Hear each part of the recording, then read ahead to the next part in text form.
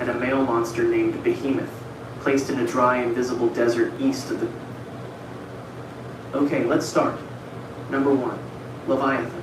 The first book of Enoch, chapter 60, verses 7 through 9, describes her in terms that admit no ambiguity.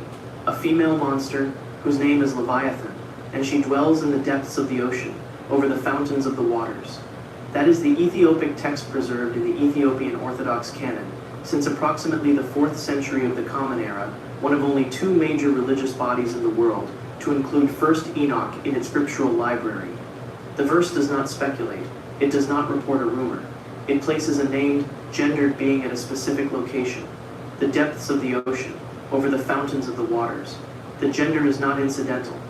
In the Enochic framework, Leviathan is female precisely because her counterpart is male.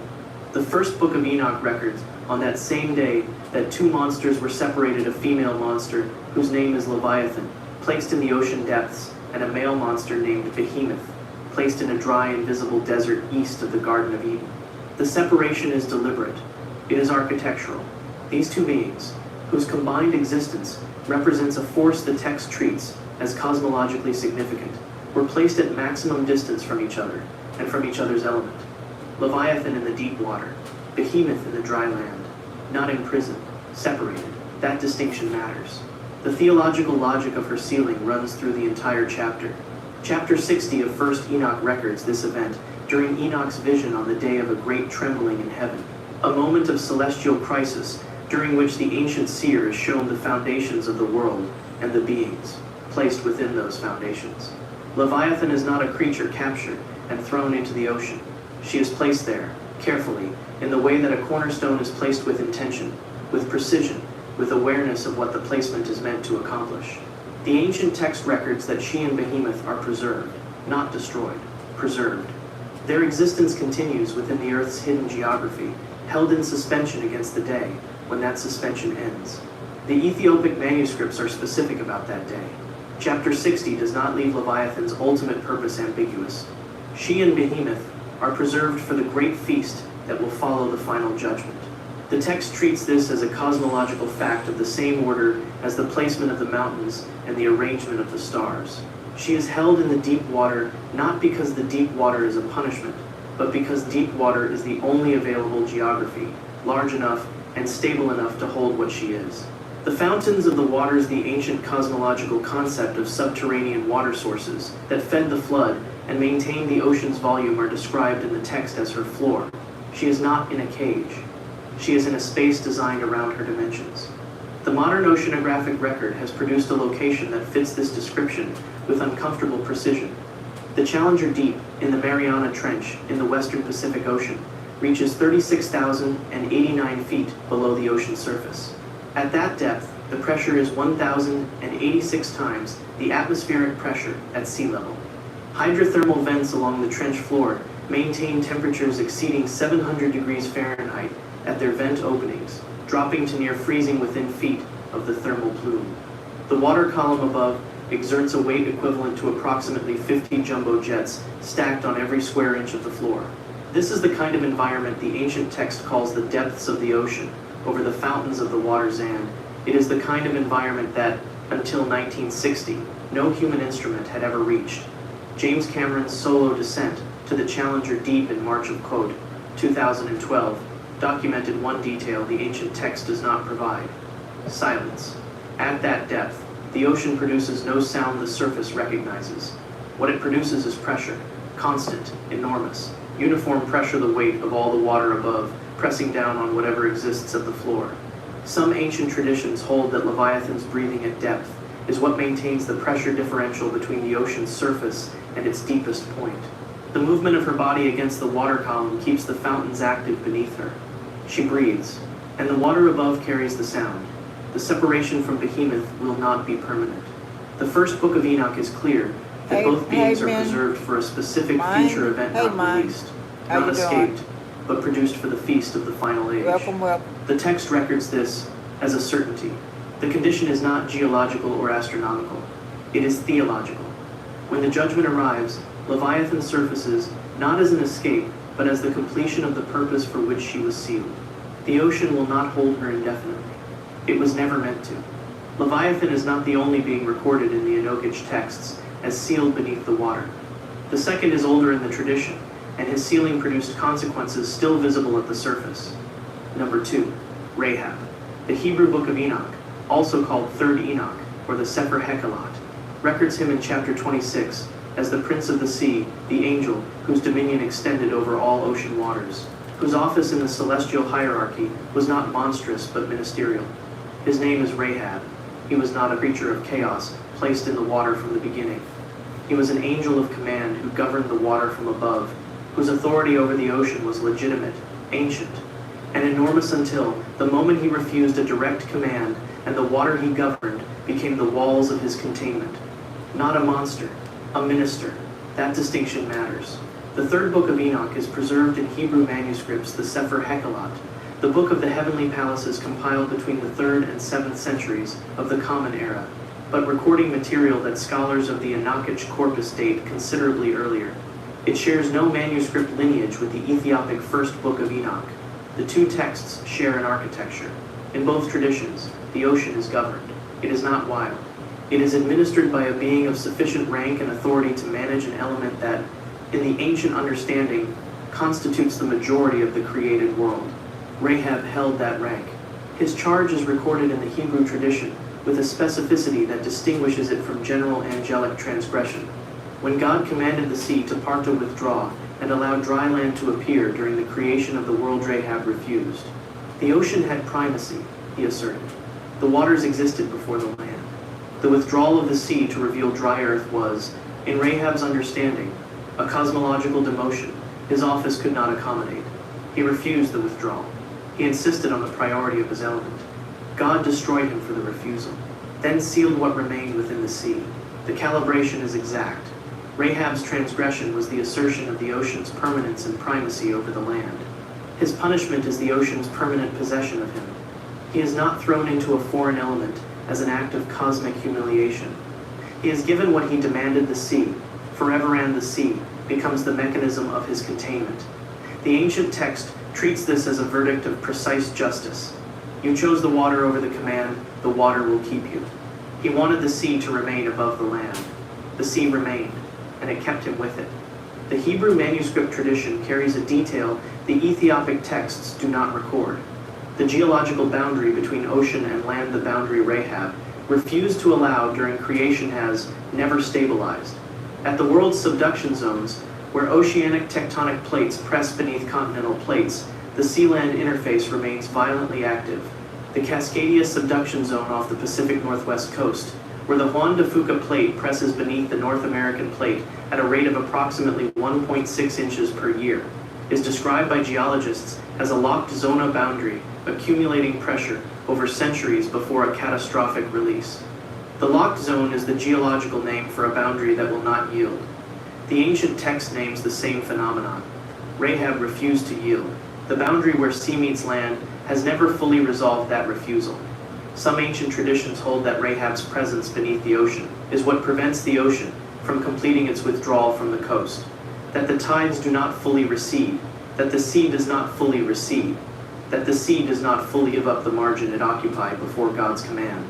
The water maintains a persistent edge at every coastline on Earth, the intertidal zone, where the ocean insists on its claim to a strip of land that the original command assigned to the land. In the ancient record, this persistence is not passive. It is the continuing expression of the refusal that began on the 5th day of creation and was sealed into the sea along with its source.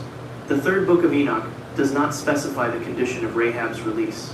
Chapter 26 records his destruction and his sealing without providing a term.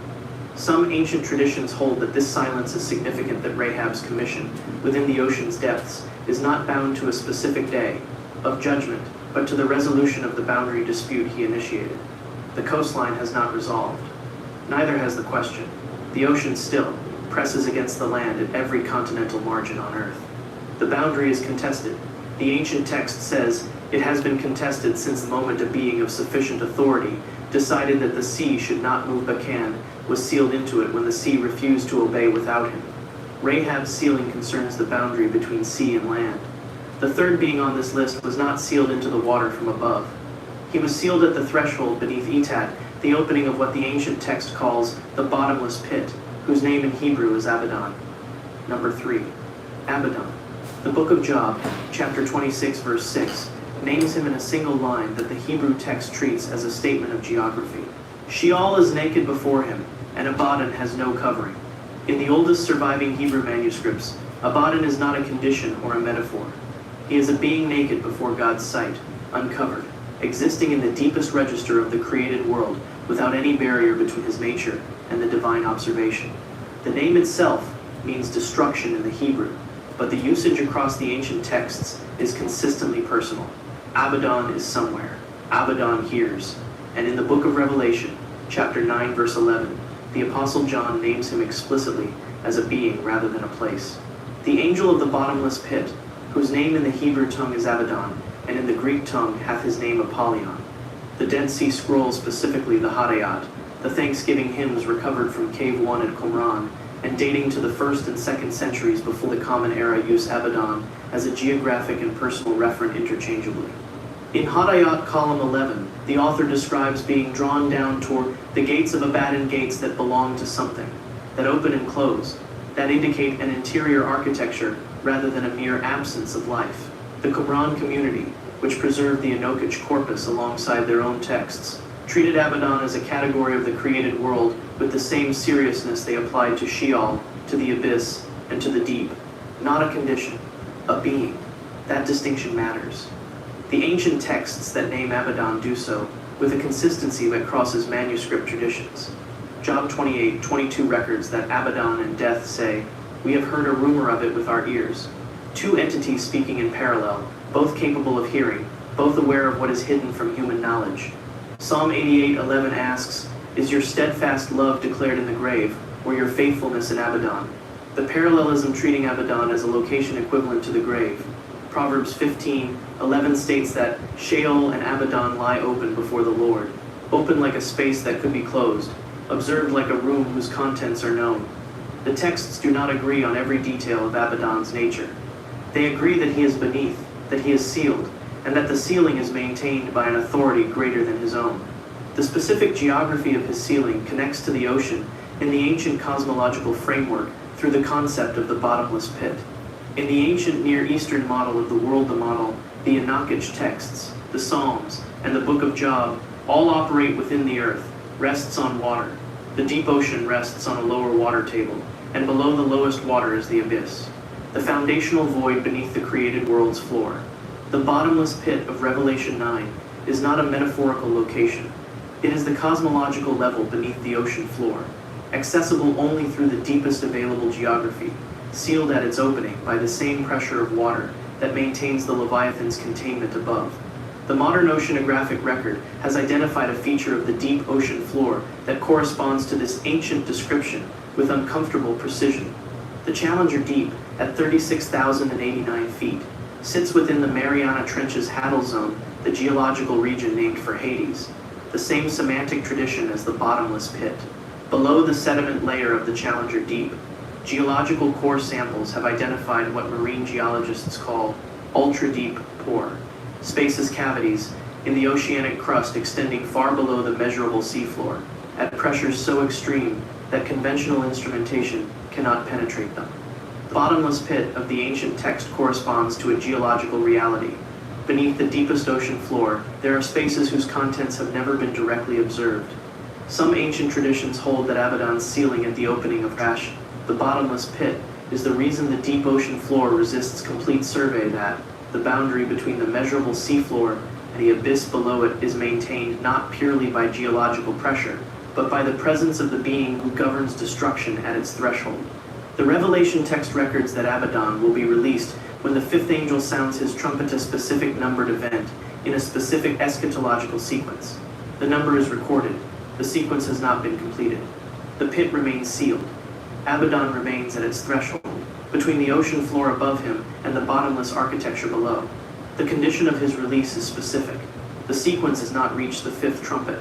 The ancient text recorded the condition with the expectation that someone would eventually need to check it against the current state of the world.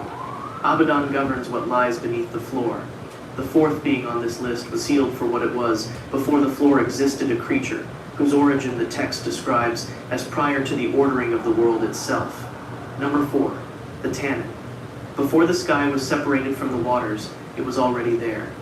The second book of Enoch, chapter 26, verse 2, records its creation on the 5th day of the cosmic ordering, one of 2 great sea creatures made and immediately separated, one placed in the waters above and one sealed in the waters below. The text calls one of them the Tannin.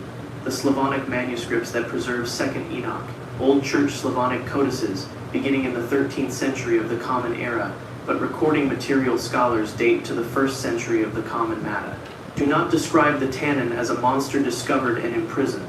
They describe it as a creature brought into existence in the original act of ordering, then contained, because its existence predated the order God imposed on creation. It did not transgress. It did not fall. It was made and then sealed, because the primordial and the ordered cannot share the same geography at the same time. Older than the angels, older than the watchers, older than the oath on Mount Hermon. The second book of Enoch is a distinct text from both 1st Enoch and 3rd Enoch. The 3 traditions share no manuscript lineage. The Ethiopic manuscripts, the Hebrew manuscripts, and the Old Church Slavonic manuscripts are 3 separate custodial chains, preserved in 3 separate cultural contexts across 16 centuries. They share a cosmological architecture. The ocean is not empty, its depths are governed, and the beings placed there on the 5th day of creation are still placed there. The Slavonic tradition adds one detail the Ethiopic and Hebrew traditions do not emphasize. The Tannin sealing is not punitive, it is ontological. The creature is sealed because of what it is, not because of what it chose, not imprisoned for what it did, imprisoned for what it is. That distinction matters. The ancient Near Eastern textual record provides a parallel tradition that arrived independently. The Ugaritic texts from Ras Shamra, discovered in 1929 by the French archaeologist Claude Schaeffer and dated to the 14th century before Common Era, describe a 7-headed sea dragon named Latan, whose subjugation by the storm god Baal establishes cosmic order. Latan is linguistically related to the Hebrew Leviathan. The Ugaritic record predates the Enochic manuscripts by centuries.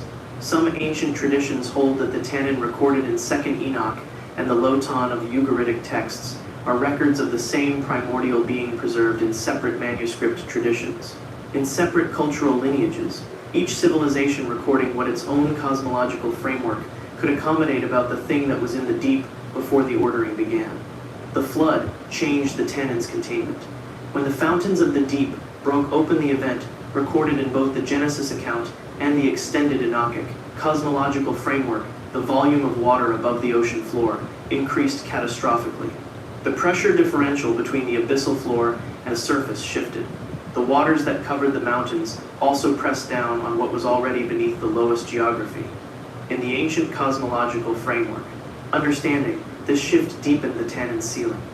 The primordial waters that flooded the world reinforced the containment of what the deep had always held. The seal became heavier. The geometry became more fixed. The Slavonic tradition does not provide the Tannin's dimensions in units that translate directly into Fa, modern measurement. It preserves the concept of scale beyond the comprehensible of being, for whom the flood's volume of water represents a natural enclosure, not an inconvenient obstacle.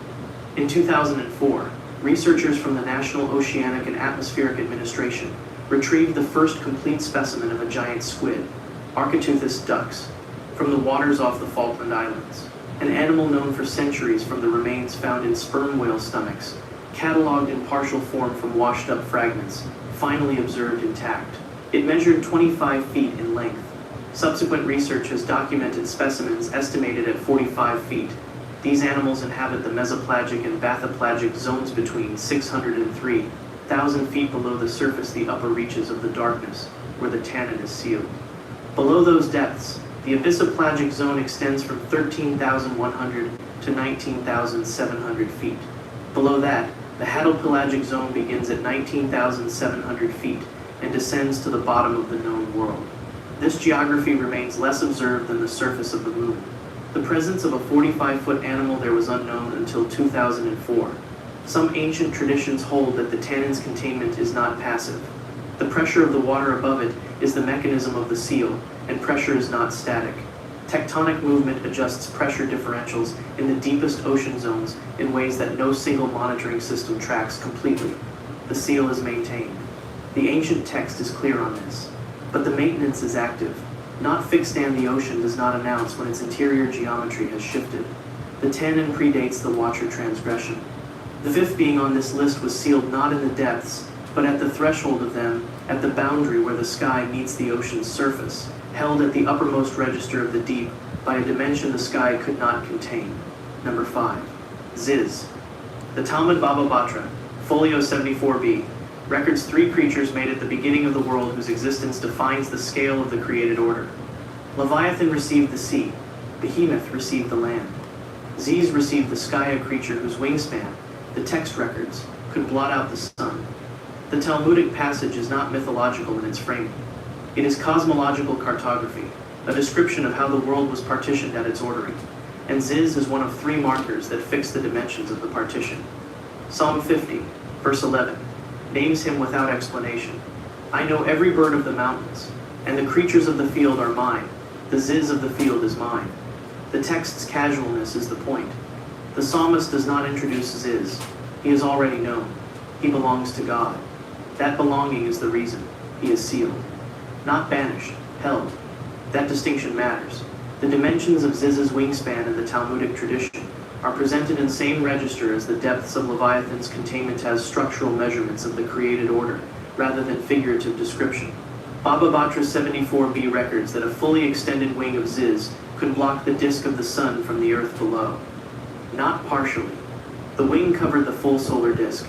The ancient text is describing a biological structure whose surface area exceeds the ground shadow cast by the sun at its zenith, an area of approximately 280,000 square miles for a shadow to extinguish all visible sunlight at the Puran. The Talmudic rabbis recorded this measurement. They did not record it as metaphor. They recorded it as the reason the sky could not hold him. The sky was not built for a creature of that mass. The cosmological partition assigned to Ziz was real, but the surface world's atmosphere, the layer of air between the earth and the upper waters, could not sustain a creature whose wing alone covered a region the size of the American Southwest without consequence to the systems below. Every flight path Ziz traced across the surface sky would have altered the light reaching the earth below, shifted temperatures across entire regions, moved weather systems that the land and sea were not built to absorb. The text records that God sealed Ziz at the boundary between the sky and the sea, not in the sky, because the sky's architecture had already demonstrated it could not contain him, and not on land, because Leviathan's domain occupied the ocean's interior, and Behemoth's domain occupied the land. What remained was the threshold, the surface of the deep, the boundary between ocean and air. Ziz was sealed at the ocean's surface and pressed down into the uppermost registers of the deep held at the thermocline. The thermocline is the boundary layer in the ocean, where temperature shifts dramatically over a short vertical distance, typically between 330 and 3,300 feet below the surface. It is a zone of structural compression, where pressure increases, light disappears, and the surface world's acoustic signals are refracted and held. The United States Navy used the thermocline during the Cold War as an acoustic shadow zone layer, within which submarines could conceal themselves from sonar systems operating above it, because sound traveling down from the surface was bent back upward rather than passing through. The thermocline is a barrier that the ocean's physics maintains without external management. It is a seal that the thermal gradient of the water produces automatically. Some ancient traditions hold that this is not coincidence that the thermal boundary layer at upper registers of the deep exists, as it does, because it was built around the form of what it holds, the physics of the thermocline reorganizing around a wingspan so vast that the ocean's own architecture adjusted to contain it. Ziz cannot rise. The weight of the water above the thermocline is not structural imprisonment. It is contact.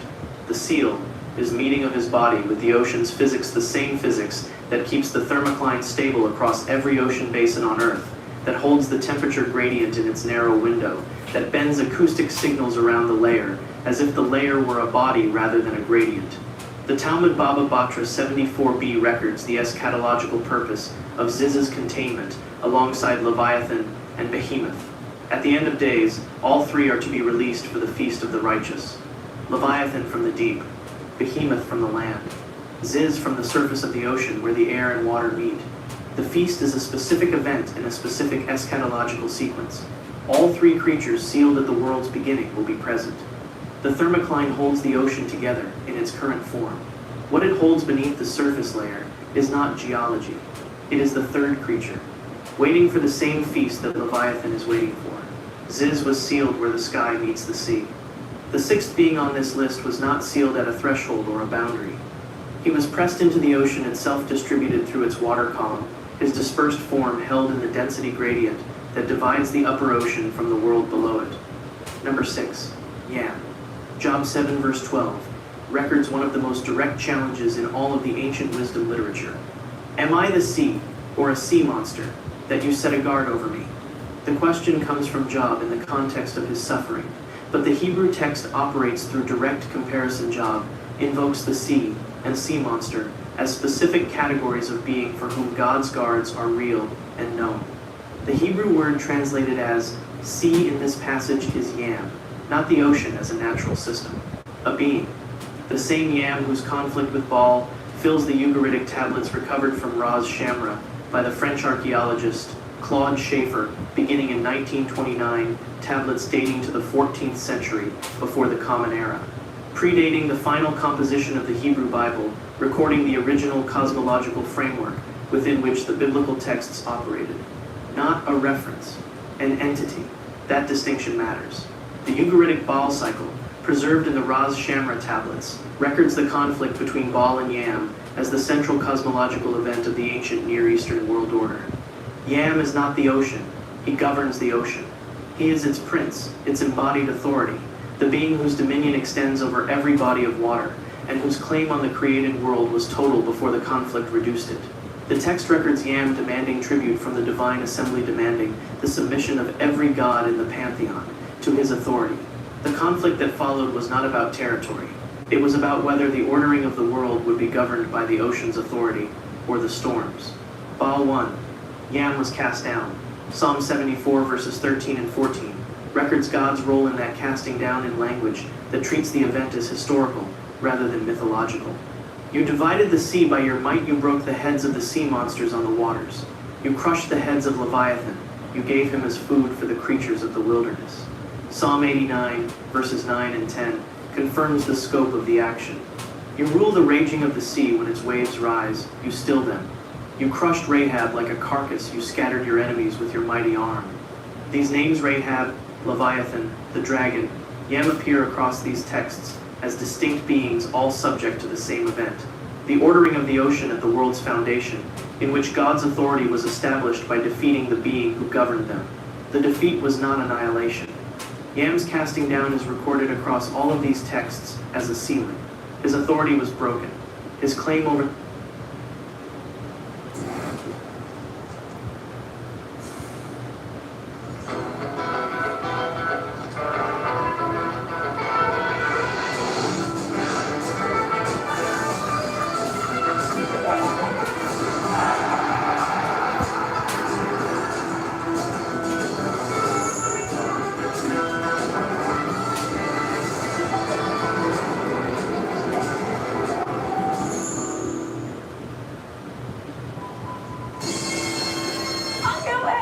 Monday, Tuesday. This weekend's really big deal. Buy two, get two free underwear, socks, and bras. Mix and match for the family. Mix and match. Yes, JCPenney. Shifting in the pool? Don't knock it. Power shift by Rhythm Energy.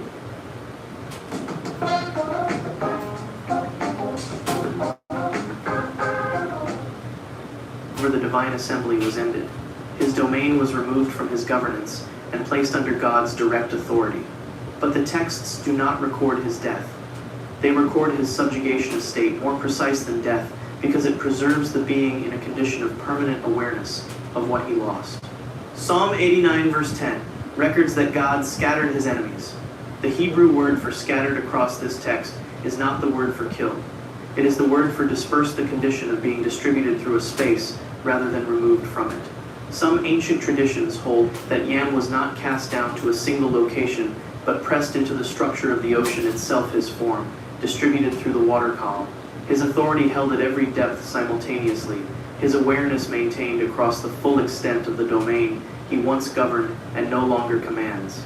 The modern oceanographic record has identified a layer in the ocean that corresponds to this ancient description with unusual precision. The pycnocline is the zone of rapidly changing water density in the middle ocean column, typically between 600 and 3,300 feet below the surface. It is a structural separator, the layer, that divides the upper ocean from the deep ocean, maintained by the density difference between warm surface water and cold abyssal water. It is the threshold that separates the world humans can reach from the world they cannot. It is the seal on the deep. Some ancient traditions hold that it is the seal on Yam, and that the density gradient at the pycnocline is not purely thermal, but is maintained by the distributed presence of the being it holds, his dispersed form pressed into every layer of the water column simultaneously, his authority still intact in the one form God permitted it to remain in. The ancient text recorded no release term for Yam. The defeat is the same event the tradition records as final the world ordering moment from which the cosmos' current arrangement derives. Some ancient traditions hold that this finality is the condition that will reverse at the world's end when the sea gives up what is in it, and the being who once demanded the submission of every power in the divine assembly rises from the water that holds him scattered and reassembles himself. The text recorded the defeat. It did not record the permanence. Yam's domain was the full ocean. The seventh being on this list waits not dispersed through the water column, but sealed in the architecture beneath it, a composite being whose seven-headed form the ancient record preserved in 3 languages, in 3 separate manuscript traditions, across 2 millennia. Number 7, the beast from the sea. Revelation 13 verse 1 records the moment of emergence with the precision of a witness report. And I saw a beast rising out of the sea, having 10 horns and 7 heads, with 10 diadems on its horns and blasphemous names on its heads. The Apostle John records it with the same categorical seriousness he applied to every vision, not as symbol, divorced from substance, but as the description of a being whose form was visible and whose characteristics were specific. 7 heads, 10 horns, 10 diadems. The text provides the morphology of a being whose existence in the sea is the condition of its current concealment, and whose emergence from the sea is the condition of its future activity. It has not emerged. It is in the sea. That is the current state of affairs, not a metaphor for Rome, a being that Rome resembled. That distinction matters. The 7-headed form appears in the ancient record before Revelation. The Ugaritic tablets from Ras Sham are recovered by the French archaeologist Claude Schaeffer, beginning in 1929 and dated to the 14th century before the Common Era, describe Lotan, the 7-headed sea dragon of the ancient Near Eastern cosmology, whose subjugation by Baal established the world's current order. The Psalms record the same event in the Hebrew tradition. Psalm 74 verse 13 records that God broke the heads of the sea monsters on the waters and, in verse 14, crushed the heads of Leviathan. The plural heads are not figurative. They are the structural feature of a being that the ancient Mediterranean world recorded across 3 languages, in 3 manuscript traditions, in 2 different millennia. The beast from the sea in Revelation 13 is not a new creation. It is the continuation of what was sealed when the ancient conflict ended and the ocean's greatest composite authority was pressed back beneath the surface. Revelation 17 verse 8 provides the cosmological record of its current location. The beast that you saw was, and is not, and is about to rise from the bottomless pit and go to destruction. Was, and is not. The beast existed. It does not currently exist on the surface of the world. And it is about to rise. The Greek verb is in the future tense, a condition not yet met, a sequence not yet complete. The bottomless pit of Revelation 17 is the same location Abaddon governs in Revelation 9, the level beneath the ocean floor, accessible only through the deepest available geography, sealed by the pressure of the water column above. The beast from the sea does not wait in open water. It waits beneath the open water, in the architecture below the ocean floor, in the same geography that the ancient record assigns to every being too powerful to be held by the surface ocean alone. Daniel 7 provides a second manuscript tradition for the same being. Verses 2 through 3 record the ancient seer's vision. The 4 winds of heaven were stirring up the great sea, and 4 great beasts came up out of the sea, different from one another.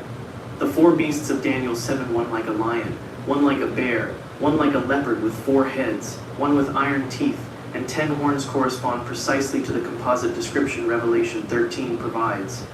Like a leopard, its feet were like a bear's, and its mouth was like a lion's mouth. What Daniel sees as 4 beasts in sequence, John sees as one composite. Both texts agree on the sea as its location. Both agree its emergence is future, conditional, and consequential. The modern oceanographic record has identified one feature of the deep ocean that corresponds to the beast's described morphology with uncomfortable specificity. Xenopheifor's organisms collected from the Mariana Trench at depths exceeding 35,000 feet are the largest single-celled organisms known to exist. Specimens measure up to 8 inches in diameter. They are structurally complex despite being technically single-celled. They exhibit multiple nuclei, multiple internal chambers, and an organized architecture that contradicts the expected simplicity of single-cell biology at extreme pressure. The organism's structural organization reflects the environment it inhabits, shaped by pressure into a form that biology should not sustain. Some ancient traditions hold that this is the biological expression of a composite organizing principle. The sealed beast generates in everything shaped by its presence. The condition of the beast's emergence is recorded in Revelation 17, verse 8. As the completion of a sequence, the surrounding text describes with specific stages. Not all stages have been completed. The sea above the Challenger Deep holds its surface at 36,089 feet above the bottomless pit below. In that geometry between the ocean floor and the architecture beneath it, the Pa, 7-headed composite of Daniel's vision and John's witness waits in the only available containment. The sea is the seal. The sequence is the release condition. The ancient text recorded the condition with the expectation that someone would eventually need to check it against the current state of the world. The beast from the sea waits in the architecture below the ocean floor. The 8th entry on this list is not a single being sealed in that architecture. 8 is a civilization sealed beneath the ocean en masse, and the text that records their sealing is the most extensive physical evidence from the ancient world for what lies below. Number 8. The Nephilims of the Deep. The first book of Enoch, chapter 7, verses 2 through 3, records their birth in one sentence that the Ethiopic text treats as cosmological data. The women became pregnant, and they bore large giants, whose height was 3,000 ells. An ell in the ancient Near Eastern system corresponds to approximately 18 inches. 3,000 ells is 4,500 feet.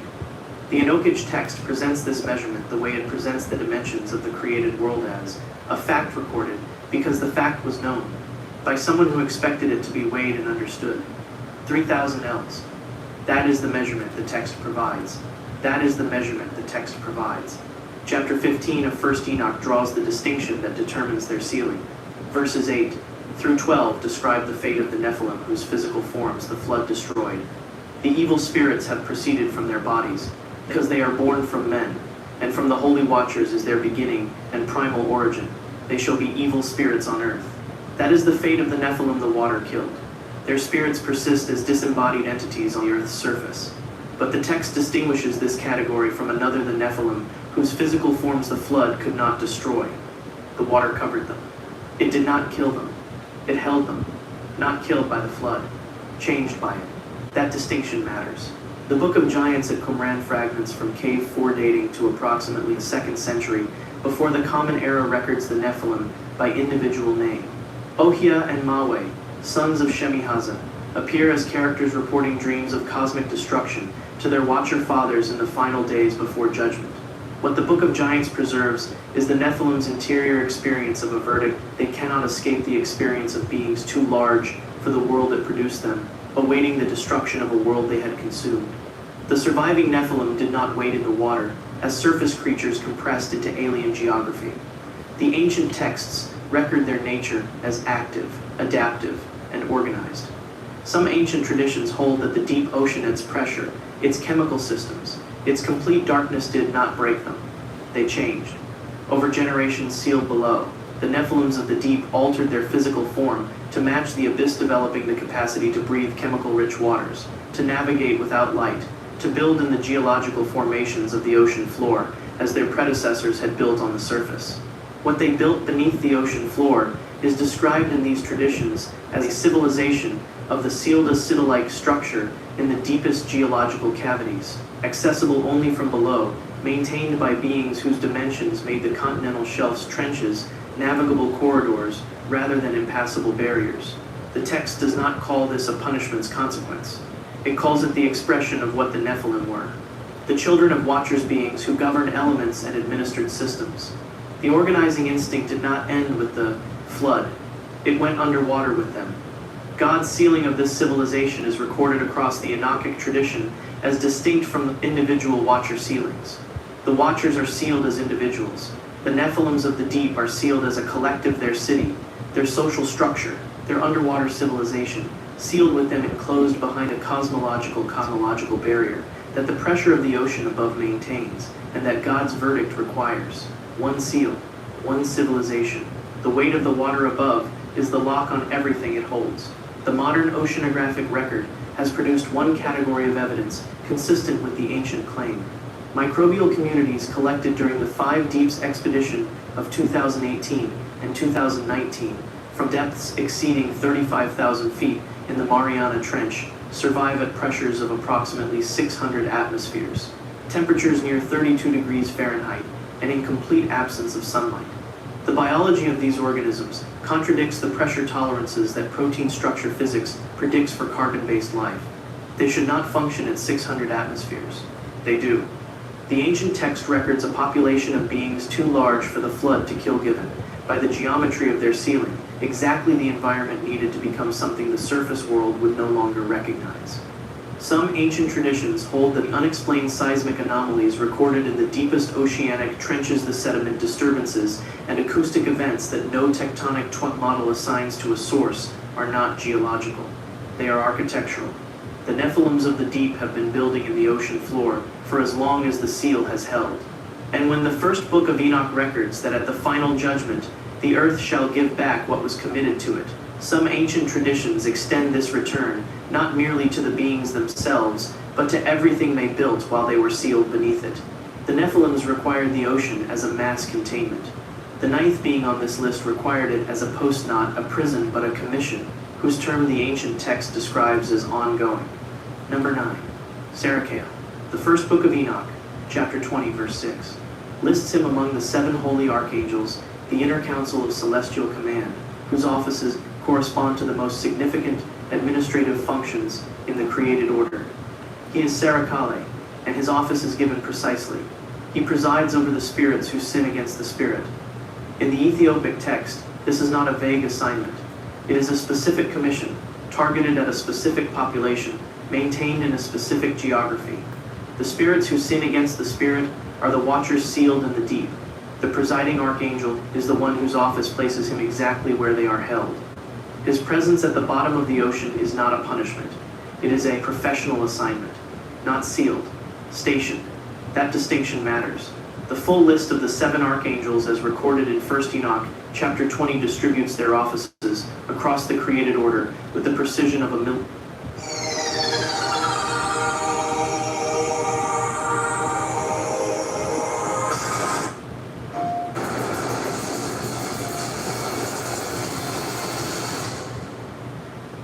The Democrats are trying to take over Texas because I am advancing transformative policies the Democrats are against.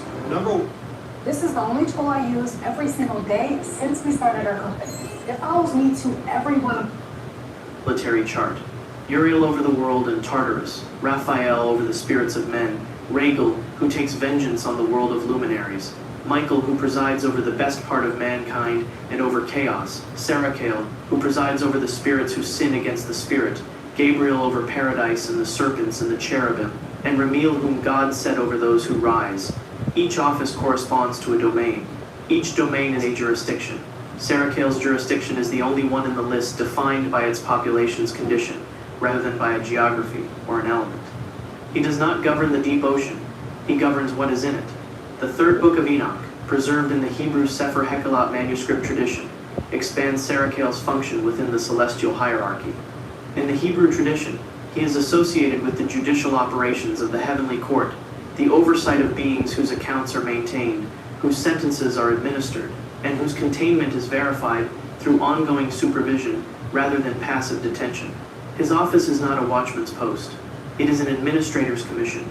The Watchers are sealed. Sarakel ensures the sealing functions.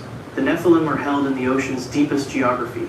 Sarakale maintains the record of what is held there and the conditions under which it was committed. The relationship between his commission and the sealing's duration is one of the most precise theological statements in the Enochic corpus. The Watchers are sealed until the great day of judgment. Sarakale's commission runs concurrently. The two are coterminal by design. When the conditions of the final judgment are met and the Watcher's term ends, Sarakale's commission reaches completion at the same moment. He will not leave before they do. He will not remain after they are released. His presence at the bottom of the ocean is the mechanism that makes the sealing a sealing rather than a geological accident. When the mechanism is no longer required, the mechanism will not remain. The modern oceanographic record has produced one class of evidence consistent with an active governing presence in the deep. In 1997, the National Oceanic and Atmospheric Administration's hydrophone networked the sound surveillance system. Originally built for Cold War submarine detection and repurposed for ocean floor, monitoring recorded a sustained low-frequency acoustic signal of extraordinary amplitude. The sound was powerful enough to be detected across 3,000 miles of open ocean. Its origin could be triangulated to a location in the southern Pacific Ocean, near 50 degrees south latitude, 100 degrees west longitude. NOAA analysts named it the bloop and classified it as unidentified. Subsequent analysis proposed a correlation with icequake activity, but the signal's frequency profile and amplitude did not match the documented characteristics of icequake signatures in comparable datasets. The bloop was recorded once, at that amplitude, and has not recurred. Some ancient traditions hold that Sarakale's movement through the deep, the inspection of what is held, the verification of what remains sealed, is not silent. The archangel assigned to preside over the spirits who sin against the spirit moves through his commission, with the deliberateness of an administrator who has not completed the work. His movement produces low-frequency acoustic events in the deep ocean that the monitoring networks can detect, triangulate, and record. They cannot categorize them. The bloop remains in the NOAA archive. Its source remains officially unresolved. The ancient text named the administrator of the deep ocean's population centuries before the hydrophone network was built to listen. The term of Sarakale's commission is concurrent with the sealing. It has not ended. Every condition that would release the Watchers remains unmet, and every condition that would complete Sarakale's commission remains unmet alongside them. He is stationed at the depth where the others are held, doing the work his office requires, until the day that office is finished. What emerges from the ocean floor at that moment will not be a prisoner escaping. It will be a warden completing his term. Sarakale is the last guardian. The 10th being on this list is not a guardian, and was not sealed for transgression. He was sealed for what he carried, and what he carried was not a weapon. It was a library. Number 10, Penimute. The first book of Enoch, chapter 69, verses 8 through 12, records his teaching in a sustained passage that the Ethiopic text treats as the most consequential act of knowledge transfer in the pre-flood world. His name is Penimute. He is a watcher, listed among the extended assembly of the fallen in the late chapters of 1st Enoch, and the knowledge he distributed to human hands was not celestial navigation, or storm reading, or the courses of the stars. He taught writing. Specifically, the ancient text records, he taught humanity to write in ink on papyrus the complete system of recorded language, the technology that makes everything else permanent. The Ethiopic text delivers its verdict on this teaching in 9 words. For men were not born for this, that they should confirm their faith with pen and ink. 9 words. The whole problem, stated without elaboration. Humanity was not meant to make knowledge permanent through external storage. Knowledge was meant to be held, transmitted, and lost a natural cycle of information that kept human understanding proportional to human capacity. Penimute broke that cycle. He gave human hands the ability to accumulate knowledge across generations, to compound it, to build civilizations on recorded foundations, rather than on direct transmission between people. The Enochic framework treats this as the transgression most likely to outlast the flood because, once writing exists, it cannot be unlearned. The flood could erase human populations. It could not erase the knowledge of writing. That knowledge was already distributed, already working, already producing exactly the accumulation the ancient text identifies as the source of the catastrophe. Not a punishment, a classification. That distinction matters. The theological logic of Penimute's sealing is the most complete of any watcher's, containment. His sealing does not return him to a domain he governed. He was not the angel of writing, or of papyrus, or of ink. What goes down with him when he is sealed is not a domain. It is a library. Human hands received writing the surface of his knowledge, the technique, the mechanics of marking symbols that carry meaning. What was sealed with Penemu is the deeper architecture, the complete organizational framework from which writing came, the full cognitive system of which ink on papyrus was only the external expression. Humanity got the alphabet. He took the reason behind it. The Ethiopic manuscripts of 1st Enoch are themselves the product of Penemu's transgression. The first book of Enoch exists as a written text because writing exists because Penemu taught the technology that allowed someone to record what Enoch saw in his visions. There is a precision in this that the ancient text does not comment on. The warning against premature writing was written down, preserved through writing across more than 20 centuries, and is now read by people who hold the technology that Penemu was sealed for distributing. The Ethiopian Orthodox Church, which has preserved the Enochic manuscripts in its scriptural canon since approximately the 4th century of the Common Era, is one of only 2 major Christian traditions in the world to include 1st Enoch in its Bible.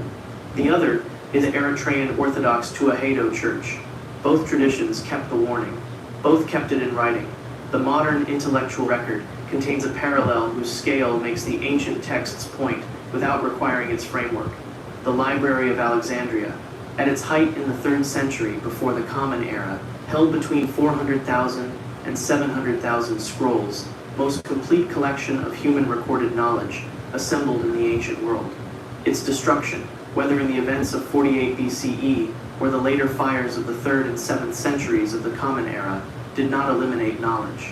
It eliminated the record of knowledge. Scholars reconstructing ancient intellectual history still identify the gaps fields where ancient authors reference sources that no longer exist, where chains of intellectual transmission have broken links, where the origin of a tradition can be traced to a document that did not survive. The gaps are the shape of what was lost. Some ancient traditions hold that every year the deep ocean yields species previously unknown, approximately 2,000 new marine species cataloged annually as recently as the 2020 reporting of the Census of Marine Life, and that each discovery is a fragment of Penemu's sealed library reaching the surface. Not the being himself, the knowledge stored with him, surfacing in biological form in the architecture of creatures shaped by the information systems held in the deepest water, emerging when the pressure allows a fragment of what is sealed below to rise far enough to be named. The condition of Penemu's unsealing is the only condition in this list that is behavioral rather than astronomical. 1st Enoch does not specify a term. Some ancient traditions hold that this silence is deliberate, that his release depends on humanity demonstrating it, can hold what it already has without the corruption that writing produced in the pre-flood world. The condition is not a date. It may arrive at any time. The writing survived. The one who taught it did not come back up. Below the deepest water, in the darkness below 36,000 feet, the library is still sealed. If you follow these 10 records to... What if the Bible on your shelf is missing an entire book of Genesis? Not a verse, not a chapter, a whole second Genesis, longer and stranger than the one you grew up reading. And today, it survives complete in only one place on earth, the Bible of Ethiopia. It opens on Mount Sinai, inside the fire cloud, where Moses stands listening as an angel speaks history aloud, day by day, year by year. In its pages, Cain's wife has a name. The year runs 364 days, and the accuser who hunted Israel has a face. This is the Book of Jubilees, the Genesis Africa kept. Now, I want to be careful with you here, because I believe careful is how you handle a book like this. Jubilees is not a legend somebody invented on the internet last week. It is an ancient text, composed in Hebrew generations before Jesus walked in Galilee. And it tells the same story your Genesis tells. Creation, the flood, Abraham, the descent into Egypt, except it slows down exactly where Genesis speeds up. It lingers where Genesis hurries. It records what Genesis compresses into a single verse. A second book of Genesis, longer, stranger, more detailed, And while the Western Church let it slip quietly out of memory, Africa's Bible kept it alive. Ethiopian believers bound it into their scriptures, read it in worship, and copied it by hand, century after century, on parchment, by candlelight, while the rest of the world forgot the book ever existed. So let me lay out what this film is going to restore, just between you and me. You are going to hear the name of Cain's wife. The answer to the oldest Sunday school question there is, the one every teacher you ever had waved away. You are going to see a calendar this book says was written in heaven itself. 364 days. Not one day more, not one day less. You are going to meet Mastama, the accuser, a figure with permissions and limits, whom most Bibles never once mention by name. And you are going to find out why the Ethiopian Bible holds 88 books, while the one in your pew rack holds 66. And what happened to the 22 that fell away? My take is simple, and I have sat with it a long time. Once you have walked through this book, your Genesis will read deeper, not smaller. Stay with me. The mountain is waiting, and the angel is already speaking. Picture the mountain first, because Jubilees begins where your Bible almost ends its greatest scene. Exodus 24, verse 12. God calls Moses up. Come up to me into the mount, and be there, and I will give thee tables of stone. Moses climbs. The cloud swallows the peak for 6 days, and to the people watching from the camp below, the glory of the Lord looks like devouring fire, burning on the top of the mountain. 40 days and 40 nights he stays inside that cloud. No bread, no water, just a man alone in the presence of God. That much readers of Exodus already know. But here is what most of us were never told. Jubilees opens inside the cloud. It claims to be the record of what Moses heard up there. Not just the commandments carved in stone, but the whole history of the world from its first morning, spoken aloud into his ears. And here is the detail that stopped me cold the first time I read it. In Jubilees chapter 1, God turns to a being. The text calls the angel of the presence, one of the highest angels, the ones who stand closest to the throne and never leave it, and commands him to dictate. Write for Moses, the Lord says, from the day of creation until the day my sanctuary is built among my people forever. So the angel begins to speak, and Moses begins to write, and history itself gets read out like a scroll, unrolling in fire and cloud. Creation, Eden, the flood, the tower, the fathers and the mothers, each one dated, each one placed. I have sat with that image for years now, and I still slow down every time I reach it. A man on a burning mountain, taking dictation from heaven, day by day, year by year, while Israel waits in the valley below and wonders if he is even alive. Sit with that for a second. Whatever you decide about this book, by the end of our time together, its opening claim is enormous. It does not present itself as somebody's commentary or somebody's sermon notes. It presents itself as the long version of the story you already own. Genesis with the details still attached. So what exactly is the Book of Jubilees? Ancient writers had a nickname for it that tells you everything. They called it the Little Genesis. Not little because it is shorter, it is actually longer than Genesis, but because it walks the same ground, scene after scene, from creation through the Exodus, filling in what Genesis leaves in shadow. Where Genesis gives you a week of creation, Jubilees gives you the week, plus the angels created on the first day. Angels of fire, angels of wind, angels of cloud and hail and frost. An entire invisible staff of heaven listed by their duties. Where Genesis gives you a bare genealogy, Jubilees gives you the genealogy plus the wives, the daughters, the wedding dates, the place names. It covers creation to Sinai with details. Genesis compresses into single lines. and it never seems to run out of breath. And the book keeps time in a way I honestly find beautiful. It divides all of history into jubilees, units of 49 years, 7 weeks of 7 years each. The same sacred rhythm. Leviticus 25 commands Israel to keep with the year of release, when debts were forgiven and land came home to its family. Every event in the book gets a date inside that rhythm. Adam leaves Eden in a numbered year, of a numbered week, of a numbered jubilee. The flood has its jubilee.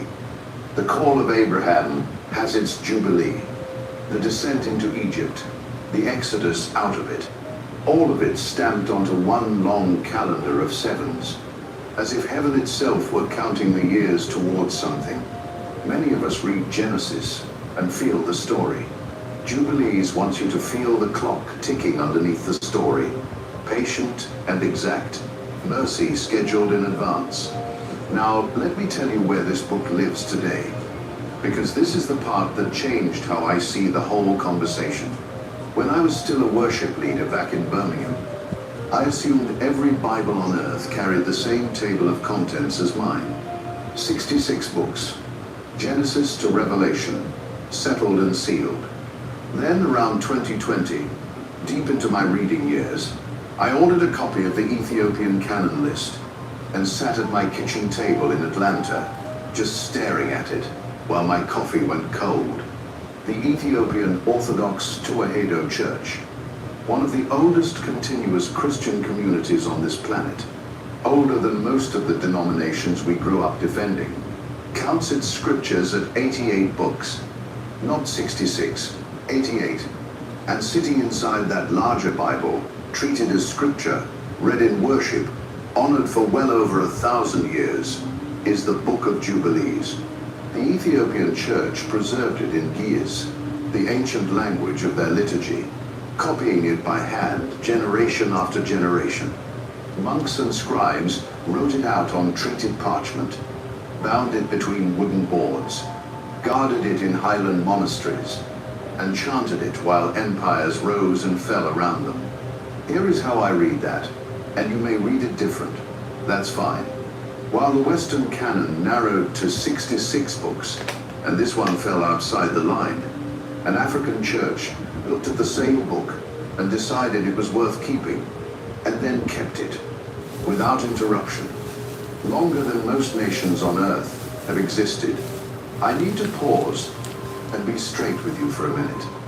In 2019, I stepped away from the church I had served for 14 years.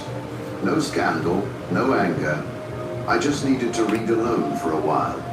And I remember the first night I read Jubilees chapter 1 at my desk in Atlanta, sometime past midnight, everybody in the house asleep. My hands actually went still on the page. I used to think the books outside my Bible were junk drawers, curiosities for scholars and nobody else. I do not think that anymore. Some of them, I have come to believe, are family photographs we simply stopped framing. This one, most of all. So hold the picture as we go forward. A book that claims Sinai as its birthplace. A history counted in sevens. An African Bible that never let it go. Now let us actually open it, because the first thing it hands back to us is a list of names your Genesis never told you, starting with the most famous missing woman in Scripture. Every generation asks the same question in Sunday school, and every generation gets the same shrug. Genesis 4 verse 17 says, "And Cain knew his wife, and she conceived and bare Enoch." One verse, one woman, no name, no origin, no explanation of where on earth she came from.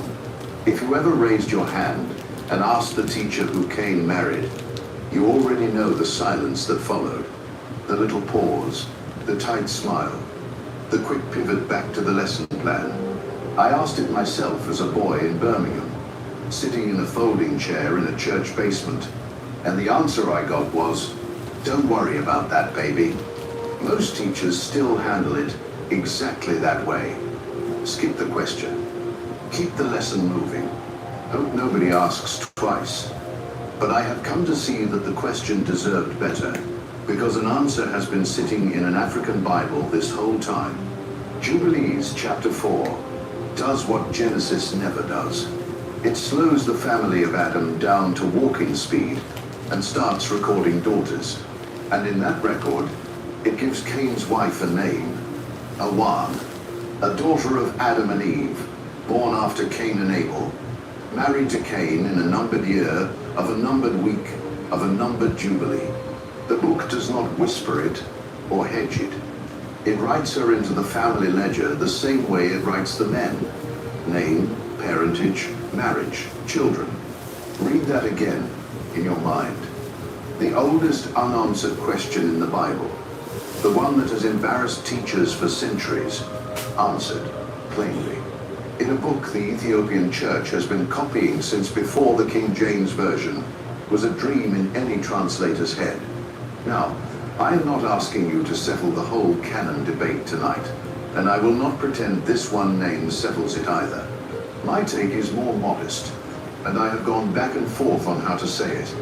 Whoever wrote Jubilees cared that she had a name, cared enough to date her birth and her marriage, and something in me trusts a record that refuses to let a woman stay anonymous, because anonymous is the first step toward erased, and erased is the first step toward she never mattered at all. And Awan is not alone in those pages.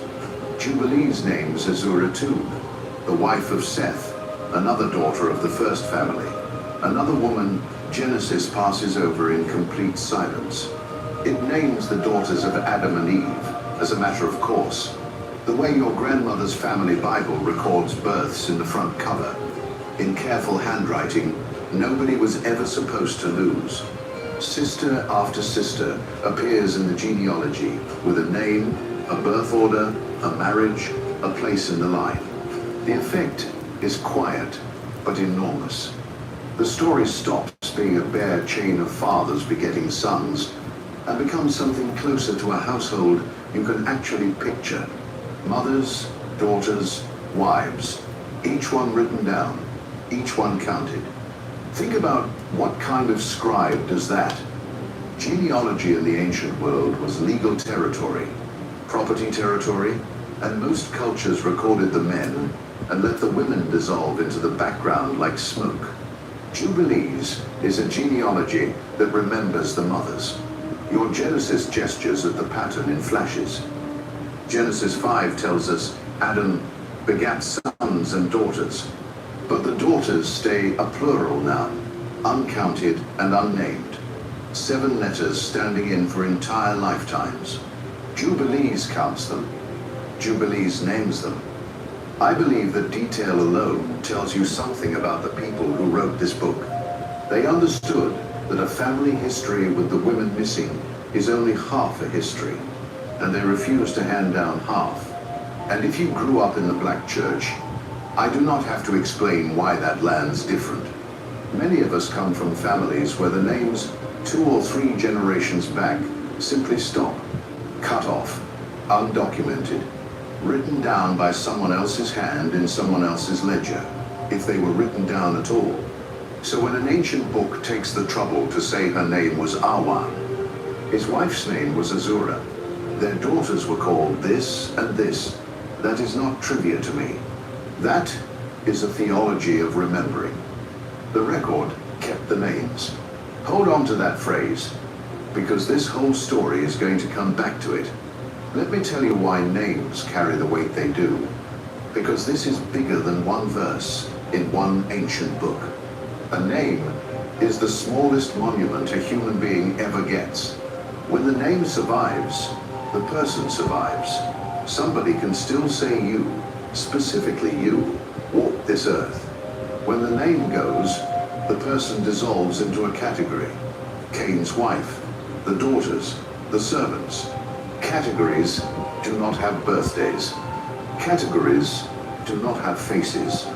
The unnamed become forgettable, and the forgettable become invisible, and the invisible become, as far as the written record is concerned, as if they never were. Every archivist knows this. Every genealogist knows this, and I believe the writer of Jubilees knew it too, some 22 centuries ago. Between you and me, this is why I cannot read Jubilees chapter 4 as a dry list. Many of us carry family trees that go dark after 2 or 3 generations, not because our people did not live, love, build, and bury, but because the people holding the pens did not think their names were worth ink. If your great-great-grandmother exists in the record only as a number in somebody's inventory, then you know, in your body, what it costs when a scribe decides a woman does not need a name. And you know what it means when a different scribe decides she does. That is the exact difference between Genesis 4 verse 17 and Jubilees 4 to 9. Same woman. One book lets her vanish. The other one writes her down. Now hear me carefully, because I want to keep this the right way up. This is restoration, not resentment. I am not standing here accusing Genesis of a crime. Genesis is doing what Genesis does, moving fast toward Abraham, compressing centuries into sentences. What I am saying is softer and, I think, stronger. A fuller record existed, and the fuller record kept the names. And the church that kept the fuller record was African. Nobody has to be the villain of that sentence for it to matter. The record kept the names. The keepers kept the record. That is the story, and it is a story worth telling straight. And Jubilees does not stop at naming people. It names the ground under their feet. In chapters 8 and 9, the book records something Genesis only hints at in the Table of Nations. After the flood, Noah divides the whole earth among his 3 sons by written deed in the presence of an angel, with borders described like a surveyor walked them. Shem receives the middle of the earth, Japheth receives the north, and Ham receives the south, the lands beyond the Gihon, the hot lands, the long stretch that ancient geography draped across Africa. The book walks the boundary lines river by river, sea by sea, naming waters and mountains and coasts that Genesis 10 never mentions. Genesis gives you a list of Ham's sons: Cush, Mizraim, Phut, Canaan. Jubilees gives you their map. Think about what that means for how this book saw the world. Africa is not an afterthought on that map. It is an inheritance, allotted, bounded, and recorded in the same legal breath as everyone else's portion, sworn under oath before witnesses. The hot lands south of Egypt, the territories the Greeks would later wave at vaguely as the ends of the earth, are written into this covenant geography with borders and names. One careful reading of Jubilees 8 and 9, and it is the reading I have landed on, is that the book treats the peoples of Africa as landholders in the post-flood world, not wanderers at the edge of it, deeded, not drifting. So put the 2 restorations side by side, because together they are the heart of this chapter of the story. Jubilees restores the names: Awan, Azura, the daughters, the mothers. And Jubilees restores the map. Ham's portion measured out across African lands, rivers and borders Genesis never lists. Names and land, identity and inheritance. The 2 things history most often strips from a people are the 2 things this book most carefully writes down. Sit with that for a second. Then come with me to the strangest restoration of all. Because after the names and the land, Jubilees hands us a calendar, and it claims the thing was written in heaven. Open Jubilees, chapter 6, and you find a command your Bible never gave you. After the flood, as the covenant with Noah is sealed, the book lays down a law of time itself. The year shall be 364 days, not 365 and a quarter, like our solar calendar, not the drifting lunar count of roughly 354 that most of the ancient Near East lived by. 364, exactly. And the text warns, in dead earnest, that getting this wrong means forgetting the feasts of the covenant, celebrating holy days on defiled dates, letting sacred times slip out of joint. To the writer of Jubilees, the calendar was not bookkeeping, it was obedience. And here is the elegance of that number, the thing that made me sit back the first time I worked it out on paper. 364 divides by 7 perfectly. 52 weeks, exact, no remainder, which means every single year begins on the same day of the week. Every feast lands on the same day of the week, forever. Passover never wanders. The Day of Atonement never collides with the Sabbath. The whole sacred year locks into place like a wheel with every spoke true, turning in a rhythm that never has to be corrected, never has to be argued over, never depends on a priest squinting at the moon. Jubilee says this pattern is inscribed on the heavenly tablets, heaven's own filing system, where the order of time was written before anyone on earth could break it. Now, why does that matter enough to fight over?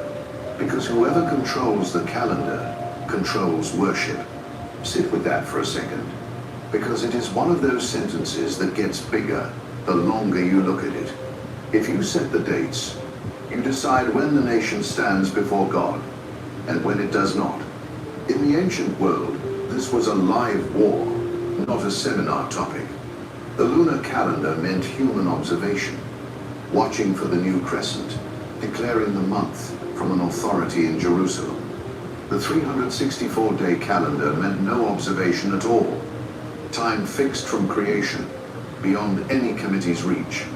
Jubilees plants its flag without apology, warning Israel not to walk in the feasts of the Gentiles, not to let the nation's moon counting drag holy days onto profane ones. I have sat with this chapter a long time, and here is where I land. The writer believed a community that loses its calendar eventually loses its identity, one rescheduled feast at a time. And Jubilees does not stand alone in that conviction. The Book of Enoch, another text the Ethiopian canon preserved when the West let it go, carries an entire section scholars call the astronomical book, and its heavenly mathematics run on the same 364 days. Two ancient books, both claiming revelation, both counting the year the same way, both surviving together in the same African Bible. Many of us were taught to treat these books as fringe, but fringe does not usually come this coordinated.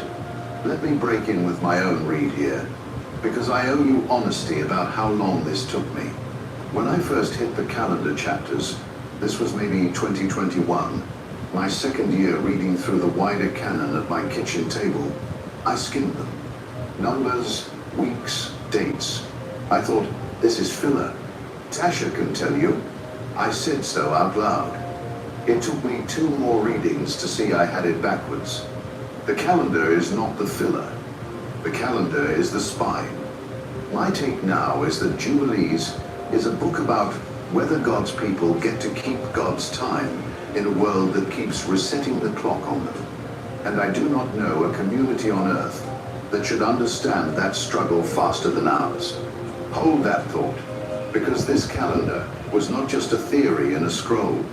Somebody built their whole life around it, out in the desert, and left the receipts in clay jars. Go out to the Judean desert, down near the Dead Sea, to a ruin called Qumran. 2,000 years ago, a community lived there, priests and scribes who had walked away from the temple establishment in Jerusalem because, among other grievances, they believed the wrong calendar was running the house of God. Picture the place. Limestone cliffs the color of old bone, a plateau of mud brick rooms, cisterns cut into rock to catch the winter rains, and a writing room where men bent over long tables with reed pens and ink. They mixed themselves. Out in that wilderness, they ordered their entire life by the reckoning Jubilees commands. The fixed year, the feasts that never wander, the weeks that never break. Their own community documents, dug out of the caves centuries later, Lay out that calendar in careful columns, week by week, priestly course by priestly course. These were not casual readers. They were people who looked at the moon-based system in Jerusalem and concluded that sacred time itself had been knocked off its hinges, and they staked their whole lives in the desert on setting it right. And here is the detail I want you to keep close. Among the scrolls that community treasured, the Book of Jubilees was not a curiosity gathering dust on a back shelf.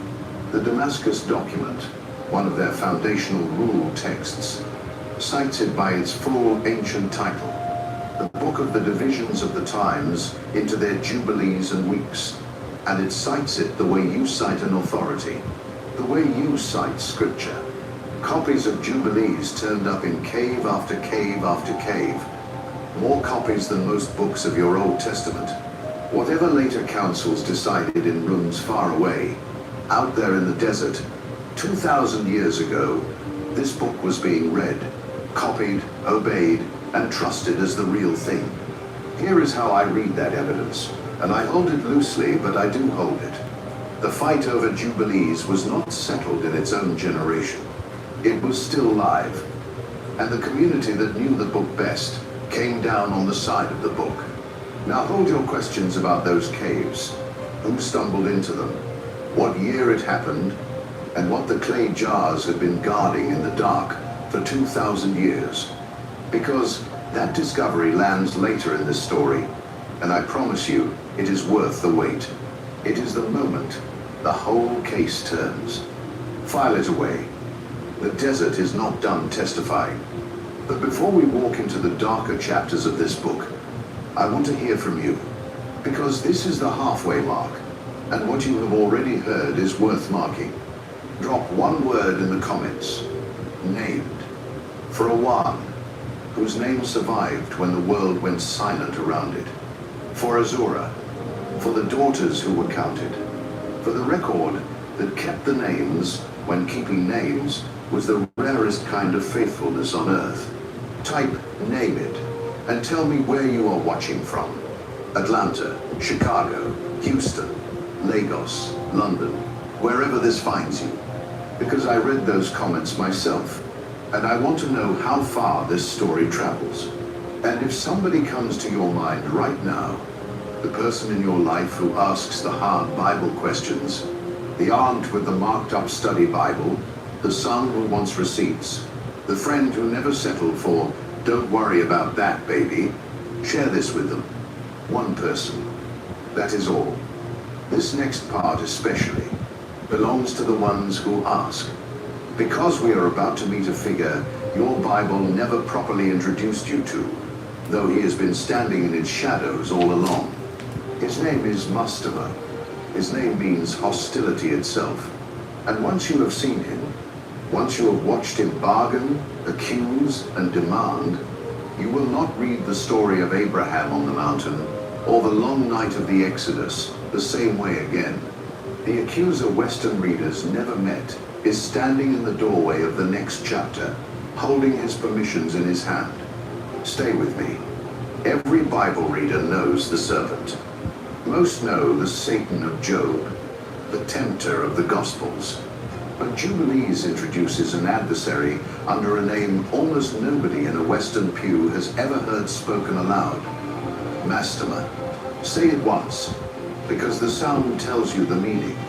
A Hebrew root that carries hostility, animosity, the settled hatred of an enemy who has filed his grievance in writing.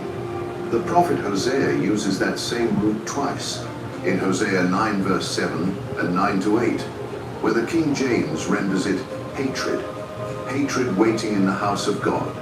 That is the word this figure wears as a name. Mastema is not a snake in a garden in this book. He is the prince of hostile spirits, an accuser with rank and title, standing in front of God, and negotiating like a prosecutor who knows exactly how far the law will let him go. The scene where he steps into the light is Jubilees, chapter 10, and I believe it is one of the strangest, most unsettling passages in all of ancient religious writing. After the flood, the spirits that had tormented the old world are being rounded up for binding. All of them sealed away, finished. Noah himself has prayed for exactly this, and Mastema objects. He stands before the Lord and pleads his case like counsel at the bench. Leave some of them to me.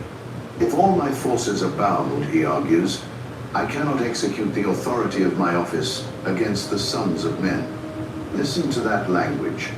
The authority of my office. He talks like an official. And heaven. This is the part I had to read 3 times before it landed. Heaven grants the petition in part. 1/10. 1/10 of the destroying spirits are left under Mastema's command, and 9/10 go down into the place of condemnation. He asked for an army and was issued a detachment, and the ruling came with terms. Now sit with what that scene is actually claiming, because I believe this is why the passage still bothers people, and I count myself among the bothered. Evil, in Jubilees, is not a wildfire burning wherever it pleases. It is leashed, budgeted, audited, an adversary with permissions and limits, allowed to test, allowed to accuse, allowed 1/10, and not one spirit more. The book paints a universe where even hostility itself operates under license, where the accuser has to stand in line, state his business, and make formal requests.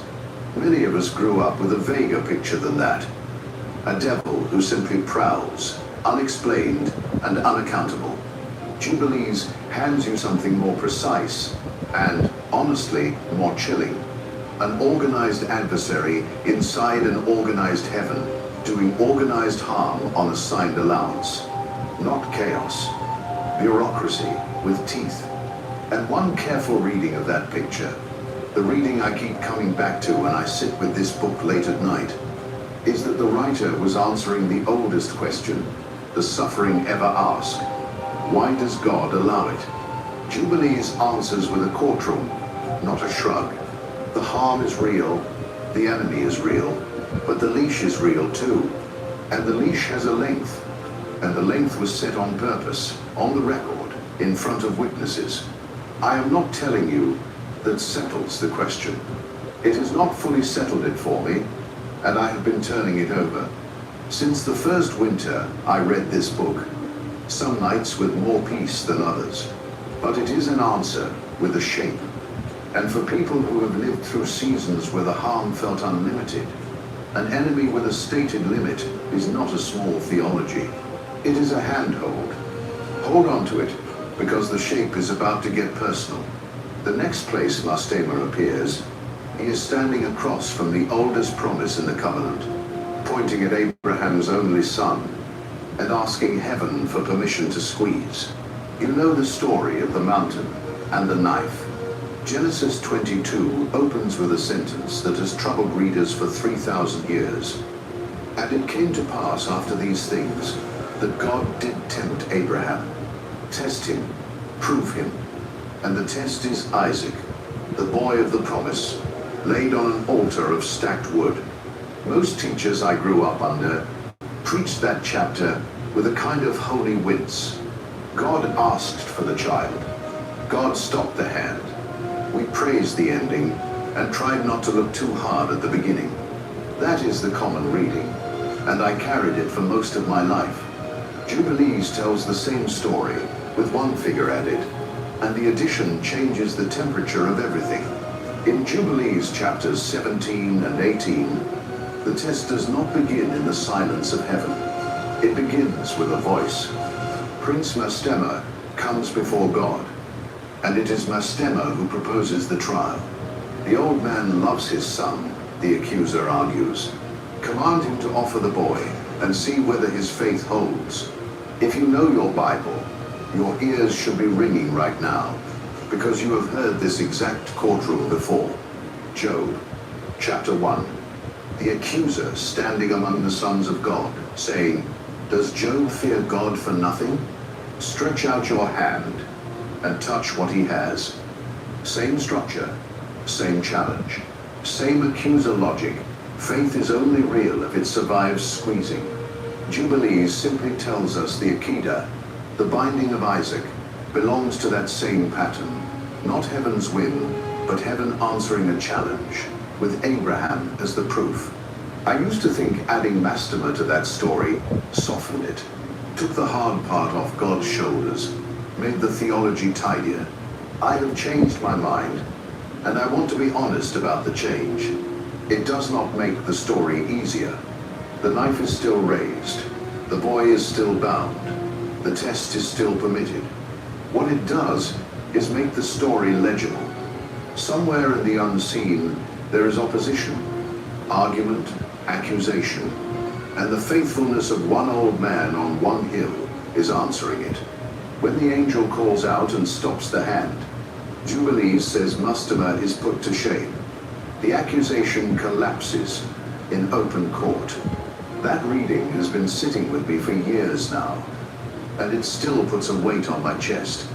The idea that a person's ordinary obedience might be, at that very moment, evidence in a trial they cannot see. And Mastema is not finished. Follow him down into Egypt, into the Exodus itself. In Jubilees chapter 48, when Moses stands in front of Pharaoh's court, and the magicians answer sign for sign, staff to serpent, water to blood, the book tells you plainly who was reinforcing them. Prince Mastema stood with the sorcerers of Egypt and lent them his power. Every counterfeit miracle in that throne room, Jubilees says, had the accuser's hand under it. The Exodus stops being a political standoff between a shepherd and a king, and becomes what the ancient writer clearly believed it always was, an unseen war, fought over whether a captive people would go free, with powers on both sides of the line, and God's hand overruling the board. Now ask the question this whole chapter has been building toward. Why did a picture like this unsettle the men who later drew up the canon lists? I can only offer my reading, and I hold it with open hands. A universe with a licensed accuser, spirit armies on allowance, and angels contending over Egypt sat uncomfortably next to the tidier theology the councils were settling into. Easier to keep the serpent, keep the Satan of Job, and let Mastema's paperwork stay in the desert. But the Ethiopian church never made that trade, and because they did not, we can still read the accuser's story tonight. Which brings us, finally, to the question of how a book this old, this bold, and this detailed vanished from one half of the world and survived in the other. So how does a book like this disappear? Not by decree, mostly, by drift. Follow the paper trail west and watch it thin out. The early church knew Jubilees. Greek writers quote it. Church fathers reference its traditions. Epiphanius of Salamis leans on it in the 4th century when he writes about the generations after Eden. But when Jerome sat down in Bethlehem around the year 400 to produce the Latin Vulgate, the Bible that would define Western Christianity for 1,000 years, Jubilees was not on his list. The canon catalogues of the Western councils in that same era drew their lines, and this book fell outside every one of them. No bonfire required. A book that does not get copied is a book that dies, one generation of neglected parchment at a time. And then the deeper loss. The Hebrew original itself faded from circulation. The scroll, Moses' story, had been written in the language of its birth, stopped being copied anywhere at all. Fragments of a Latin translation survived in a single damaged manuscript. The Greek survived only as quotations inside other men's books, the way you know a demolished building only from photographs. By the medieval centuries, Western Christendom had functionally forgotten the Book of Jubilees existed. 1,000 years of silence. Scholars in Paris and Oxford could read about a mysterious little Genesis in old citations and had no way to check what it actually said. As far as Europe knew, the long version of Genesis was gone from the earth. But it was not gone from the earth. It was in Ethiopia, whole, breathing, and read out loud. I have to stop here and tell you where I got this wrong, because I got it wrong for years. When I first learned that the complete Jubilees survived only in Ethiopia, I am ashamed to say, my first reaction, this was maybe 2020, early in my reading, was to treat that as an accident of geography. A book happened to wash up somewhere remote, the way a bottle washes up on a beach. 14 years leading worship, decades in the pew, and I had absorbed a map of Christianity with Europe at the center and Africa at the receiving end. It took me embarrassingly long to run the dates.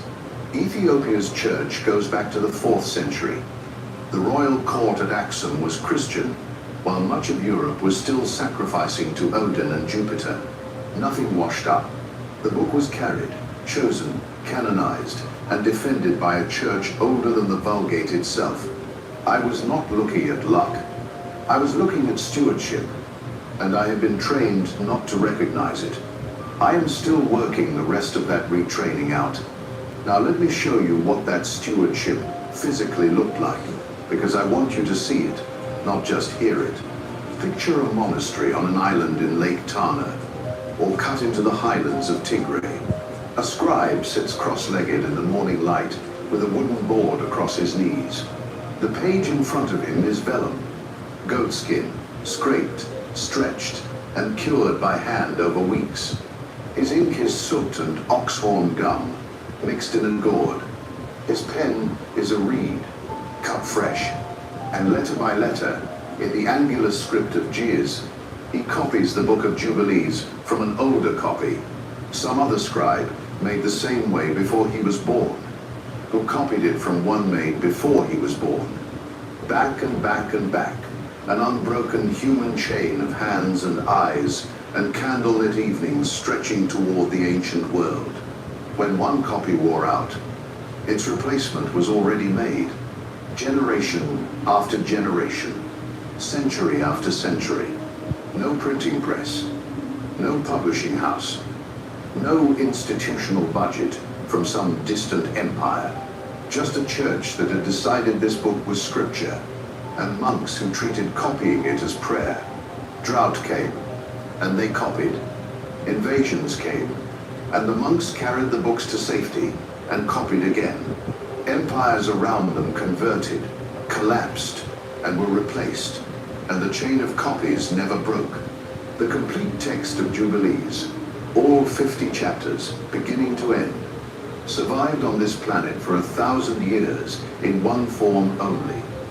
Giz letters on African parchment, guarded by African hands. Between you and me, that might be the single most underrated act of preservation in the history of the faith. And for a long time, the wider world had no idea it had happened, until the 19th century, when Western scholars finally encountered Ethiopia's manuscripts and realized the lost Little Genesis had never been lost at all. It had been kept, but even then, a skeptic could still shrug. A late African copy, they could say, who knows how faithful it is to the ancient original? That question hung in the air for 100 years. And then, in 1947, a shepherd threw a stone into a cave above the Dead Sea and heard something break. The year is 1947. A Bedouin shepherd boy named Muhammad Ed Hadib is tracking a stray animal through the cliffs above the Dead Sea, near that same ruin of Qumran. We visited earlier. The community of the fixed calendar, the people who ordered their year by the book of the divisions of the times. He tosses a stone into a dark opening in the rock, the way boys have thrown stones since the beginning of the world. And instead of silence, he hears pottery shatter. Inside the cave stand tall clay jars, sealed, patient, standing exactly where hands placed them before the temple fell. And inside the jars, scrolls, leather and papyrus, wrapped in linen, waiting out the centuries in the driest air on earth. Over the following years, cave after cave gives up its treasure. 11 caves in all, tens of thousands of fragments, the buried library of that desert community. The The world came to call them the Dead Sea Scrolls, and they are, by nearly universal agreement, the greatest manuscript discovery of the 20th century. Now here is the part of that story that almost never makes the documentaries, and I need you to hear it slowly. When scholars began sorting those tens of thousands of fragments, a labor that took decades, fragment by fragment, like assembling a shattered stained glass window the size of a city block, they counted which books appeared most often. The Psalms led the list. Deuteronomy followed. Isaiah, Genesis, Exodus, and running remarkably close behind the books everyone expected, among the best attested books in the entire collection, was the Book of Jubilees. Scholars have counted roughly 14 to 15 separate copies of it spread across the caves. Stop and weigh that number. That is more copies than most of the books inside your 66. And these copies were in Hebrew, the original language. The tongue everyone believed had swallowed this book whole 1,000 years before. 2 millennia under the desert floor, and there it was. The little Genesis, in its birth language, stacked copy upon copy like a book. A whole community could not stop reproducing. And now comes the moment I have been promising you since the halfway mark. The moment the whole case turns. The scholars laid those ancient Hebrew fragments alongside the G's text, the version the Ethiopian church had been copying by hand, candlelight by candlelight, generation after generation, for over 1,000 years, and the texts aligned. Passage after passage, clause after clause, the African manuscript tradition tracked the ancient Hebrew with a faithfulness that startled the Academy. The G.S. Jubilees was not a garbled late legend, not a drifted paraphrase, not a pious embroidery. It was, in every way that matters, the same book the desert community had sealed in jars before Rome burned the temple. Let that sink in. Read it again in your mind if you need to. The chain of Ethiopian scribes had held. Every copy, every generation, every candlelit evening on every stone island held. The caves did not reveal a lost book. The caves proved that Africa had never lost it. I want to be careful and honest here, the way I promised you at the start. This is not a story about one people being holier than another, and I will not preach it that way. But it is, plainly, documentably, a story about an African church that the wider Christian world spent centuries treating as a footnote, a curiosity, a mission field. Church histories written in Europe gave Ethiopia a paragraph, if that. Explorers wrote home about discovering congregations older than their own denominations. And then archaeology itself stood up in open court and testified. The footnote had been carrying the manuscript the whole time. The keepers were right. Not approximately right, not sentimentally right. Vindicated by the oldest physical evidence on Earth. If you have ever been dismissed by people who later needed exactly what you had preserved, and I know some of you have lived that story in your own families, in your own churches, at your own jobs, then you already understand this chapter better than any lecture could teach it. And that, I believe, is the deepest gift of this whole account. Not superiority, belonging. Every believer of every nation shares this inheritance. All of us came from one Adam, and the book itself insists the Creator is God of all flesh, every tribe and every tongue under one throne. But there is a particular medicine in seeing the story told whole. Seeing hands that look like your grandmother's hands sewing binding onto a book of scripture, while half the world assumed the light lived somewhere else. The keepers were not standing at the edge of the story, waiting to be let in. They were holding its spine. One reading of all this, the one I have landed on after years of sitting with it, and you are free to land somewhere else, is that God, who watched the West misplace the long version of Genesis, made sure somebody kept it. made sure the somebody kept it well. And somebody was Africa. Now let me bring you home, because a story like this deserves a proper benediction. So here is the film they never made, and now you have seen it whole. A book that opens inside the fire cloud of Sinai, with an angel of the presence reading history aloud and Moses writing it down. 40 days, line by line. A genealogy that refused to lose the women. Awan named, Azura named, the daughters counted, the mothers remembered, the family of Adam recorded like a household instead of a chain. A map that deeded the lands of Africa to the sons of Ham, with rivers and borders Genesis never lists. Inheritance, not accident. A calendar of 364 days, 52 perfect weeks. Sacred time that never drifts, defended to the last by a desert community that chose exile over a rescheduled feast.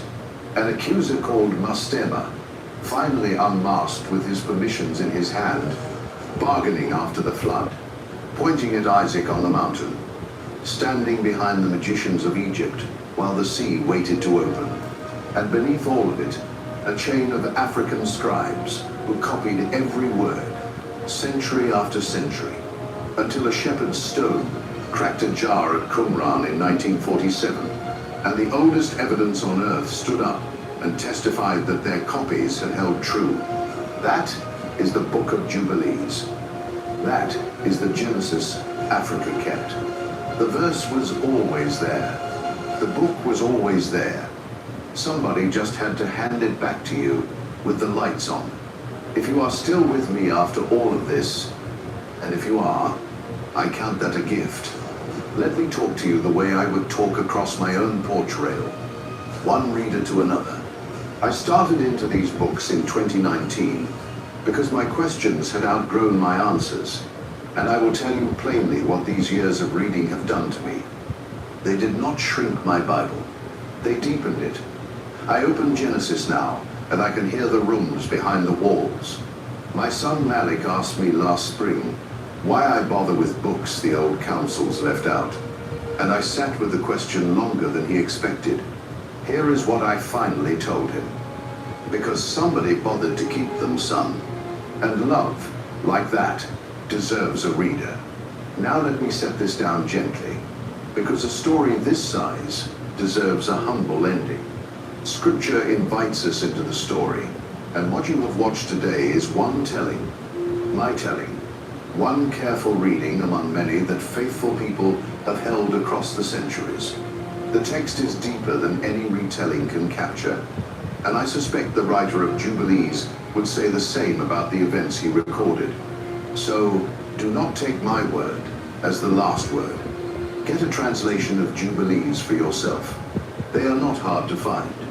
And set it beside your Genesis, chapter against chapter, evening by evening, the way I still do at my kitchen table. Have to get the answers to these questions correct in order to reach the decision. When was the Declaration of Independence adopted? Enoch named them. 3 women who carried giants in their wombs, and Scripture erased every trace. Who were the mothers of the Nephilim, and why did God choose to bury their names from history forever? Genesis tells you the Nephilim existed. It does not tell you who bore them. That silence is not an accident of ancient record-keeping. It is a decision. And decisions like that leave fingerprints if you know where to look. The Book of Enoch looked, and what it found was so unsettling that centuries of religious councils worked to make sure you would never read it in your own Bible. 3 names survive. Not in the canon you grew up with, but in the older text, the one the Apostle Jude quoted as authoritative, the one early church fathers like Tertullian treated as scripture before it was pushed to the margins. Enoch 6-8 describes 200 watchers descending on Mount Hermon, bound by an oath, led by Semjaza and Azazel. Every retelling you have heard stops there, with the angels and their pact. But the text does not stop there. It moves forward to the women these beings chose, and it names what happened next in language too physical, too maternal, too human to have been comfortable for the men who later decided which books belonged in your Bible. Enoch 72 says the Watchers took unto themselves wives, and each chose for himself one, and they began to go in unto them. This was not seduction in the way later tradition softened it. This was possession of a kind. 200 beings of immense power selecting human women as vessels for something that had never existed before on Earth. And these women were not nameless background figures in the story. They were mothers. They carried something inside them that no human body was designed to carry, and the text is explicit about what came out. And they conceived, and bare great giants. That is the entire sentence Enoch gives for one of the most consequential biological events described anywhere in ancient literature. No name is preserved for a single one of these women. Not one. Compare that to how meticulously Genesis 5 tracks every patriarch, every son, every year of every life from Adam to Noah. The genealogies before the flood are almost obsessively thorough. And then, at the exact moment the Nephilim are born, the record goes silent on the mothers entirely. If you have ever felt like there is a gap in the story, right where the most important information should be, you were right to feel that. There is. Later Jewish tradition, particularly the Book of Jubilees and fragments preserved in the Genesis Apocryphon found among the Dead Sea Scrolls, tried to fill that gap. Jubilees 5 confirms the same account, Watchers, human wives, giant offspring, and adds a detail Enoch only implies, that the corruption spread through entire family lines, not isolated incidents, passing from household to household until it touched nearly every corner of the pre-flood world. The Genesis Apocryphon goes further still. In its account, Lamech, the father of Noah, actually confronts his wife Bitternosh, terrified that his own son was not fathered by him, but by one of the Watchers. She pleads with him, invoking what the text calls the Most High God as her witness, insisting the child is his and no other's. Read that scene again. A man in the pre-flood world was afraid his own wife had been chosen the same way the other women had been chosen, and his fear was serious enough that his wife had to swear an oath to calm it. That fear was not irrational superstition passed around a campfire. It was common enough, real enough to be recorded as a legitimate possibility inside a righteous man's own household, the household that would go on to build the ark. So who were these three women Enoch names, however indirectly, through the pattern of the text? Later, Enochic and rabbinic tradition groups them not by individual name in the earliest layer, but by the type of woman targeted, women of renown, according to Genesis 6:4, mighty men which were of old men of renown. The Hebrew there, Anshe Hashem, means literally men of the name, a phrase used nowhere else in this exact form in the entire Hebrew Bible. Whatever these families were, they were significant enough to be remembered by name in an era when almost nothing else survived that description. And the mothers who bore the Nephilim came from exactly this class of household. Visible, notable, women whose sons should have carried their names into permanent record. Instead, they carried a different legacy. 1 Enoch 7:3-4 describes the giants growing to 300 cubits, consuming everything humanity produced, and eventually turning to devour humanity itself when the food ran out. The mothers who bore this outcome were not distant footnotes to a cosmic drama between angels and God. They were the origin point. Everything that follows in the Enochic account, the earth crying out under the weight of violence, the four archangels petitioning heaven for intervention, God's decision recorded in Enoch 10 to send the flood, traces back to what happened in those wombs. And this is where the erasure becomes deliberate rather than incidental. When the flood comes, Genesis 7 is careful once again to record exactly who survives. Noah, his wife, his 3 sons, and their 3 wives, 8 people, named by relationship, if not always by name. Every family line accounted for. The mothers of the giants are given no such accounting. They do not survive the flood. And more strikingly, the text makes no effort to record whether they died as victims of what was done to them or as participants in something they came to embrace. Enoch simply lets them vanish from the narrative, the same way they vanished from the genealogies, completely without ceremony, as if the sacred record itself wanted no trace of what their bodies had carried. That is the question this video is going to sit with. Not just what the Nephilim were, but who paid the price to bring them into the world, and and why the God who tracked every generation from Adam onward chose silence at the one moment their names should have mattered most. If you want to go deeper into this story than any single video can take you, our premium illustrated biblical mystery guide, The Forbidden Book of Enoch, walks through the full account of the Watchers, the Nephilim, and the world before the flood, with detailed illustrations that bring these ancient chapters to life in a way the bare text never could. You will find it linked in the pinned comment below. And if these hidden layers of scripture speak to you the way they speak to me, subscribe to the channel now, so you never miss where this story goes next. Rabbinic tradition did something Enoch's earliest layer never quite does outright. It started attaching names to the women the older text left silent. In the later Midrashic material, and in strands preserved through Pirkei de Rabbi Eliezer, three figures rise above the rest of the unnamed mothers. Nama, Istihar, and a third woman remembered only through her descendants, the matriarch behind the line that produced Og of Bashan. Each of them tells a different piece of the same buried story, and each explains a different reason the sacred record wanted no trace of what they carried. Start with Nama. Genesis 4:22 mentions her only once, in a single line buried in the genealogy of Cain, sister of Tubal-Cain, worker in bronze and iron. That is all the canonical text gives you. But later tradition, drawing on material contemporary with the Enochic corpus, expands her role dramatically. She is remembered as a woman of extraordinary beauty, who did not simply become a target of the Watchers, but who in some versions drew them deliberately, using the very craftsmanship of her brother's forge to adorn herself in ways no woman before her had. The Zohar, centuries later, would go so far as to call her a seductress of angels, the mother of demons rather than giants in some threads of the tradition, a figure whose descendants supposedly persisted long after the flood, in forms no longer entirely human. Whether you read her as victim or as willing participant depends entirely on which layer of tradition you trust, and that ambiguity itself tells you something. The text cannot decide whether to condemn her or pity her, and so later editors chose the simplest solution available. They simply removed her from the main narrative and let her survive only as a rumor in the margins, a name attached to Cain's line rather than her own story. Istihar's story cuts differently. She appears in later legend as the one woman who resisted.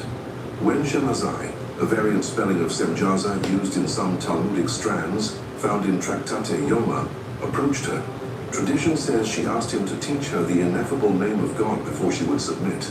He did, and the moment she learned it, she used it to ascend bodily into the heavens rather than surrender, becoming, according to legend, fixed among the stars as the constellation known as the Pleiades.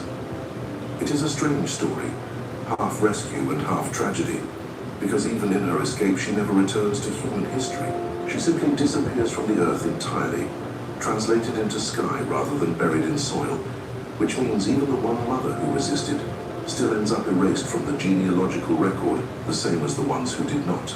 Then there is the third pattern, less a single-named woman than a bloodline. The mother's tradition associates with Og of Bashan, one of the last Rephaim kings, described in Deuteronomy 3:11 by his bed of iron, 9 cubits long, over 13 feet, kept on public display in Rabbah, as physical proof that this was not legend, a bed so large that ordinary visitors could measure their own disbelief against it with their own hands. Og's line was said to survive the flood, specifically because his mother's union predated or somehow escaped the judgment that destroyed the other giant clans, and later, Jewish legend even claims Og himself rode on the roof of the ark to survive the waters. Whether or not you take that detail literally, the point underneath it matters. Even the sacred writers who wanted the giant bloodlines erased could not fully erase the evidence, or shows up again in Numbers 21, a live ruling, a physical remnant of exactly what Genesis 6 claimed the flood was supposed to end. Notice what these three patterns share. Nama is remembered through ambiguity and shame. Istihar is remembered through disappearance into the heavens. Og's mother is remembered only indirectly, through her son's survival, rather than her own name. In every case, the woman herself is pushed to the edge of the text, while the consequence of what happened to her body is allowed to remain. That is not how ancient scribes typically handled information they considered unimportant. Unimportant details simply vanish entirely, the way most names in the pre-flood world did. These names survived in fragments precisely because they were too significant to disappear completely, even while every institutional effort was made to push them toward the margins. There is a reason for that pattern, and it has to do with what these women represented theologically, not just biologically.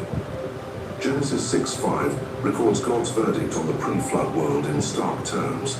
Every imagination of the thoughts of his heart was only evil continually. That verdict comes immediately after the account of the Nephilim's birth, not before it, and the placement is not incidental. The corruption of humanity is presented as a direct consequence of what happened between the Watchers and these women. If that is true, then the mothers were not passive vessels in a side story. They were the mechanism through which heaven's order broke into earth's order in the most literal physical way conceivable.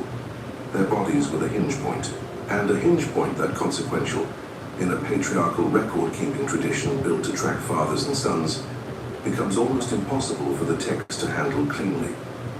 Silence became the safest response.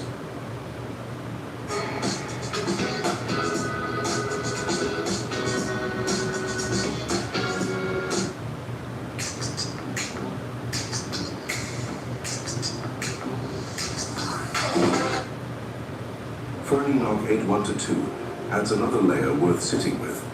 It describes Azazel specifically teaching humanity, through these very households, the arts of weaponry, and separately, through Semjaza and his companions, sorcery, root cuttings, and knowledge of the stars. Enoch 8:1 names Azazel as the one who taught men to make swords and knives, shields and breastplates, and taught women the art of deceiving through cosmetics, dyed garments, and ornamentation. That last detail is easy to miss, but it means the corruption Enoch describes was not confined to giant offspring alone. It ran through entire households, changing how women adorned themselves, how men armed themselves, how an entire generation related to power and beauty and violence at once. The mothers of the Nephilim were not isolated incidents. They were the visible tip of a much larger transformation, moving invisibly through the world, one household at a time, until the whole earth Genesis 6:11 describes as corrupt and filled with violence bore almost no resemblance to what it had been before Mount Hermon. And once you see the pattern that way, the silence around these women stops looking like an oversight and starts looking like the only response a horrified generation of later scribes could bring themselves to write down. There is a question underneath all of this that most retellings skip entirely, and it is worth asking directly: were these women victims, or were they participants? The text itself refuses to give you a single clean answer, and the discomfort of that refusal is probably exactly why later editors preferred silence over explanation. Look again at the language in Enoch 7:1.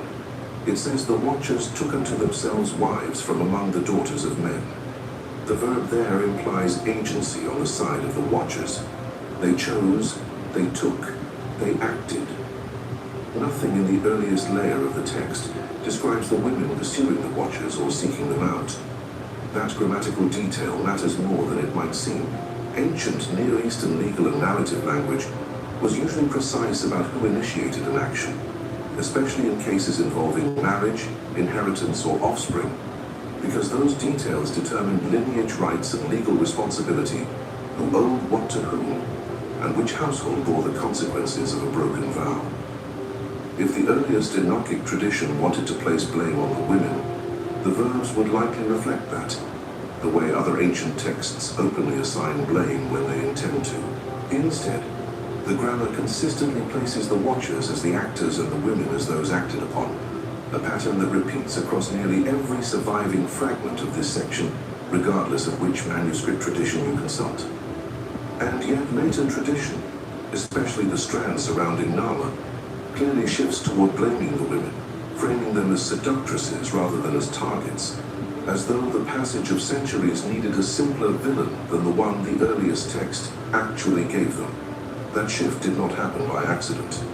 It happened because later generations, wrestling with a story that made angelic beings look predatory, and God's judgment against an entire generation look almost disproportionately harsh if the women were simply victims, needed somewhere else to place the weight.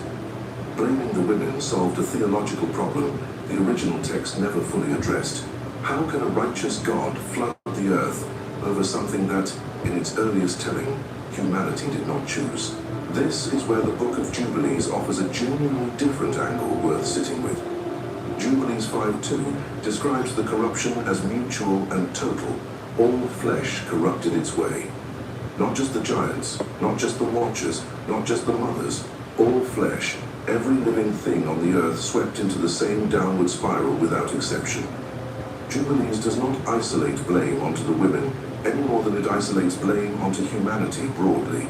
It describes a world where the entire created order had become entangled in something it could not undo on its own, where the line between victim and participant had blurred past any clean separation the human mind wants to draw. That framing is harder to sit with than a simple villain narrative, but it may be closer to what the earliest witnesses actually intended. Consider also what happens to the daughters born from these unions, a detail almost nobody talks about because Enoch focuses so heavily on the male giants. Some strands of later tradition, particularly material preserved in Ethiopian Enochic commentary traditions, suggest that daughters were born from these unions as well.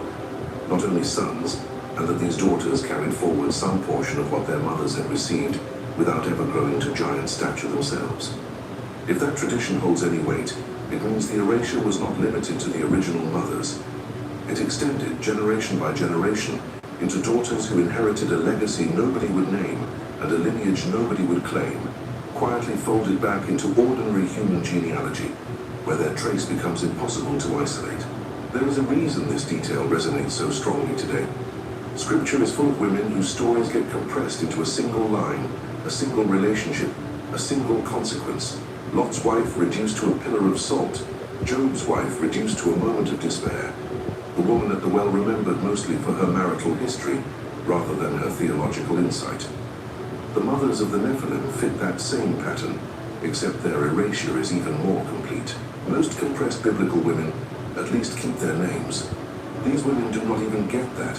Whatever they carried, whatever they suffered or chose, whatever they knew about what was growing inside them as the pregnancies progressed toward creatures the text says eventually turned to devour their own communities. None of it survived in their own words, because none of their words were ever recorded to begin with.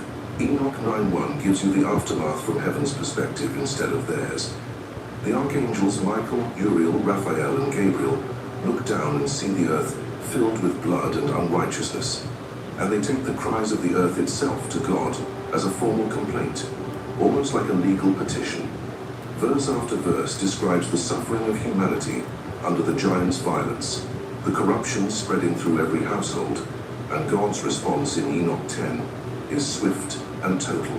He commands Raphael to bind Azazel, orders Gabriel to destroy the offspring of the Watchers by turning them against each other in mutual slaughter, and instructs Michael to bind Semjaza and his companions for 70 generations until final judgment. Every named figure in that response is angelic. Every consequence described is inflicted on the giants, the Watchers, and eventually all of humanity through the flood. Nowhere in this entire judgment sequence does the text return to ask what became of the mothers specifically, whether they died alongside their monstrous offspring, whether they were shown any mercy distinct from the general judgment, or whether their suffering factored into heaven's decision at all. That silence, more than anything else in the entire Enochic corpus, is what should stop you. A God who tracks sparrows, who numbers hares, who remembers Hagar alone in the wilderness and Rachel weeping for her children, apparently kept no recorded word for the women whose bodies became the exact hinge point where heaven's order broke into earth's order. Either that memory exists somewhere outside the text we have access to, or it was deliberately withheld from the record we were given, and either possibility changes how you should read every genealogy in Genesis that came after it. It also changes how you should read the silences in your own family history, the names that quietly stopped being spoken, the stories that got compressed into a single sentence and then dropped altogether. Scripture's pattern of erasure did not end with the pre-flood world. It is a pattern worth watching for everywhere. Josephus, writing in the 1st century, gives you a version of this story with a detail almost nobody discusses in modern churches. In Antiquities of the Jews, Book 1, He describes angels who mated with women producing offspring described as overbearing and disdainful of every virtue. Men who trusted in their own strength and grew so violent that they resembled, in his words, the deeds attributed by the Greeks to the giants of their own mythology. That comparison matters more than it looks. Josephus was writing for a Roman audience, already familiar with titans, with cyclopes, with an entire mythological tradition of divine human hybrids who rebelled against heaven, and he chose that comparison deliberately, knowing his readers would need a frame of reference to take the claim seriously, rather than dismiss it as parochial legend. He was not inventing a parallel out of nowhere. He was pointing at something his readers would recognize immediately, and he was doing it while treating the Genesis account and the Enochic tradition behind it as historically credible, not allegorical, the same way he treated the accounts of the flood, the Exodus, and the fall of Jerusalem in the rest of his history. This matters because it tells you the mothers of the Nephilim were not an isolated Hebrew tradition operating in cultural isolation. Nearly every ancient Near Eastern culture preserved some version of divine beings fathering hybrid offspring through human women. The Sumerian Apkallu, semi-divine sages associated with pre-flood wisdom and often depicted as fish-cloaked figures instructing early kings. The Greek demigods born of Zeus and mortal women, heroes whose exploits filled entire cycles of epic poetry. Mesopotamian traditions of the Anunnaki interacting directly with human bloodlines in ways later scribes clearly struggled to reconcile with their own theology.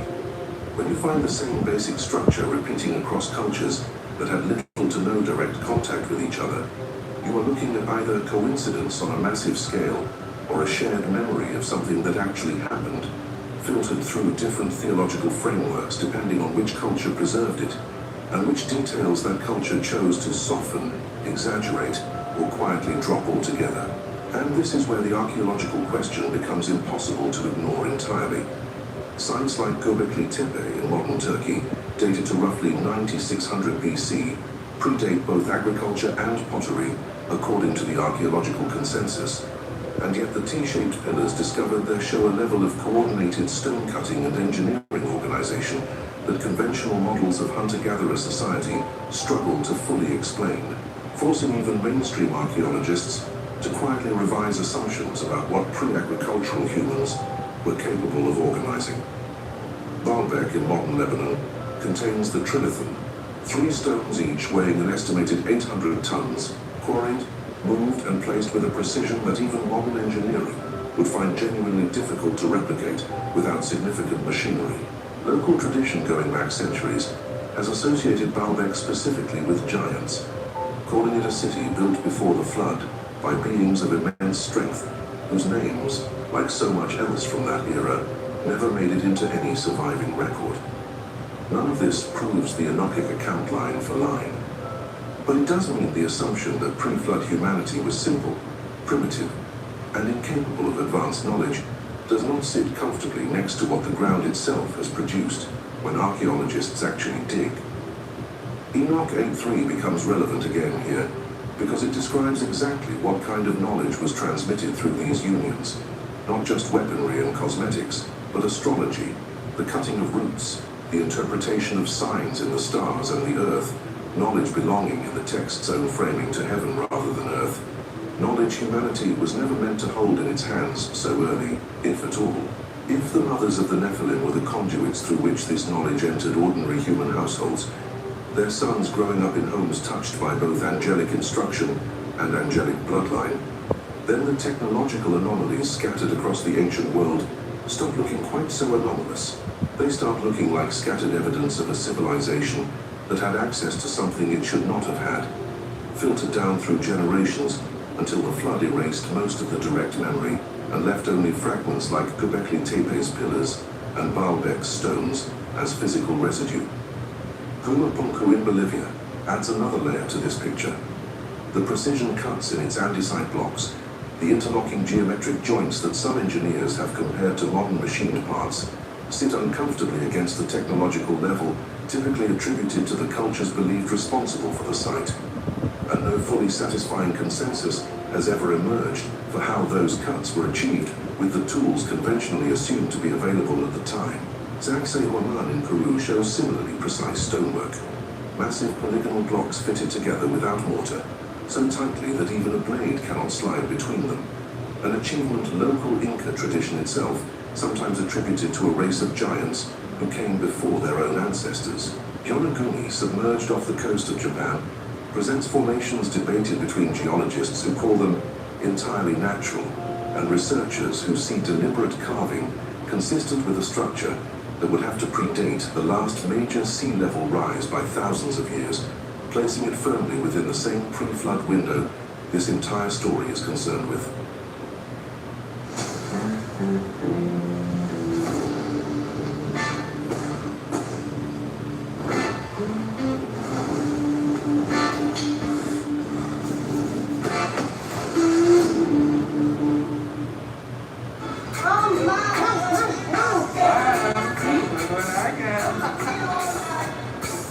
The best way to...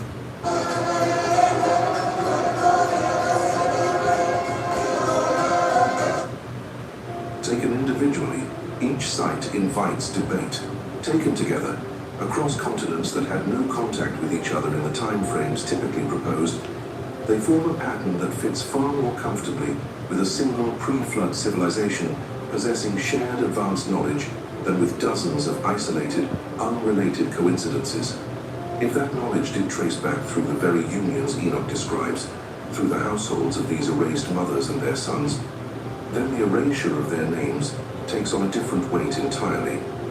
It was not just a moral or theological problem being buried.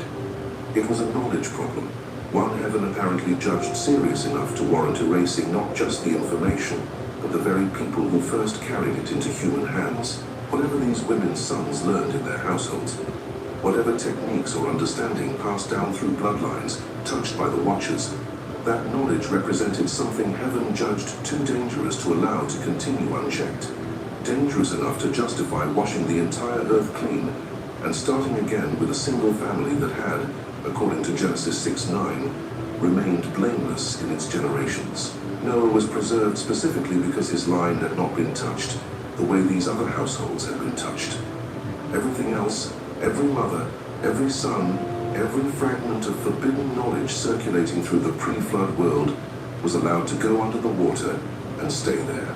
Jude 1:6 is the verse that should stop every reader who assumes the Nephilim story stayed buried in obscure apocryphal literature and never touched the New Testament. Jude writes that the angels, which kept not their first estate, but left their own habitation, God hath reserved in everlasting chains under darkness unto the judgment of the great day. That is not vague poetic language about spiritual rebellion in general, and it was never meant to be read that way by its earliest audience. It is a direct reference to the Watchers leaving their assigned position in heaven to descend to Mount Hermon, using nearly identical language to what appears in 1 Enoch 12 and 15, describing the Watchers as having abandoned the high, holy, and eternal heaven for human wives. Jude even quotes 1 Enoch directly 2 verses later, citing Enoch by name as a prophet, who foretold judgment on the ungodly, a direct New Testament citation of a book most modern Christians have never opened, let alone been taught, existed at all in their own church history. 2 Peter 2:4-5 covers the same event from a different angle, describing God casting sinning angels down to Tartarus, delivered them into chains of darkness to be reserved unto judgment, and placing that judgment immediately before the account of the flood destroying the old world and preserving only Noah the eighth person. The sequence in Peter's letter follows the exact same order as Genesis 6 and Enoch. Angelic transgression first, then judgment, then the flood as the culminating act of cleansing. A structural echo too precise to dismiss as mere coincidence between two independent apostolic writers. This is not one obscure verse floating in isolation. Two separate apostolic authors, writing to two different audiences decades apart and facing different pastoral concerns. Both treat the Watcher's descent and its consequences as established, credible background knowledge their readers would recognize without explanation. That level of casual reference tells you this was not fringe belief in the first century church. It was common enough knowledge that Jude and Peter, could invoke it in a single sentence without needing to justify it, the way a modern preacher might reference Noah's Ark without pausing to explain who Noah was. Which brings the conversation forward to what Jesus himself said about the days before the flood, in language that becomes considerably heavier once you understand what the days of Noah actually included and what silently filled those households leading up to the waters. Matthew 24:37-39 records Jesus warning that, as the days of Noah were, so shall also the coming of the Son of Man be, describing people eating, drinking, marrying, giving in marriage, completely unaware until the flood came and took them all away. Most modern readings treat this as a simple statement about complacency, people going about ordinary life while ignoring an approaching judgment, an interpretation comfortable enough to preach without ever forcing a congregation to reckon with what actually filled those days according to Genesis and Enoch alike. But if the days of Noah specifically included the corruption Enoch describes, angelic beings interbreeding with humanity, giant offspring devouring the earth's resources, forbidden knowledge spreading through households, then Jesus was not just warning about spiritual carelessness. He was drawing a direct parallel between the specific conditions that provoked the flood and the specific conditions that will provoke his own return. Conditions that, according to this reading, may include a similar breach between the spiritual and physical realms unfolding again in the generation that witnesses his coming. Ephesians 6:12 becomes essential here, because Paul frames the entire Christian spiritual struggle in language that echoes the Watchers directly. We wrestle not against flesh and blood, but against principalities, against powers, against the rulers of the darkness of this world, against spiritual wickedness in high places. That phrase, spiritual wickedness in high places, uses language associated in Second Temple Jewish thought, specifically with the fallen Watchers and their ongoing influence over human affairs, even after their initial binding beneath the earth.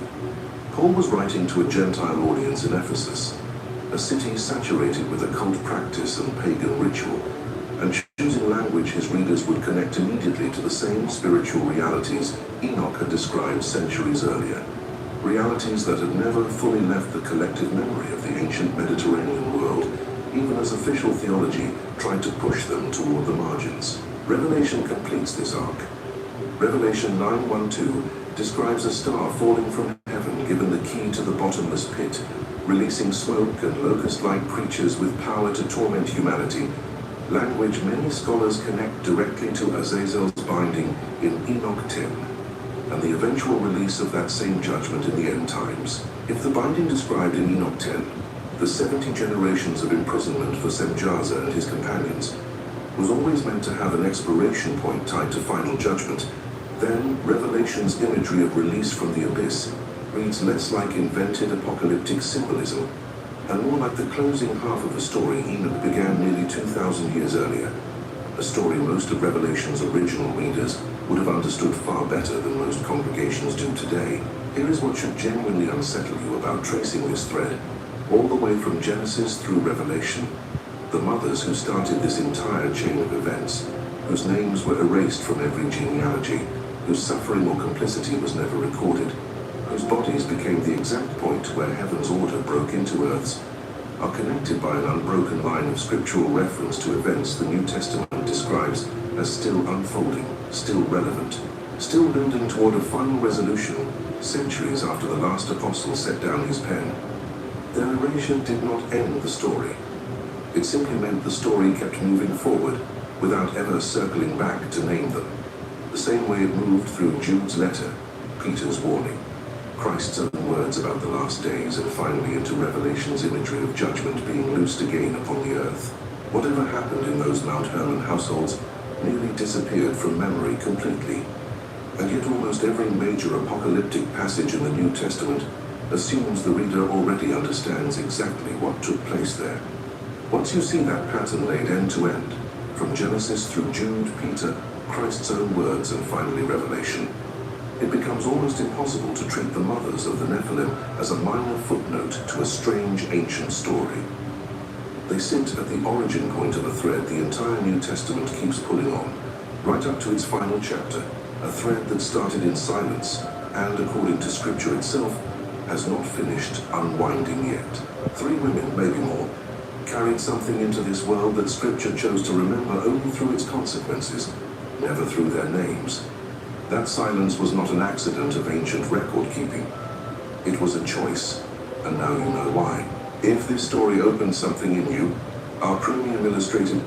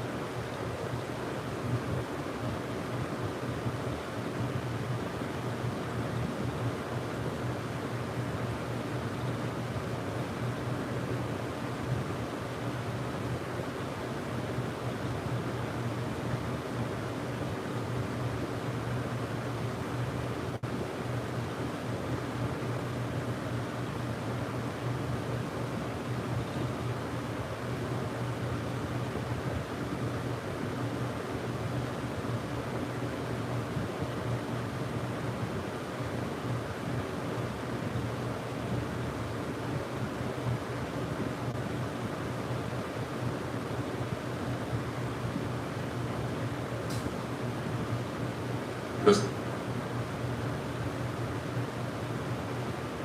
The key to being rich is knowing what counts. For some, taking long Sunday drives. It's saying yes to the mess. It's investing in a little inspiration. At Edward Jones, our financial advisors help clients find their rich and build financial plans to help them get there. Let's find your rich. Edward Jones. At the heart of the mystical Mesopotamian mythology, we find the powerful figures of Enlil and Enki. These 2 gods, who are both siblings and competitors, are fundamental figures in the Sumerian religion, and they've had a lasting impact on human history. Enlil, the god of air and storms, and Enki, the lord of water and wisdom, represent a dynamic interplay of power, wisdom, rivalry, and sometimes cooperation that define the ethos of an entire civilization and even humanity as a whole. But let's pause for a moment and ask the question, do we really know who the real Enlil and Enki are? Could these legendary brothers be more than a myth? Might they have been not just deities of Sumerian worship, but visitors from the stars? Could the Sumerians have been writing about meetings with highly advanced beings from other planets? We'll find out in the new episode of Secret Origins. Welcome.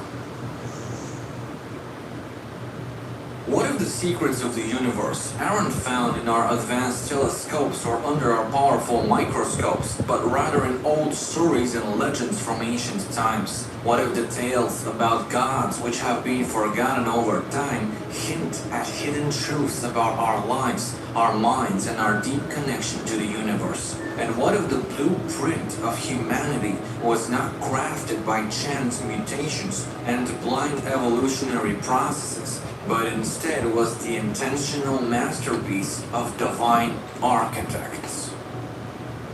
The narrative of Enlil, the Lord Wind, and Enki, the Lord Earth, is not a mere tale of divine personas from a civilization that has long succumbed to the ravages of time.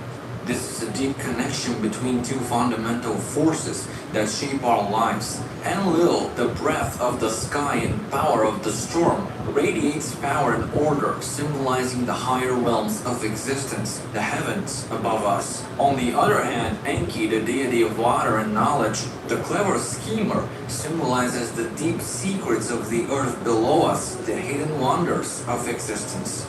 Enki, the lord of the earth and waters, is a figure of immense power and intellect in the Sumerian pantheon. His name, comprised of the Sumerian words for Lord and earth, Ki, denotes his domain over the earthly elements, yet it's his association with water, both the life-giving and the chaotic, that captures his essence most vividly. Consider this, the Sumerians believed that fresh water existed in the depths of the earth, and it was Enki who supplied this life-giving resource to the land, nourishing it and making it fertile. This points to Enki's role as a god of agriculture and abundance, a benefactor of civilization. Yet, the god of wisdom was not just an embodiment of generosity and prosperity. He was also the trickster of the pantheon, known for his clever schemes and sharp wit that allowed him to bend rules without actually breaking them. When the gods decided to unleash a devastating flood to wipe out humanity, Enki was driven by compassion and cunning, went against the divine plan. He warned the human king Utnapishtim to build a boat and save humanity from extinction. This rebellious streak is a defining aspect of Enki's character, marking him as a deity who would even defy his own kind for the welfare of humanity. It was said that he sent from Dilmun, a paradisiacal land of Sumerian myth, the 7 wise men or Abgal to enlighten humankind. Each of these Abgal was associated with a specific art or craft, further emphasizing Enki's role in encouraging creativity and wisdom. However, one of the most captivating tales associated with Enki involves his intense rivalry with his brother Enlil. This legendary conflict represents not just a divine power struggle, but also a division of beliefs and areas of influence. But does this rivalry hint at something deeper? Some believe it might symbolize the age-old human struggle between nature and civilization, survival and progress. Throughout history, they have been interpreted as gods, angels, and now in the modern era as extraterrestrial visitors who brought great wisdom to Earth. In essence, the Anunnaki are a group of ancient Mesopotamian deities worshipped by the Sumerian, Akkadian, Babylonian, and Assyrian cultures. Their numbers, descriptions, and roles differ across various sources, leading to contradictions. According to the earliest Sumerian texts, the Anunnaki were the most powerful gods in a diverse pantheon and were said to be descendants of Ab, the supreme deity. In later accounts, they took the role of 7 judges, presiding over the underworld as depicted in the Epic of Gilgamesh. The earliest mention of the Anunnaki can be traced back to the Re of Gudir of the 3rd dynasty of Ur, where they are referenced as the most significant deities in the Sumerian pantheon, descended from Am. Unfortunately, no complete surviving list of Anunnaki deities exists. But why did the Anunnaki come to Earth? What were they looking for? According to Zacharias Sitchin, the Anunnaki lived on a planet called Nibiru. However, there were problems in Nibiru's atmosphere, and after a period of study, the Anunnaki conclude that in order to repair their atmosphere, they must enrich it with gold. They studied all the planets in our solar system and found that the planet with the largest amount of gold deposits was Earth, so a plan was made whereby a detachment of the Anunnaki would travel to Earth and extract the necessary gold from the seawater. The individual in charge of the whole operation is Enlil, and he travels with his brother Enki in the role of chief engineer. Both travel to Earth along with an Anunnaki ship that was to carry the gold mined from the sea, specifically Red Sea and the coast of North Africa. Everything goes well at first, but they can't extract enough gold from the sea, and from their center, they switch operations to Africa, where they dig gold mines. Although they began mining gold in Africa, their main center of action remained in Eden in Sumeria. Eventually, Enlil leaves the planet Earth, leaving Enki in complete control. Soon, some of the Anunnaki doing the mining began to complain that it was much more difficult work than they had agreed to do, putting the entire operation at risk. Enki comes up with an idea, and that is to genetically modify the proto-humans that are on the planet to make them more intelligent and able to do the hard work of mining. The Anunnaki have technology that uses genetic engineering that they've developed a long time ago. After much trial and error, Enki succeeded in producing an Anunnaki Homo erectus hybrid. In other words, the genetic structure of the Anunnaki was mixed with the genetic structure of Homo erectus to create a new type of human being. The new hybrid Enki calls Adamo. So Enki then went to work again, making his Adamo capable of sexual reproduction. In other words, Enki created Adamo in Eden, but then further created a female, Eve probably, to allow Adamo to reproduce itself.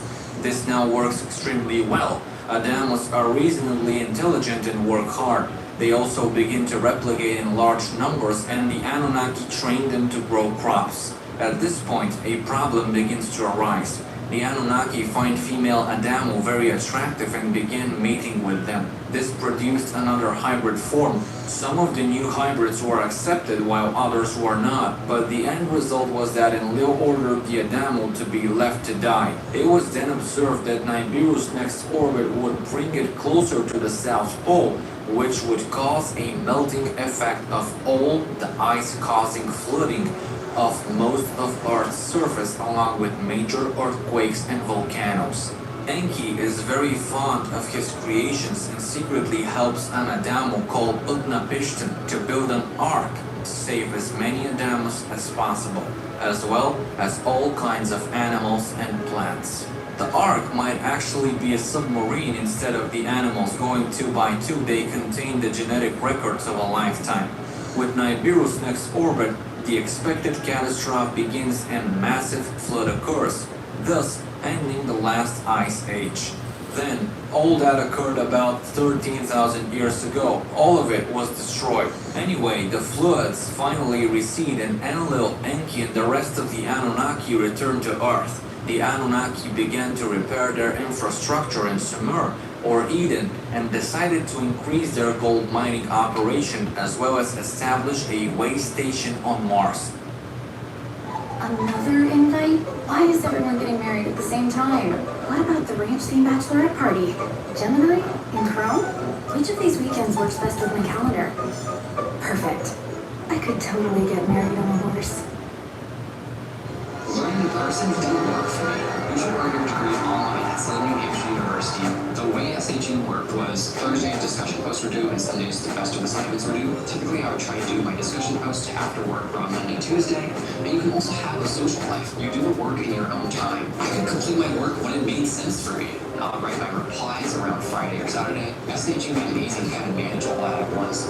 Learning online changed everything for me. That's when I found SHU. Go to shu.edu. Homes AI, the first home search you can actually talk to. All you have to do is ask. Only on homes.com.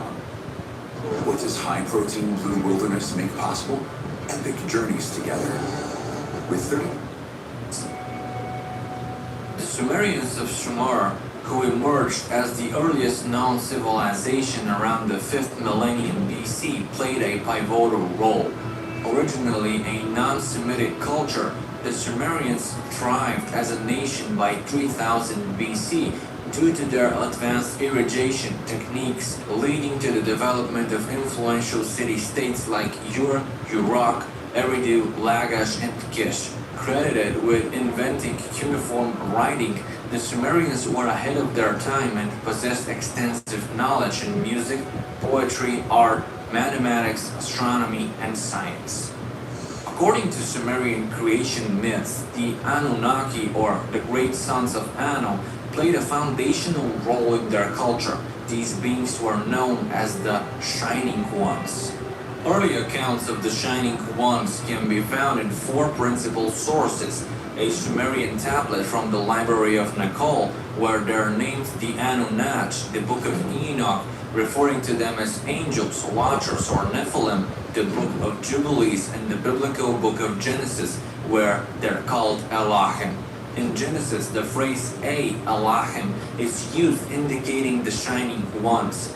El signifies brightness and shining, and this Semitic word appears in various ancient languages. Additionally, Elohim, being plural, should be read as the Shining Ones. In the Old Testament, Elohim is frequently used to refer to God and other deities, acknowledging the existence of other gods during that period. Replacing Lord with the Shining Ones while reading the Bible reveals remarkable difference, providing a truer understanding of the original text. The biblical God is the light, giving birth to the divine spark of Christ. Thus, a more accurate interpretation emerges, highlighting the association of God with illumination, fire, the sun, light, and the enlightened beings emanating from that brilliance, the source of intelligence itself. An or An, the chief sky and sun god, signifies shining. Therefore, the Anunnaki translates to sons of the shining one, or sons of light. In Ireland, Aine denotes shining, possibly connecting to the Tuatha Dé Danann, known as the Shining Ones of Ireland, as well as the serpent cult that St. Patrick eradicated from the Emerald Isle. Furthermore, there exists an intriguing semi-nomadic bear worship tribe in Japan called the Ainu. The Ainu, characterized by Caucasian features, round heads, fair skin, wavy hair, and gray or blue eyes, have reportedly inhabited various Japanese islands like Okinawa for over 7,000 years. Additionally, linguistic similarities have been observed between the Ainu and the Basque people residing in the Pyrenees, the mountain range spanning Spain and France. Also interesting is the fact that in these Ainu regions, a number of stone circles have been found with a slender upright stone in the center, similar to those found in the British Isles and elsewhere. These Anunnaki or Shining Ones were culturally and technically advanced people who settled in a mountain valley in the Middle East around 8200 BC and, as their primary concern, established an agricultural center we now know as the Garden of Eden for teaching and training of the local tribesmen. Anu and his wife Antu had 2 sons. Enlil, the storm god, ruled the air and atmosphere, and Enki, the water. Enki is also the wise teacher known as Ire or Oms, who led the fish beings that came from the sea or indeed from across the sea. Enki was depicted as a goat with a fish's tail. It became the sign of Capricorn. Enki or Ire's consort was Nimki or Damkina, and their children were Marduk and Naya. Enlil, also known as Bel or Baal, and whose patron city with Nippur later ruled in Anu's name, Naimil ruled the earth. The early Sumerians described themselves as constantly nourished by the milk of Nikurzak, the great mother moon goddess. The Assyrians knew her as Atargatis, the mermaid. The son of Enlil and Ninmah was the war god Ninurta, also known as Nimrod. And like Horus and Osiris, he became associated with the star constellation of Orion. As we step back from the ancient narratives of Anunnaki, the figures of Enlil and Enki embody themes of creation, knowledge, and the intricate dance of power. Their tales, woven deep into the cultural fabric of Mesopotamia, continue to inspire, bewilder, and raise profound questions. Enlil, the lord of the wind, and Enki, the deity of wisdom and aquatic realms, are not merely characters in an ancient mythology, but emblematic of humanity's ceaseless quest for understanding. They symbolize our perennial fascination with the heavens and the depths of earth and the balance of power that dictates the cosmos and our place within it.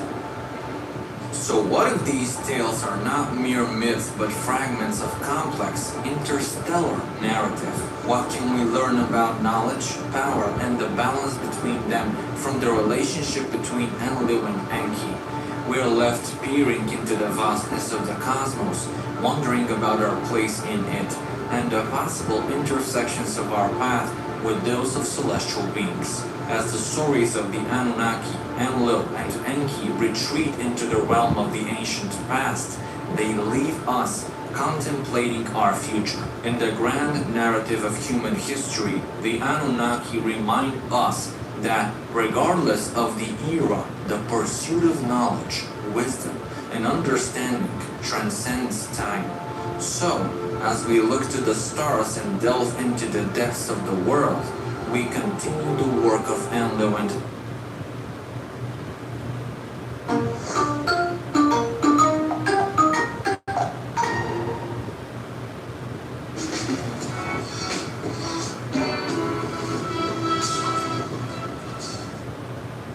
1862, scholars working at the British Museum in London began piecing together a set of broken clay tablets pulled from the ruins of Nineveh.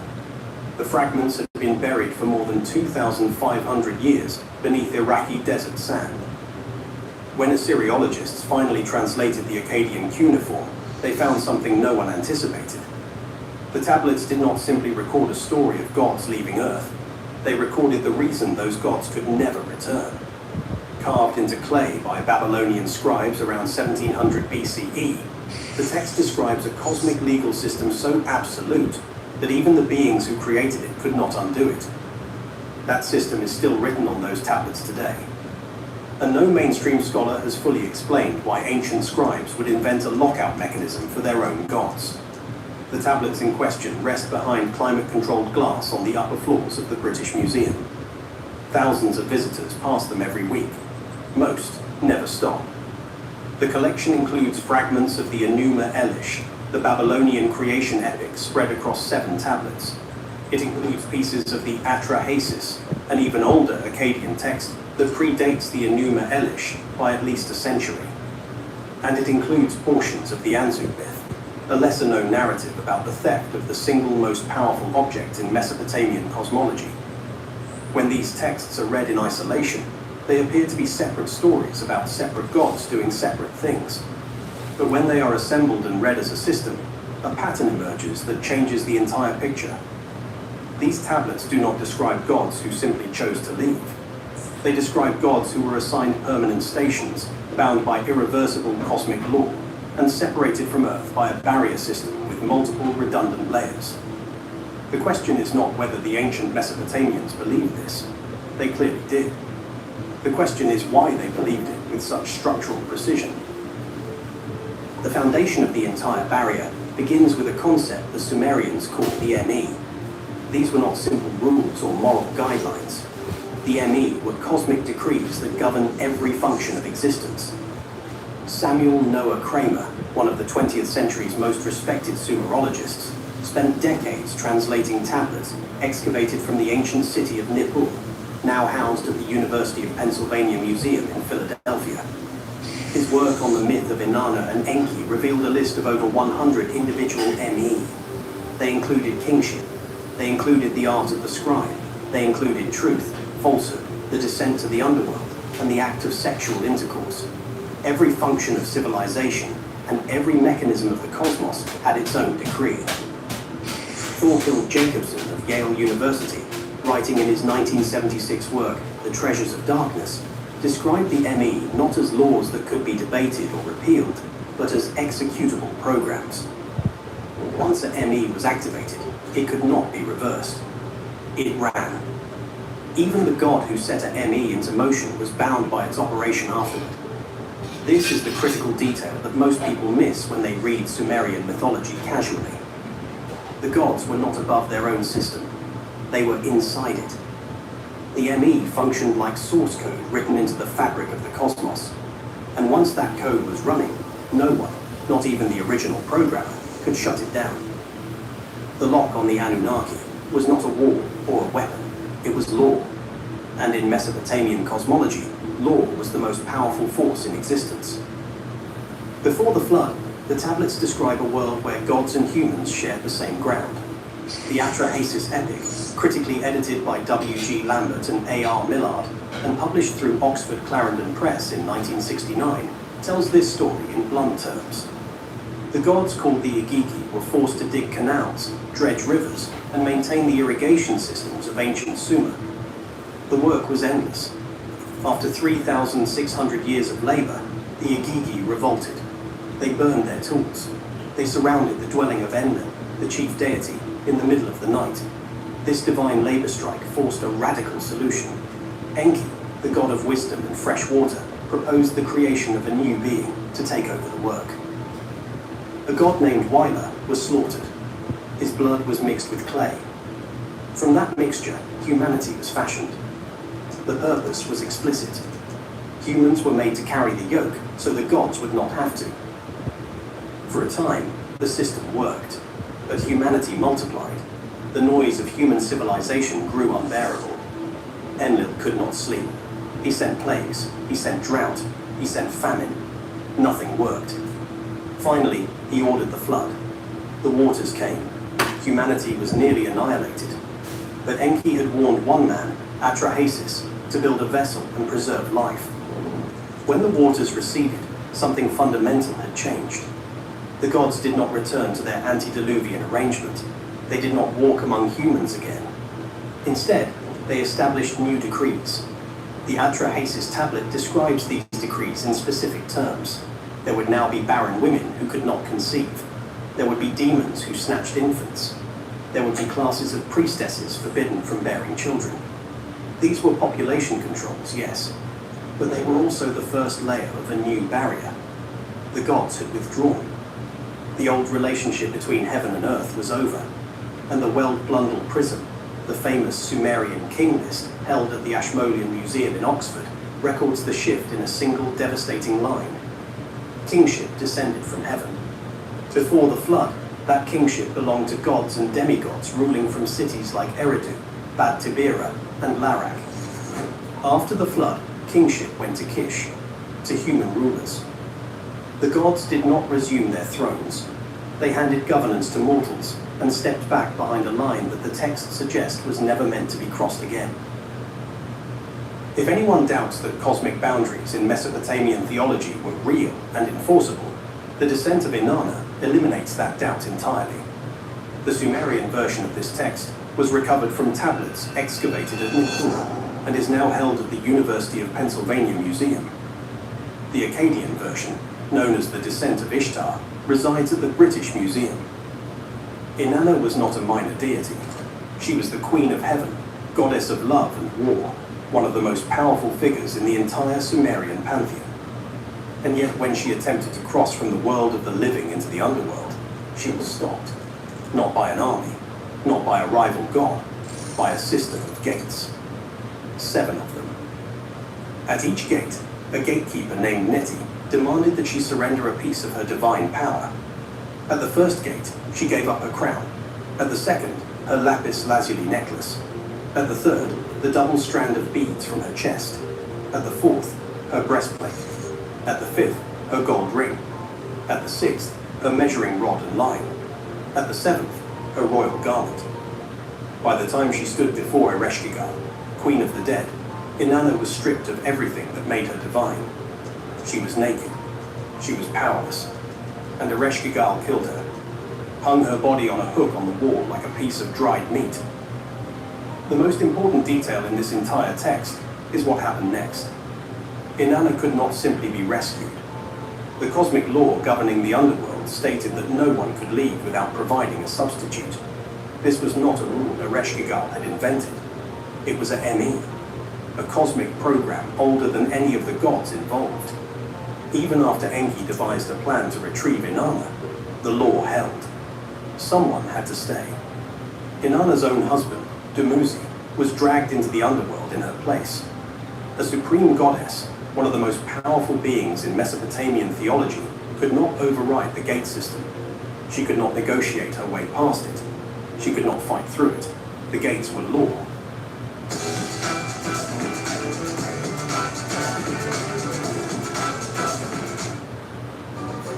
Your gut is more balanced and resilient thanks to Flora-Star Probiotics.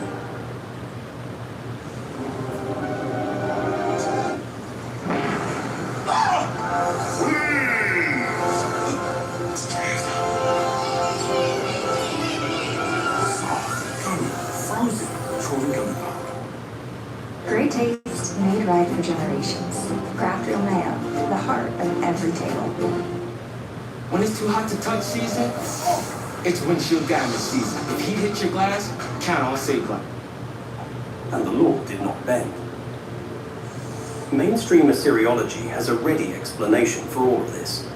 Jean Botero, writing in his 2001 work Religion in Ancient Mesopotamia, published through the University of Chicago Press, treats the ME and the cosmic barrier structure as theological metaphor. The assignment of divine stations is political propaganda designed to elevate Marduk and justify Babylon's imperial dominance. The 7 gates of the underworld represent initiation rites or agricultural cycles, not actual cosmic infrastructure.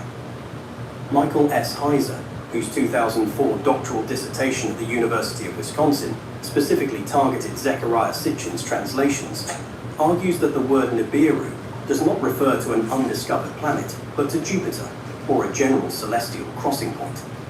In Heiser's view, the cosmic barrier is a story, not a mechanism. These positions are held by credentialed scholars with decades of field experience. They deserve serious consideration, but they do not address every detail. The detail they struggle with most is the Tablet of Destinies. This object appears across multiple independent Mesopotamian texts as the single most powerful artifact in the cosmos. In the Anzu myth, preserved on tablets held at the Louvre in Paris and the British Museum in London, and translated by Stephanie Daly of Oxford, the stormbird Anzu steals the Tablet of Destinies from Enlil while the chief god is bathing. The moment the tablet leaves Enlil's hands, the entire cosmos freezes. Daly's translation describes how the divine functions ceased. The cosmic programs stopped running. Nothing worked. The gods sent warrior after warrior to recover the tablet. Each one failed. Only Ninurta, the war god, managed to defeat Anzu and return the tablet to divine authority. In the Enuma Elish, the same object appears again. Tiamat gives the Tablet of Destinies to her general Kingu before the Great War. When Marduk defeats Tiamat and captures Kingu, he seizes the tablet for himself. He does not share it. He does not return it to the assembly. He takes sole possession of the one object that controls the operating system of the cosmos. Whoever holds the Tablet of Destinies controls the assignment of stations, the function of the ME, and the passage between cosmic realms. After Marduk took the tablet, he assigned 300 Anunnaki to heaven and 300 to the underworld. This was not a suggestion. It was a decree issued by the holder of ultimate cosmic authority. To reverse those assignments would require the tablet. To alter the ME would require the tablet. To reopen the gates between heaven and earth would require the tablet. And the tablet, according to every surviving text, remained in Marduk's sole possession. The lock was not just legal, it was centralized. One key, one holder, and no record of that key ever being surrendered. There is one more element that deepens this picture to an almost uncomfortable degree. The ancient city of Nippur, located in what is now Diwania province in southern Iraq, was known by a Sumerian title that translates to Bond of Heaven and Earth. Elio Oppenheim, writing in his 1964 landmark work, Ancient Mesopotamia, published by the University of Chicago Press, describes how Mesopotamian cosmology treated specific physical locations as connection points between realms. The great temple Erkur at Nippur was not merely a place of worship. It was understood as the literal junction where heaven met the terrestrial world.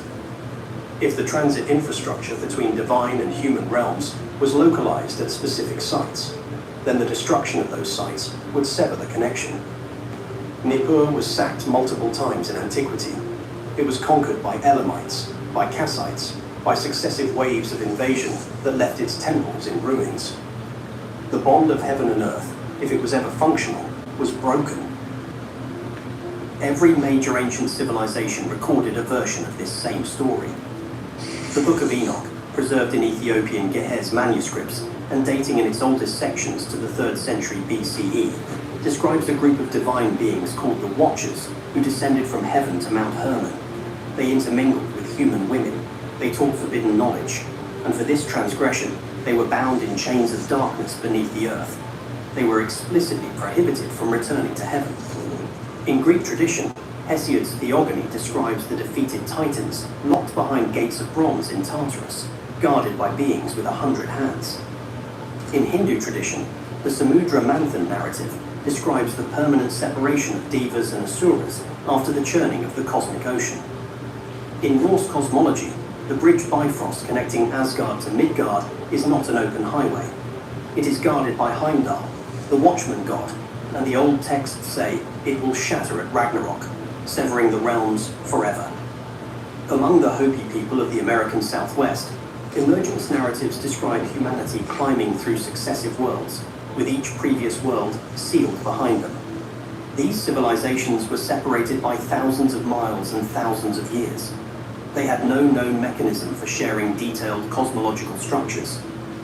And yet every single one of them recorded the same pattern. A time when divine beings walked the earth, a transgression or a catastrophe, and then a permanent barrier that sealed the boundary between worlds. Zecharia Sitchin, writing in The 12th Planet in 1976, offered a different reading of the Anunnaki departure. In his framework, the barrier was not legal or cosmological, but orbital. The Anunnaki came from a planet called Nibiru on a 3,600-year elliptical orbit. They could only travel between worlds when Nibiru approached its closest point to the Sun. When the orbit carried Nibiru back into deep space, transit became impossible. The barrier in Sitchin's reading was physics, not law. But the cuneiform evidence assembled across the Atrahasis, the Enuma Elish, the descent of Inanna, and the Anzu myth does not describe a temporary interruption governed by celestial mechanics. It describes irreversible decrees, permanent assignments, gates that bind even supreme deities. The ME do not pause when a planet recedes. They run continuously. The Tablet of Destinies does not reset on an orbital schedule. It remains in the hands of whoever seized it. Sitchin's framework explains why the Anunnaki might be absent. The tablets explain why they cannot come back. After the flood, the temples of Sumer continued to operate. Priests performed the daily rituals. They prepared food offerings and placed them before statues of the gods. They burned incense. They recited prayers. But Leo Oppenheim described a crucial shift in how contact between humans and the divine actually functioned in the post-flood era. The gods no longer appeared. They no longer walked among their worshippers. Instead, they communicated through omens, through the patterns of oil on water, through the cracks in a sheep's liver held up by a divination priest in a temple courtyard, through dreams that required professional interpreters to decode.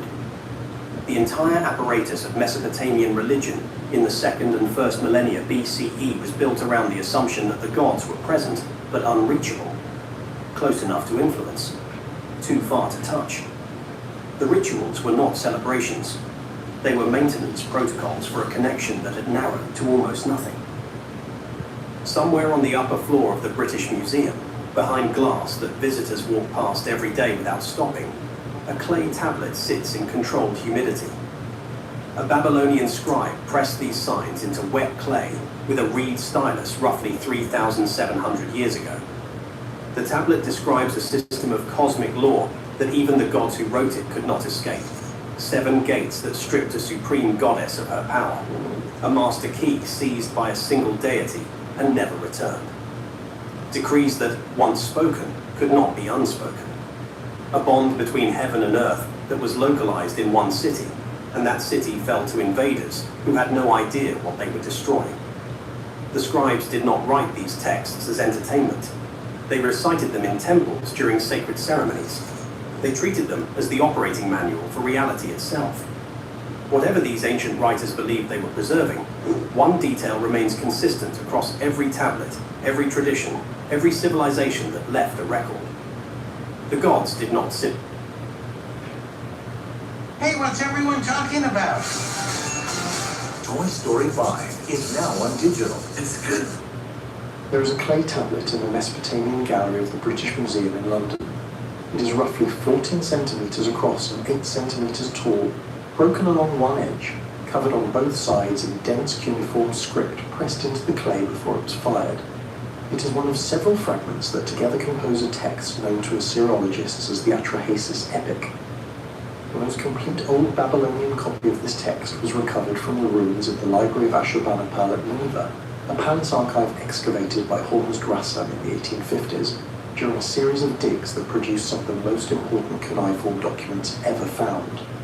The physical tablet dates to approximately the 7th century BCE, but the narrative it preserves, copied and recopied across centuries by Mesopotamian scribes, traces to old Babylonian originals from approximately 1700 BCE, and likely to even older Sumerian sources from the 3rd millennium BCE. The text on this tablet tells the story of a god named Enki, and the story it tells, when read closely, and without the assumption that it is only metaphor, does not describe what most popular summaries claim it describes. The standard version says Enki defied his brother Enlil. That is not what the tablet says. What the tablet describes is something older, something structural, something that implicates not a sibling rivalry but a system. And what Enki was running from was not a person, it was a verdict. The Atrahasis epic survives across multiple tablet fragments held in the British Museum and in the Yale Babylonian collection. The principal Old Babylonian recension, the version scholars consider closest to the original composition, was copied by a scribe who identified himself by name. His name was Ku'aya, and he worked during the reign of King Anisaduqa of Babylon, approximately 1646 to 1626 BCE. The text runs to roughly 1,200 lines across 3 tablets. Its opening is one of the most famous in all of ancient literature. It begins not with creation, not with the cosmos, not with the stars. It begins with labor. The junior gods, the Agigi, are digging canals, dredging riverbeds, hauling clay, carrying the physical burden of maintaining the infrastructure of the world. The senior gods, the Anunnaki, sit in assembly and administer. The division is explicit and hierarchical. The Agigi work, the Anunnaki rule. Above them all sits Anu, the father, the final authority. The Agigi revolt. They burn their tools. They surround the dwelling of Enlil at night. And it is at this moment, at the point of institutional crisis, that Enki proposes his solution. Create a new being. Use clay. Mix it with the blood of a slaughtered god. Transfer the labor to this new creature. That creature is humanity. This is the conventional narrative. It is accurate as far as it goes, but it does not go far enough. Because the question the text raises, the question that has not been answered seriously by mainstream scholarship, is not about creation. It is about authority. Specifically, the question is this. When Enki later defies the decision to destroy humanity with a flood, the text does not describe him defying Enlil alone. The text describes him defying a sworn oath taken by the entire divine assembly, an oath administered by Anu, the highest ranking figure in the pantheon. The oath is collective. The punishment for breaking it is collective. And what Enki does, according to the tablet, is not simply disagree with his brother. He circumvents the sworn verdict of every god in the council, including the one who sits above them all. That distinction between a brotherly quarrel and a violation of divine law is the subject of this video. It changes everything about how we read Enki's role in the Sumerian record, and it has not been refuted. If you find that the standard accounts of these tablets have been incomplete, if you suspect the texts themselves contain structures and hierarchies that the popular summaries leave out, this channel exists to examine exactly those gaps. Subscribe only if that is the kind of question you have been looking for. The rest of us continue. The mainstream scholarly reading of the Atrahasis epic is well established and well documented. A critical edition was published in 1969 by Wilfred G. Lambert and Alan R. Millard, both of them Assyriologists of the first rank, under the title Atrahasis, the Babylonian Story of the Flood. Lambert spent his career at the University of Birmingham and later at the University of Toronto, and is considered one of the foremost authorities on Babylonian literary and religious texts. Millard worked at the University of Liverpool and contributed extensively to the study of cuneiform documents. Their edition remains the standard scholarly reference for the Atrahasis text.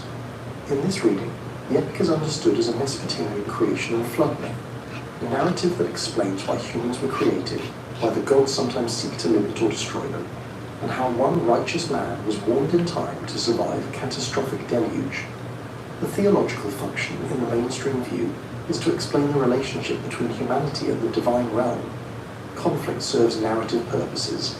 Enlil represents cosmic order, the authority of the pantheon, the principle of hierarchical control. Enki represents cunning, creativity, and a willingness to subvert established order when it serves his purposes. Stephanie Daly, the Oxford Assyriologist and translator whose edition Myths from Mesopotamia remains one of the most widely used English language anthologies of these texts, frames the Atrahasis as belonging to a genre of Mesopotamian wisdom literature, texts that use divine narratives to explore questions about human fate, mortality, and the limits of human power. Samuel Noah Kramer, the pioneering Sumerologist who spent decades at the University of Pennsylvania translating, cataloguing, and interpreting Sumerian literary tablets, treated the Enki-Enlil dynamic as a recurring motif across the entire Sumerian literary corpus. A stable literary opposition between two cosmic forces that appears in text after text, with local variations but a consistent underlying structure. A. Leo Oppenheim, the Austrian-born Assyriologist who worked at the Oriental Institute in Chicago and published the influential study Ancient Mesopotamia, Portrait of a Dead Civilization, approached the divine assembly motif as a reflection of Mesopotamian political structures, human assemblies projected onto the divine plane. In this framework, there is no need to ask who Enki was running from, because no one was literally running from anyone. The text is myth. The conflict is symbolic. The assembly is a literary convention, and the oath is a narrative device designed to raise the dramatic stakes of the flood story. The method by which this framework is maintained is worth noting. Introductory textbooks on Mesopotamian civilization, the books assigned to undergraduates in ancient history and archaeology programs, consistently present the atrahasis within the creation myth category. The flood is covered. The creation of humanity from clay and divine blood is covered. The Enki-Enlil rivalry is covered as a narrative motif, but the assembly structure, the procedures, the voting, the oath administration, the post-crisis restructuring is typically summarized in a single sentence or omitted entirely. Students who encounter the atrahasis for the first time in these courses receive a version of the text that has already been filtered through the mythological genre lens. The institutional features are pre-removed. The students then go on to graduate study, where they encounter Lambert and Willard's translation and can read the assembly passages for themselves. And by that point, the interpretive framework is already in place.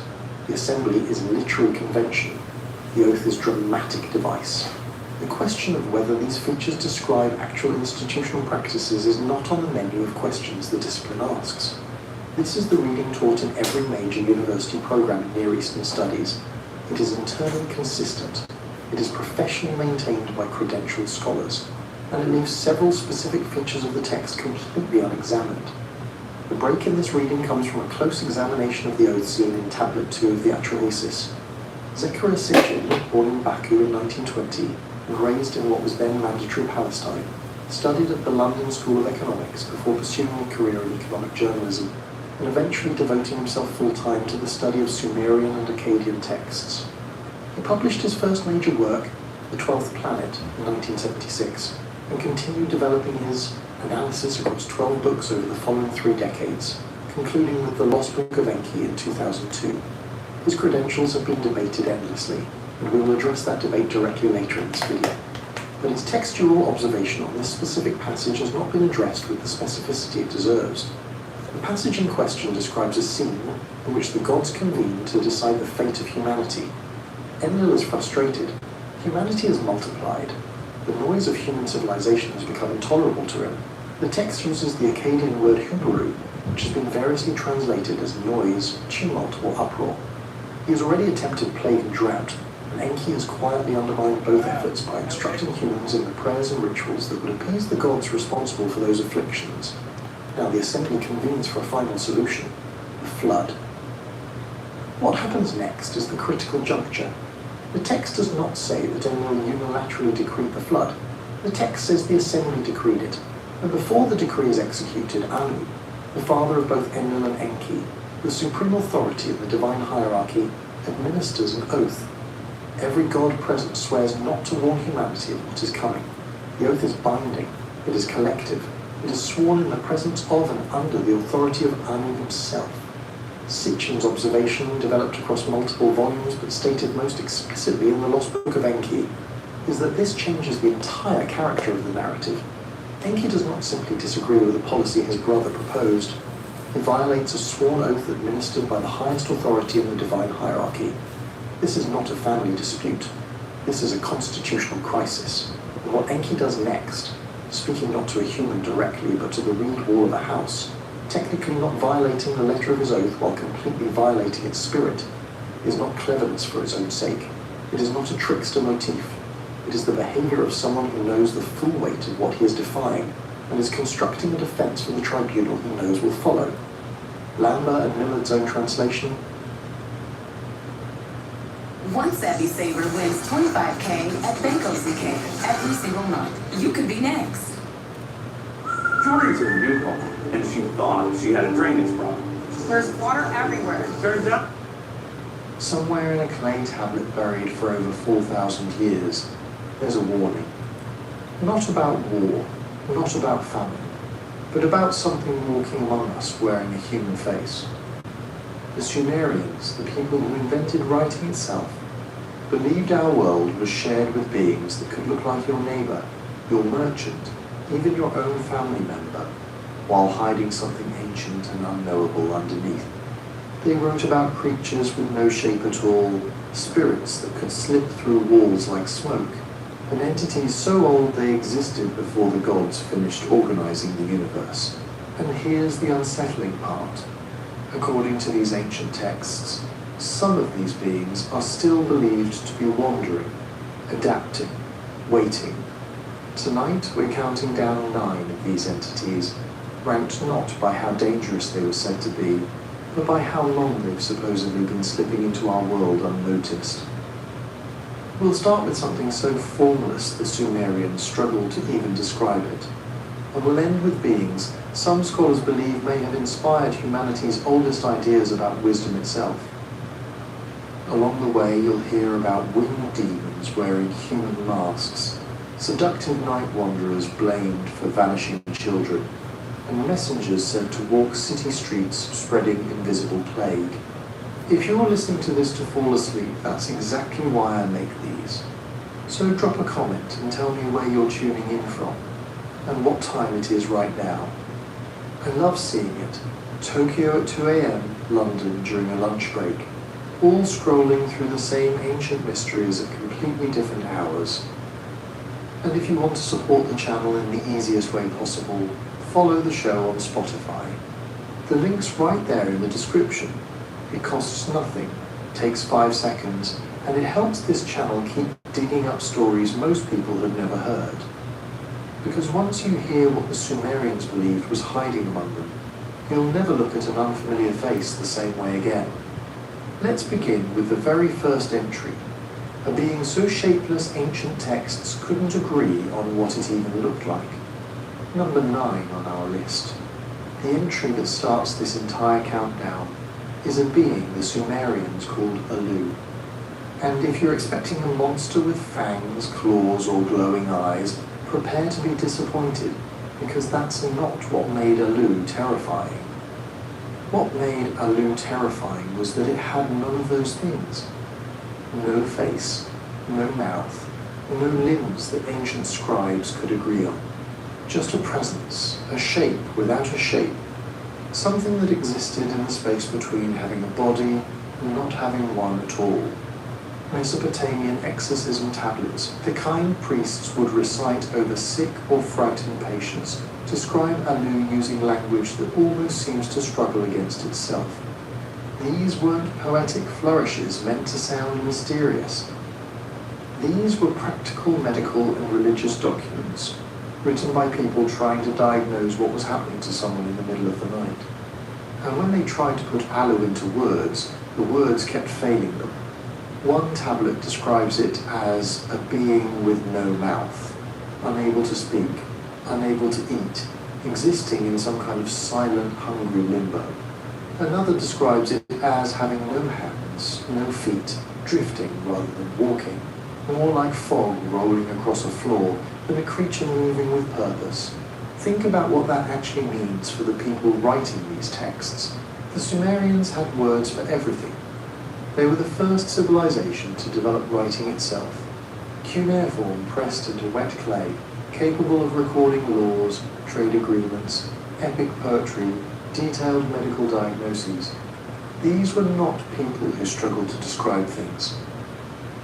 And yet, when it came to Alu, their vocabulary seems to break down. That's not a coincidence. That's a clue. It suggests they were trying to describe something that didn't fit into the categories their language was built for. Not animal, not human, not even fully in spirit in the way other entities were understood.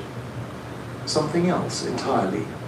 Some tablets go further, describing Alu as formless in the most literal sense, a being without a fixed shape at all, capable of existing as almost nothing, a shadow, a disturbance in the air, a presence you'd feel before you'd ever see.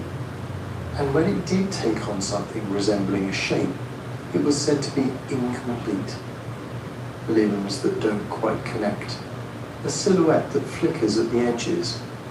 Imagine trying to focus on something in your peripheral vision, and every time you turn to look at it directly, it's already changed, already gone soft around the edges again.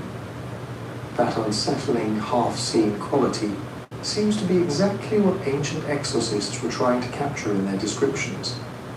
Why would a civilization go to such lengths to document something so vague?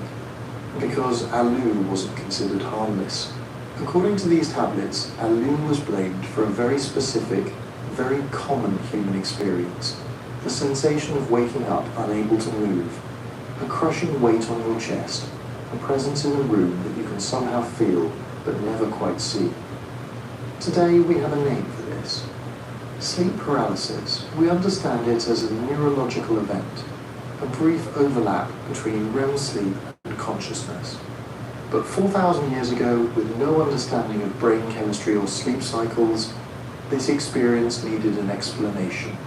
And the explanation the Sumerians settled on was Alu, a faceless, limbless demon that could somehow still smother you in your sleep, pressing down with a weight that had no hands to press with. This is what makes Alu such a fascinating starting point for our list. Unlike gods with elaborate myths and detailed appearances, unlike demons with clear domains like disease or death, Alu exists almost entirely in the space of description itself. The horror isn't in what it does, though what it does is terrifying enough. The horror is in the fact that no one could quite say what it was. Ancient priests writing these exorcism tablets seem almost frustrated, reaching for comparisons and coming up short every time. It's like trying to describe the taste of water or the shape of silence. You know something is there. You can feel its effects. But putting it into words pushes language to its absolute limit. And that's exactly why Alu earns its place as the 9th entry on this list. Not because it's the most powerful, not because it's the most feared, but because it represents something the Sumerians believed could exist right alongside us. Formless, faceless, and almost impossible to define, yet somehow still capable of finding its way into ordinary bedrooms in the middle of the night. But faceless and limbless is only where this story begins. Because according to Mesopotamian tradition, there was one moment when Alu stopped being a vague, drifting presence and became something much more intimate, your own shadow. One strand of later incantations and commentaries hints that Alu didn't just wander the night like some free-floating cloud of dread. It was said to cling, to follow, to attach itself to individuals and households by taking on the least questioned shape in the human world. The dark outline that moves when you move and vanishes when the light goes out. Think about how clever that is as a piece of myth-making. In a city lit by oil lamps and moonlight, shadows were everywhere and meant almost nothing. They were just the automatic side effect of having a body near a flame. If you were a priest trying to explain why someone's nights had suddenly turned terrifying, why their sleep had become a battleground, saying, a demon is in your house is one thing, saying it comes in as your shadow is another level entirely. That means there is no safe distance. The intruder doesn't need a door or a window. It arrives whenever you step into the light.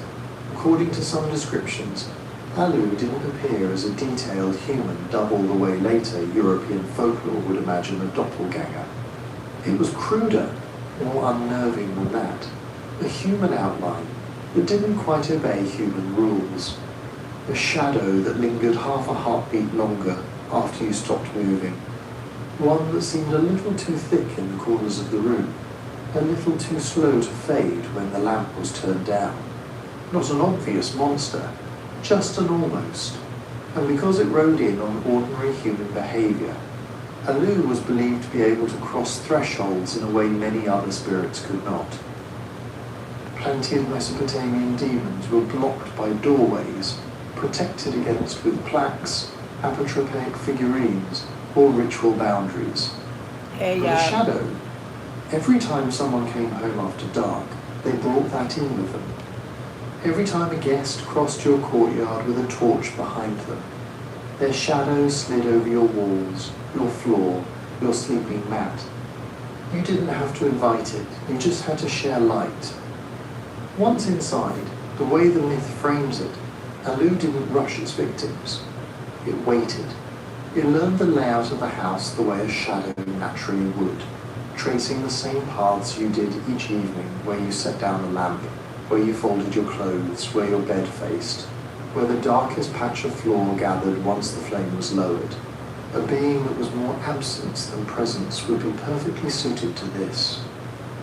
It would simply occupy the parts of the room your eyes never quite focused on.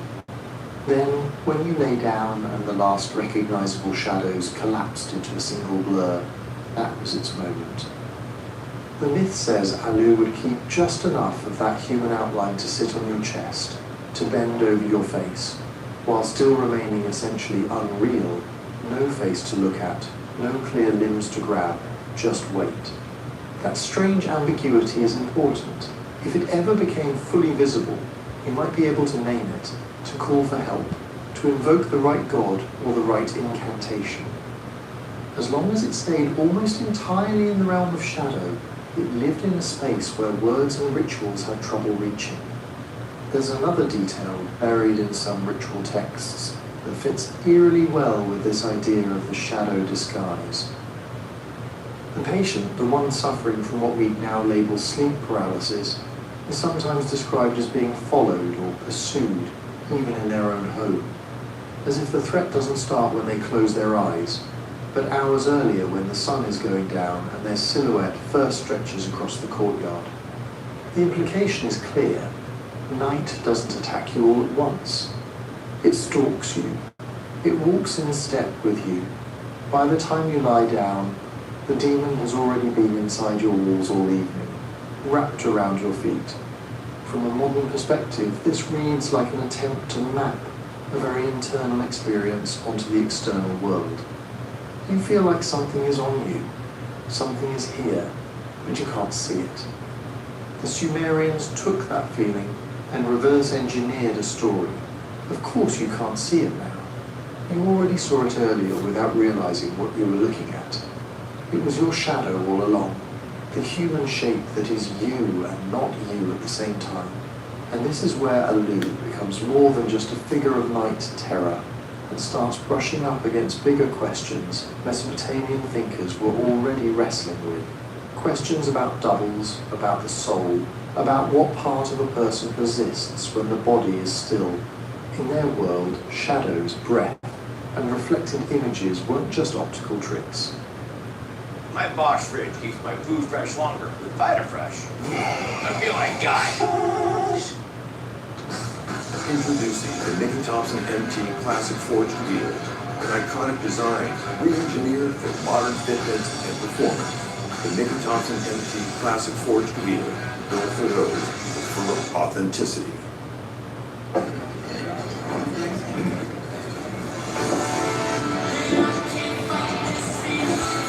The Democrats are trying to take over Texas because I am advancing transformative policies the Democrats are. They were potential gateways, mirrors of the self that something else could step into and wear. In Alu's case, that meant the most ordinary, taken, for granted part of your daily experience could, under the right conditions, become a mask for something entirely other. You didn't need a haunted ruin or a cursed object. You just needed nightfall, a flickering light source, and a human being tired enough to lie down and close their eyes. But if a demon could use your shadow as a disguise just to get into the room, the next step in these traditions was even more invasive and much harder to defend against. Because according to later Babylonian and Assyrian sources, Alu wasn't always content to stay on the outside of the body. It was said to slip inside, Some late incantations don't just talk about a presence upon the sleeper, but a presence within them. Not in the sense of full-on possession, that role belonged to other, louder demons, but in a quieter, more insidious way. Alu was believed to nest in the borderlands of consciousness itself, not taking over your speech the way some spirits were said to do, not driving you to violent outbursts, but hollowing out your nights, turning sleep into a place where you weren't entirely alone anymore. The symptom list is telling. The afflicted person is described as sleepless, yet exhausted, eyes open but not seeing, ears hearing but not understanding. They sit or lie in the house like a body that's only half occupied. According to some ritual descriptions, their voice is weak, their words disjointed, as if something in them is pressing down on the act of expression itself. For a demon that was originally defined by having no mouth, no eyes, no ears, this is a dark kind of poetic justice. It doesn't gain senses of its own, it simply interferes with yours. And this is where Alu starts to show its age. Compared to the vast cosmic deities of the oldest Sumerian hymns, the sky gods, the storm gods, the lord of the deep, Alu looks strangely specific. It's not dictating kingship. It's not raising mountains or flooding rivers. It's wrecking one person's ability to sleep, think, and function. In Mesopotamian scholarship, that's one of the reasons it's often framed as a relatively recent arrival in the demonological lineup. Not recent in the sense of a new horror movie, but recent compared to beings that were already ancient by the time writing was invented. Those earliest texts mostly orbit the big forces: grain, rainfall, royal power, the order of the cosmos. As time goes on, you start seeing more detailed diagnostic lists, more exorcism manuals, more attention to the inner life of individuals. The pantheon doesn't just sit up in the sky, it starts moving into bedrooms, into guts, into dreams. Alu belongs to that later, more clinical phase. It's the kind of spirit you get when a culture has had centuries to think about what happens inside the human mind at night, and to catalogue exactly how that can go wrong. That shift shows up in the language, in some of the Akkadian and later Assyrian material where Alu is mentioned. It's not surrounded by epic poetry, it's surrounded by case notes. If a man, the tablets begin, followed by a list of symptoms. The exorcist isn't just invoking gods at random, he's working through a kind of supernatural differential diagnosis. Is the patient seeing things, hearing voices, frozen in their sleep? The answer to those questions determines which demon is to blame and which ritual is prescribed. Alu fits neatly into this system as the formless night suffocator. The one you blame when the body is pinned, the senses are dulled, and terror arrives wordlessly. The cataloguing itself hints at why Alu seems younger than the great primordial gods. You don't invent a meticulous taxonomy of spirits on day one of civilization. You do that after generations of archives, temple schools, and priestly debate. By the time Alu appears as a named figure in these tablets, Mesopotamian scholars had already been treating disease, recording omens, and arguing about which god governed what for centuries. Alu is a product of that intellectual ecosystem, a refined answer to a very particular question. What name do we give to the thing that sits on the chest of the sleeper and won't let them cry out? And yet, for something that grew out of scribal culture and ritual handbooks, Alu never quite lost its primal edge. Even in its most technical descriptions, you can still hear an echo of something older and more visceral. The shapeless fear in the dark, the sense that your own body has become unreliable territory. That tension between a late, almost medical way of talking and an ancient gut-level dread is what makes it feel so disturbingly familiar. Because in a strange way, Alu's relative newness on the mythological timeline is exactly what lets it bridge the gap between their world and ours. The Sumerians and Babylonians were already doing something very modern. taking a private internal state and externalizing it as a named, categorized entity. When they said Alu has seized him, they were giving shape to sensations that science would only start to explain tens of centuries later. So when you think about this mouthless, faceless thing that seeps in as your shadow, sits on your chest, and steals your words, you're not just looking at a random demon from an old tablet. You're seeing one of the first attempts to write down the terror of being trapped in your own body at night, and in the long ranking of beings that were said to walk among humans, that makes Alu both relatively late to the cosmic party and eerily close to the world we still inhabit every time we turn off the light. 2. Pazuzu, the wind demon who wore a human mask, if Alu was the suffocating presence inside the bedroom. Pazuzu was the wind that rattled the shutters and tested the walls. By the time he shows up clearly in our sources, we're no longer in the earliest Sumerian world of mud-brick city-states and simple storm gods. We're in the later Babylonian and Assyrian periods, when scribes have been copying and recopying myths for 1,000 years, and the old Sumerian spirits have been layered over, renamed and reinterpreted so many times that some of them were almost unrecognizable. Pazuzu is one of those. He's usually called a Babylonian or Assyrian demon, but if you trace the lines back, he looks like an heir to much older Sumerian winged beings, those half-personified gusts and dust storms that show up around the edges of the earliest myths. The Sumerians had a habit of treating wind as something more than weather. The hot, desiccating south wind, the sudden dust squall, the storm that carried disease and locusts, these weren't just atmospheric events. They were agents, forces with temperaments, moods, sometimes even names. Over centuries, those nameless or half-named forces hardened into personalities. The storm wasn't just it anymore. It was a he, the shrieking wind that tore roofs off houses and drove sand into eyes, started to look like a being with intentions. In some of the older material, you can still see the diffuse ancestry, talk of evil winds, sons of the wind, spirits that ride on the air and slip in through cracks. No horns, no lion face, no composite monster, just motion, invisible and dangerous. Pazuzu is what happens when that vague threat gets given a proper dossier. By the first millennium BCE, he's described as King of the Evil Winged Demons, a title that only makes sense if there was already a long-standing belief in lesser wind spirits for him to rule over. His name itself is probably not Sumerian in origin, but the job description is. He inherits the portfolio of the older, more amorphous wind powers, bringing hot desert winds from the west, spreading disease, riding on the air before a storm. He's said to blow from the mountains or the wasteland, the liminal spaces beyond the cultivated fields where, in Mesopotamian thought, untamed forces always seem to live. But something subtle has shifted compared to those ancient Sumerian winds. Those earliest wind beings barely had outlines. They were still half weather report, half omen.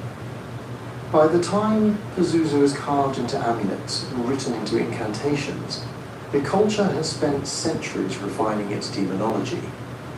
Just as Alu grew out of an increasingly clinical interest in the inner life, Pazuzu grows out of an increasingly detailed concern with how the outside world assaults the home. Drought, plague, the hot wind that sucks the moisture out of everything it touches. That's why later texts can talk about him in such specific terms. He's not a bad wind, he's the one who commands them, the one who can be named and invoked and bargained with. And, crucially for our theme, he's not confined to the sky. Pazuzu is said to travel, to go on the road, to cross thresholds. The wind demon stops being just an invisible force out there and starts being imagined as a presence that can step into human space, into streets, into doorways, into rooms. Once you've done that, once you've pulled the storm down out of the clouds and given it a body that can cross a threshold, It's a short step to imagining what it might look like if it decided to walk among people not as a howling gust, but as something disturbingly close to human. And that's where the amulets come in. If you've only ever seen Pazuzu in horror movies, you probably picture that contorted hybrid monster. Dog or lion face, bulging eyes, scorpion tail, bird talons, wings flared, genitals exposed, posture twisted like he's halfway between a crouch and a pounce. The real First Millennium amulets absolutely show that. But they also show something else that doesn't get talked about as much. Under all the monstrous details, he's standing like a man. Legs braced, feet planted forward, arms at his sides or slightly lifted. Not coiled like an animal about to spring, not slithering like a serpent. He's upright, frontal, occupying space, the way a human would stand in the doorway. It's a weird hybrid, the silhouette of a person with the anatomy of a composite creature layered on top. And these weren't just random bits of art. They were functional objects, made to live in houses and on bodies. Archaeologists keep finding small Pazuzu heads and full-figure plaques in very domestic contexts, near thresholds, in corners, among personal belongings. Some were pierced to be worn on a cord, others had flat backs meant to be pressed into mud brick or hung on a peg. The texts that mention them are pretty clear about what they were for. You invoked Pazuzu to keep other things out, especially one thing, Lamashtu, the child-killing demoness. Incantations set them up as enemies. One line has Pazuzu chasing her away, another has him driving her back to the desert. To do that, he has to be imagined not just as wind, but as a presence that can enter the same rooms she does, stand where she stands, block the same doorways. So the amulet doesn't just show a random demon pose. It shows the posture of a guard. In some examples, his wings are folded tight against his back, not spread like he's about to fly off, but tucked in like he's settled in for a long watch. His claws rest flat. The tension is vertical, not explosive. It's the stance of something that has decided to inhabit your space, to plant itself between you and whatever is outside. When people in first millennium Mesopotamia hung that figure over a bed, or wore his tiny head around their neck, they weren't inviting a storm into their house. They were recruiting the storm to stand on their side. The amulet is both a signal and a legal document in miniature. It says, this house has a contract with the King of the Winds. Any other wandering force has to get through him first. And again, there's that almost human outline doing quiet work in the background. A purely bestial shape might guard a threshold, but a roughly human stance implies something else, recognition. The idea that this being can face you, listen, maybe even receive a command. The incantations talk to him in the second person. You, Pazuzu, son of Hunpa, as if he's in the room. The art reinforces that. He doesn't just loom, he confronts, like another person participating in the household's defenses. Seen that way, the disguise isn't a perfect mask that makes him indistinguishable from a human. It's a narrowing of distance. The more human his pose becomes, the more plausible it is to imagine him stepping fully into a human role. A watchman, a guardian, a kind of supernatural neighbor who's agreed for a price to stand in the wind's place. Once you've gotten used to that idea, that a storm spirit can adopt a human-like posture to protect your house, it becomes much easier to imagine him taking one more step.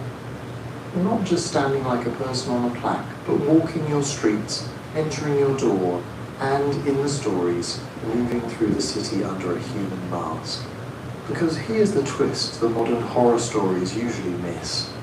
Pazuzu isn't sneaking in wearing a human mask so he can corrupt you. National Geographic and Disney present the story of a curse. It could be king.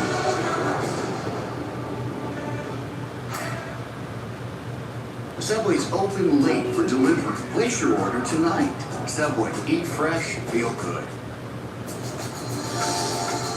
Herbal essences, scent of your dreams. So I finally went to Allstate.com. It was so easy to switch. When facing gynecologic cancer, you want expert care that fits your life. At UTMD. He's sneaking in so he can scare off something worse. In a lot of Mesopotamian material, disguise is a predator's trick. Gods and demons put on human shapes to seduce, deceive, or test people. When Inanna changes her appearance, when Ishtar looks like a lover, when trickster spirits take on the face of a stranger at the gate, it's usually a setup. The human form is bait. With Pazuzu, the logic flips.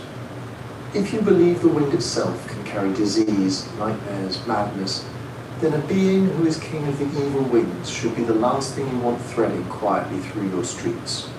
But the texts that name him, and the amulets that show him, suggest people were doing something more complicated than just fearing him. They were recruiting him as a specialist. The Mashtu targets women in childbirth and newborns. She slips in during liminal hours when nobody is fully awake, when the line between dream and waking is thin. In that situation, a roaring, invisible storm outside your walls doesn't help you much. You need something that can go where she goes, into rooms, into beds, into that half-lit borderland where people are too exhausted or frightened to tell vision from visitation. So, according to later magical tradition, Pazuzu does exactly that. He doesn't stay out in the open desert, raging over caravans and city walls. He contracts himself to an individual house, a particular family. He lowers his profile. He takes on the ability to stand where a man would stand, to move the way a man would move. In some incantations, he even comes when called like a person bound by oath. It's still a disguise, but it's a tactical one. Not to fool humans, but to intercept another predator at point-blank range. Imagine how that must have felt if you believed it. The very thing that howls outside your window on stormy nights is also in miniature, sitting by the window frame watching. The same composite monster you see on the amulet is, in the story world, walking in your corridor in a shape close enough to human that he can occupy the role of a guard, a friend of the house, a bouncer at the threshold of reality. The terror is not removed, it's domesticated, placed on your payroll. That's the irony at the heart of Pazuzu's human mask. The more successfully he passes as almost human, the safer you are. The less distance there is between you and him, the more effective the protection. A demon that stays utterly other can't be negotiated with. A demon that can be spoken to, pictured, carved, worn, and imagined as moving through your rooms like another person can be hired. And there's another layer of strangeness. By making him walk and stand like a human, people were also making him answerable, at least in theory, to human rules. You could carve legal language around his image. You could name him in contracts of protection. And you could threaten him with higher gods if he failed to do his job. The disguise that makes him fit in also makes him, in a sense, accountable. So when later stories imagine Pazuzu under a full human mask, sitting in a doorway, wandering a market, slipping silently into a birth chamber, they're extending a logic that was already there in the ritual objects. The wind demon doesn't put on humanity to infiltrate us from the outside. He puts it on because humans have pulled him inside and demanded that he stand watch.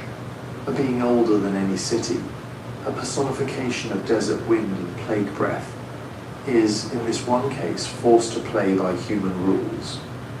Not because he's become good, exactly, but because people, desperate to survive in a world full of unseen dangers, learned how to make even the storm itself sign on as night shift security. And that pattern of turning something terrifying into something bound, masked and half-human is going to show up again as we move down the list. Pazuzu might be the most famous example, but he's not the only one. The Sumerians and their successors said have learned to wear our shape. Number 3. Lilitu, the seductive night wanderer. If Pazuzu is the storm you hire as security, Lilitu is what you were afraid of in the first place. Unlike Pazuzu, she doesn't come crashing in with talons and lion claws. In the earliest Sumerian material, she doesn't even start as the fully formed femme fatale later stories make her out to be. She begins as something more abstract, more elemental, a kind of bad wind, a night presence that moves where people sleep and breath turns shallow. Cuneiform scholars argue about the exact boundaries of these words, but you see a pattern. You get terms like Lil, Lulu, Lilitu appearing around the edges of texts that talk about winds, breaths, spirits. Not the clean, refreshing breeze you pray for on a hot day, but the gust that slams your door at midnight and leaves you suddenly shivering. Sumerians lived with wind as a constant reality, dust storms off the desert, chill drafts sneaking through reed mat walls. It made sense for them to imagine that the invisible forces slipping through cracks at night weren't just air. They were personalities. Lilitu is one of those. In some of the earliest references, she isn't yet that woman. She's closer to a category, a type of roaming spirit associated with the night, the desert, a kind of dry air that takes moisture out of your mouth and leaves you coughing. One text might hint at her as she who wanders, another as a howling presence at the city margins. Put them together and you get something like this. When people in early Mesopotamia talked about strange noises on the roof, sudden fear in the dark, the sense of being watched while you slept, Lilitu was one of the names they could pin to that feeling. And like with Pazuzu, wind is the bridge between the physical and the supernatural. For the Sumerians, wind wasn't just weather. It was the perfect metaphor for spirit. It moved but couldn't be seen. It touched you without having a visible body. It could be gentle or sudden or violent, and it always crossed boundaries between rooms, between houses, between city and wilderness. So when they said Lilitu was a wind or night spirit, they were saying she belonged to that in-between space. Not fully outside like a wild animal, not fully inside like a neighbor. She's the draft that shouldn't be there, the rustling that doesn't match any known source. Some of the earliest incantations that seem to echo her presence are basically attempts to shut that draft out. You get formulae that ask gods to drive away the little spirit from the house, to seal the doors and windows against whatever rides on the night air. The wording suggests people weren't picturing a single monster banging on the gate. They were worried about a formless visitor slipping in with every breath of wind, finding the one unprotected sleeper. And that's where night comes in. Daytime had its own dangers, heat stroke, raiders, work accidents. It was at night that this whole class of spirits became truly dangerous in the Mesopotamian imagination. Darkness meant you couldn't see who or what shared your room. Sleep meant you couldn't defend yourself. The same wind that cooled your skin also became a highway for things that in their stories were hungry for more than dust. Lilitu in these early layers is less a specific demon lady with a backstory and more a focal point for all those fears. A personification of the way the world changes after sundown, the way the same alley that felt safe an hour ago now feels like a corridor anything could walk down. Over time, scribes and storytellers start to sharpen that blur, to give this wind spirit more edges, more intentions. They start to imagine not just a presence in the air, but a figure who can stand at your doorway, who can move like a person, who can lean close enough that you feel her as well as fear her. And when they do that, when they take a rolling night wind and give it a human outline, Lilitu stops being just something that happens to you in the dark and becomes someone who chooses you. And when she becomes someone who chooses you, That's where the human disguise really starts to matter. Because a gust of wind can scare you, a shadow at the edge of the room can unsettle you, but a beautiful stranger smiling at you in the half-dark, that's a different kind of danger entirely. Mesopotamian texts don't read like modern horror novels. They're not going to say, and then a smoke show demon girl walked into the tavern. What you get instead are deterrents. Warnings embedded in incantations and laments. Lines that say things like, do not go out alone. Do not lie with the stranger. Guard the bed of the young man from the spirit who comes in desire. Scholars looking at these patterns argue that Lily Chu and spirits like her were the narrative behind those rules. Imagine being a young man in a crowded city like or Uruk. The day is noise and dust and negotiations. At night, the streets thin out. The alleys are cooler, quieter. That's when stories say a certain kind of woman might appear. No family, no attendants, no explanation. She knows your name, or acts like she does. She offers comfort or pleasure, or just the feeling that in a world of obligations, someone is finally choosing you. That's Lilichu's camouflage. According to later Mesopotamian demonologies, the Lilith-type spirits don't grab you by the throat in broad daylight. They are said to come by stealth, in sleep, through love, in the embrace. Her human form is not a random choice. It's the most efficient vector. If her original element is air, then sex is the new medium, breath shared, bodies close, boundaries fully dropped. You can see this logic in the way protective rituals are framed. Some of them aren't about keeping out generic evil. They are explicitly about securing the marriage bed, the bridal chamber, the sleeping quarters of young men. May no Lilichu, no maid of the night approach his head, touch his loins, drink his strength. One Akkadian formula paraphrased by scholars runs. Strength here is doing double duty, physical vitality and social future. The idea is that one encounter can drain both. This is where seduction and danger get welded together. The Sumerian and Akkadian worlds cared a lot about lineage, inheritance, the continuation of the household. A man's ability to have children, to work, to participate in ritual, those weren't just personal issues. They were cosmic bookkeeping. So when myths and medical texts talk about wasting, about men whose seed is scattered in the night, or taken by a spirit in dream, Lilitu fits perfectly as the unseen culprit behind the symptom. One tablet might describe a patient who wakes exhausted, claiming a woman came to him in the night.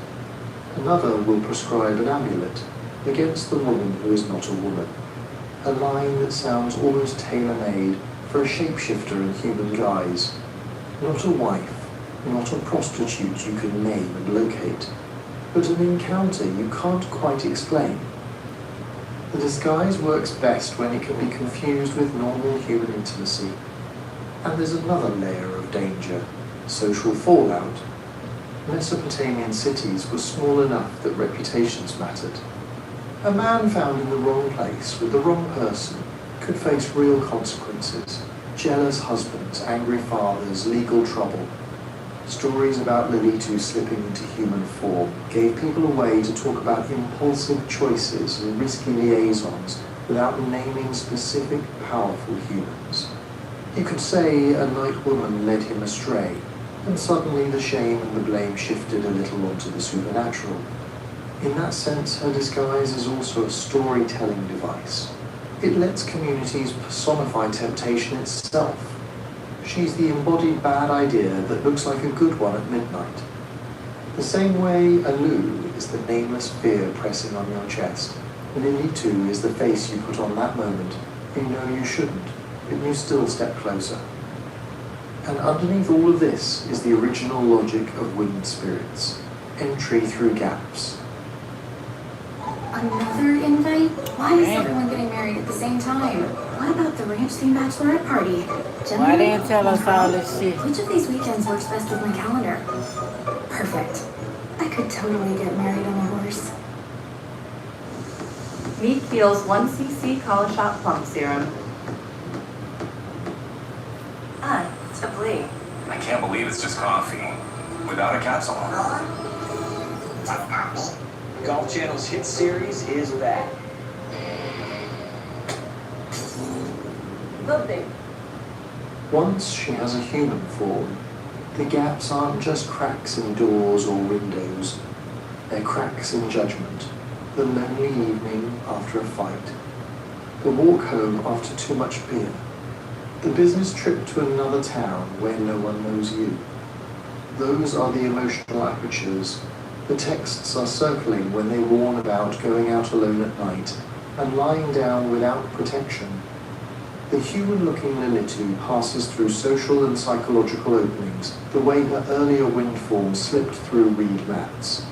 From a mythic systems perspective, she becomes a kind of test. Will you recognize that not every offer of pleasure is safe? Will you know that sometimes the danger doesn't look like a monster? It looks like exactly what you wanted, arriving exactly when you're weakest. Later traditions will make this even more explicit, turning her into a named demoness of erotic entanglement, nocturnal visits, and stolen offspring. But already in these Mesopotamian layers, the template is there. A night being who can look like us, move among us, and weaponize our own desires against us. And when you follow that template forward in time, across cultures and retellings, Lilitu's shadow doesn't just stay in ancient Mesopotamia. It starts to bleed into another figure you might have heard of, one whose name still circulates in occult circles, religious debates, and modern fiction. Lilith. If Lilitu is the local Mesopotamian rumour, Lilith is what happens when that rumour catches a ride on exiled translation and centuries of theological anxiety. The bridge between them isn't always clean. You have scattered references, overlapping names, similar job descriptions. Scribes copying, glossing, misreading. But when you lay the fragments side by side, you can see a migration, the Lilitu, the night-made spirit who comes in desire, slowly hardening into a singular, capital L Lilith. By the time you get to the Hebrew Bible and its commentaries, the world has changed. Empires have risen and fallen. Judean elites have lived under Assyrian and Babylonian rule, heard their myths, their incantations. They would have known the word Lilitu the way we know vampire or succubus as cultural background noise. So when a prophetic text like Isaiah lists night creatures and uses a term that looks a lot like Lilith, many scholars think it's not a coincidence. It sounds like an imported Mesopotamian nightmare dropped into a new language. Then the storytellers get involved in later Jewish tradition, especially the medieval material. Lilith stops being just one more type of harmful spirit and becomes a character with a backstory. Not just a woman of the night, but Adam's first wife, created at the same time and from the same earth. A woman who, according to these retellings, refuses to lie beneath him, refuses to accept automatic subordination, speaks the divine name, and walks out of Eden on her own terms. That's the pivot. In the Mesopotamian frame, Lilitu's disguise is about seduction and depletion. In the Lilith stories, it's still that, but now layered with rebellion, sexuality, and cosmic politics. She's no longer just a demon slipping in through the cracks of a mud brick house. She's the woman who wouldn't stay in her assigned place, recoded as dangerous, precisely because she acts like an equal. And notice what survives from the older template. She still operates at night. She's still linked to vulnerable thresholds, doorways, windows, the edges of beds. In some traditions, she is said to prey on infants, pregnant women and sleeping men, the same zones of life that Mesopotamian spells tried to guard against Lilitu, the bed, the womb, the future of the household.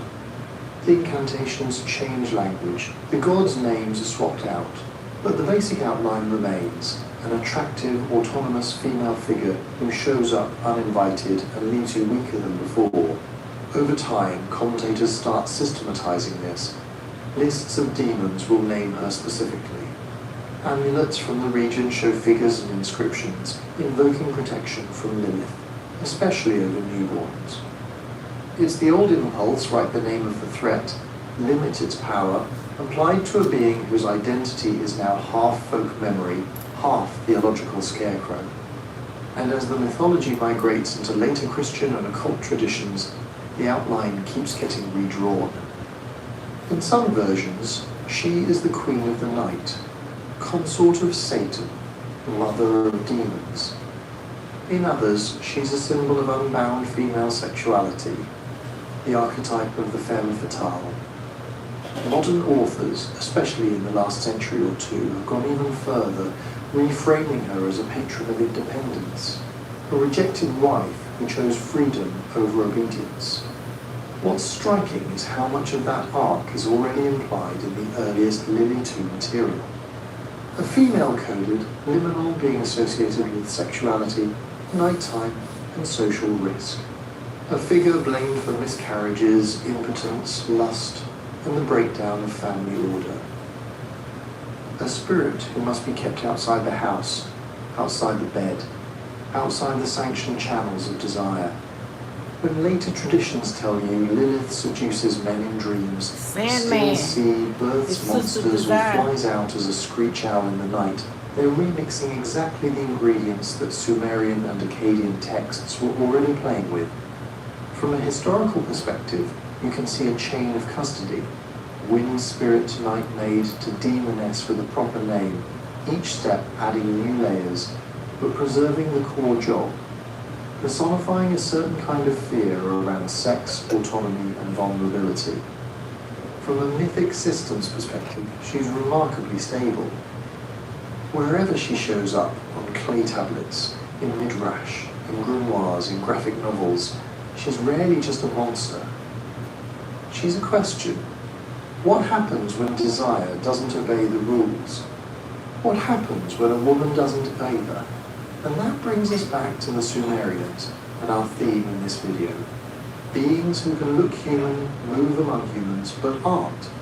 Lilith, in her earliest form, was already doing what later legends would amplify, wearing a face you might trust or want or pity, and then using that access point to rewrite the script of your life.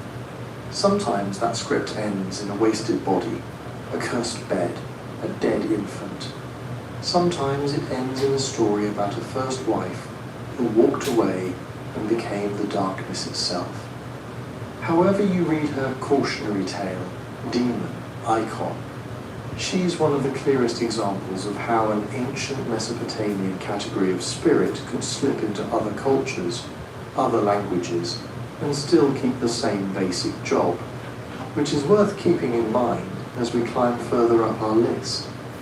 Because Lilith isn't the only being the Sumerians described that seems to have left fingerprints on later myths, religions, and maybe, depending on how seriously you take these stories, on the people sitting next to you right now.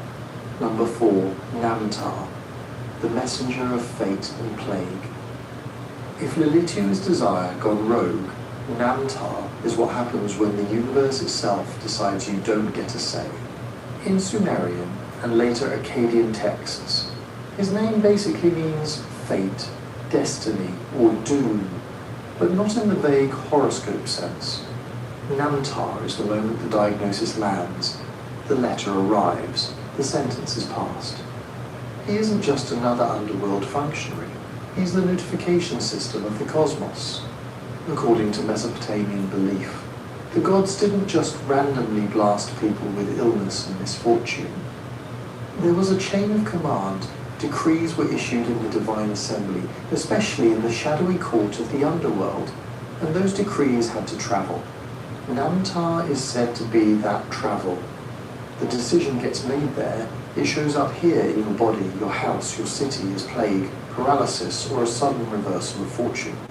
That's the first unnerving thing about him. He collapses the gap between fate and infection.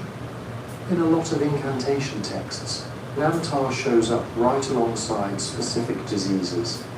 He isn't just a spirit who happens to carry sickness, he is the sickness as a legal verdict. When someone suddenly falls ill, when a household is hit by a wasting fever, a Sumerian exorcist might frame it this way. Some god has spoken against you, and Namtar has delivered the message directly into your flesh. You can hear the logic underneath it. In a pre-germ theory world, epidemics don't look random. They look targeted. One house is spared, the next is emptied. A king survives while his troops die in waves. Kids who were laughing yesterday start coughing blood tomorrow. So the question isn't, what microbe is this? It's who decided this. Namtar is the who. He's said to bring the plague that cuts off hands and feet, the sickness that binds, the curse that seizes the entrails. Some rituals talk about the Namtar of the head, the Namtar of the limbs, as if each pain, each failing organ is a separate courier bearing a fragment of a larger doom. You're not just sick, you're under a sentence, carved into you piece by piece. And, unlike the more chaotic demons, Namtar is disturbingly procedural.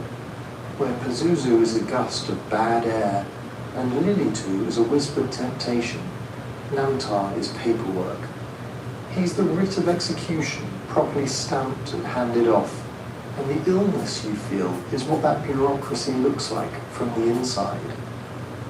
The tablets describe him as a high official of the underworld, attending on its queen, but his influence extends up here every time a decree is sent forth. This is where the fate part and the plague part fuse into something uniquely terrifying. Because if Namtar is doing his job, then your suffering isn't a glitch in the system. It is the system. You can try to wash, quarantine, flee the city, but none of that helps if the underlying problem is that your name is on a clay tablet in a divine courtroom, with a line of text next to it that reads, "Death by wasting disease." When people say Namtar's hand is on you, they're not picturing a monster's claw. They're picturing a stylus scratching into wet clay. And yet, in the same tradition, there are prayers and rituals aimed at turning back Namtar, loosening the Namtar, breaking the decree. That tension runs through Mesopotamian religion. Fate is fixed, but maybe with the right appeal, the right offering, the right spell, it can be edited. Namtar becomes the edge of that anxiety. If you can somehow interrupt him, divert the message, confuse the messenger, you might survive what's already been decided. Which is where his human disguise becomes important. Because in the myths, Namtar doesn't always show up as some howling nightmare with 100 hands. He's said to walk straight through the human world disguised as exactly the kind of person you'd never think to fear, the messenger. A clerk, a servant, someone you let in without thinking. In several underworld stories, his official job is to go up and down, carrying words from Ereshkigal's court to the gods above and back again. That phrase, going up and down, is important. To the Sumerian imagination, the cosmos isn't neatly sealed. There are stairways, gates, ramps between the world of the living and the halls of the dead. And Namtar is one of the few beings explicitly said to travel them like they're just roads between cities. Once you understand that, the human disguise almost explains itself. If your job is to deliver verdicts that nobody wants, you don't arrive with fanfare. You don't announce, "Hi, I'm Doom." You appear as a familiar figure at the threshold, a herald from the palace, a temple runner with a tablet tucked under his arm, a minor functionary from the city assembly asking to speak with the head of the household. And according to later commentaries, that's exactly how some people imagine Namtar moving through their streets, not as a monster lurking in shadows, but as the extra pair of footsteps behind you in the market, the stranger who knows your name. There's a mythic pattern here that shows up across Mesopotamian literature. When gods send real-world envoys, human diplomats or scribes, They're often described with the same vocabulary used of Namtar, he who goes, he who carries the word, the one who does not sleep between cities. In some incantations, the line between a literal messenger and Namtar himself gets so thin, it's almost impossible to tell which is meant. A text might say, "May the evil Namtar who comes as a messenger be turned back at the gate," as if the risky part isn't some glowing apparition, but the fact that any messenger at all might conceal him. Imagine living in a culture where the arrival of news is itself suspicious. On one hand, you need messengers. Without them, no empire, no temple network, no trade. On the other hand, the worst days of your life almost always start with someone walking toward you carrying information. The verdict from the law court, the letter from the king, the report from the battlefield. So when theologians flesh out Namtar's character, what form do they give him? Not a lion-headed terror, a courier. The texts lean into this anxiety. Some ritual instructions tell you to post figurines or apotropaic symbols at doorways, so that when Namtar comes in the guise of a messenger, he will not enter. Notice the phrasing, when, not if. The assumption is that he will eventually come, and that he will look like one of the countless anonymous humans who already flow in and out of your life. The purpose of the ritual isn't to keep all messengers away, that would collapse society. It's to somehow sort the ordinary carriers of news from the one carrying the underworld's seal. From a modern perspective, you can almost see the psychology of it. Plague in these texts is contagious, but so is panic. The bearer of bad tidings is unclean in a social sense. Once they step through your doorway, would he be whatever considered they bring, deaf? news of a war, a lost case, a condemned relative spreads. The mythic imagination just pushes that one step further. What if the very act of entering your house, touching your threshold, speaking your name, is how the cosmic verdict itself gets transmitted? What if the sentence doesn't just arrive on a tablet? It arrives embodied in a person. As the myths tell it, Namtar is that embodiment. He's described as the image of the decree, and yet he wears whatever local mask will get him through the door. In a royal tale, he might appear as a court official. In a village lament, he might be a dusty traveller asking for water, amused behind a fever. The disguise isn't a one-time trick. It's a structural feature of his role. Fate doesn't knock and announce its identity. It borrows faces you recognize. That's what makes him different from a lot of other Mesopotamian beings who walk in human form. The Anunnaki can, according to some stories, appear as radiant men and women. Very good. Not while I weed. Hey! Who let the dogs out? Spruce, a new weed and grass killer that's safe for use around people, pets, and bees for dead weeds in just one day. Spruce, pet-friendly, weed-deadly.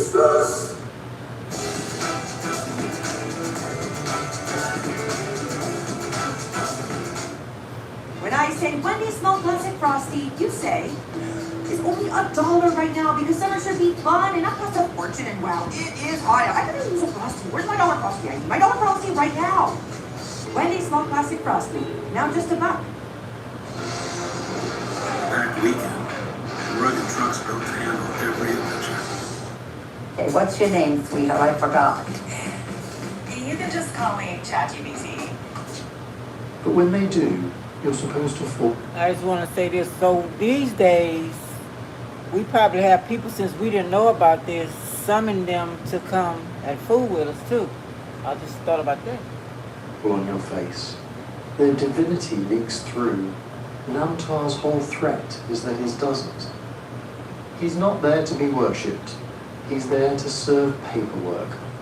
He passes through crowded streets, sits quietly among petitioners, stands in the back of meetings, and the text implies nobody realizes which one he was until the consequences start unfolding. Some scholars point out that even his name functions like a title you could miss in conversation. Your Namtar is heavy upon you, could sound in Akkadian, almost like your fate is heavy upon you. I knew it. Is that an abstract idea, or the personal presence of a being? For a Mesopotamian exorcist, the answer is both. Fate is not just a concept, it has legs.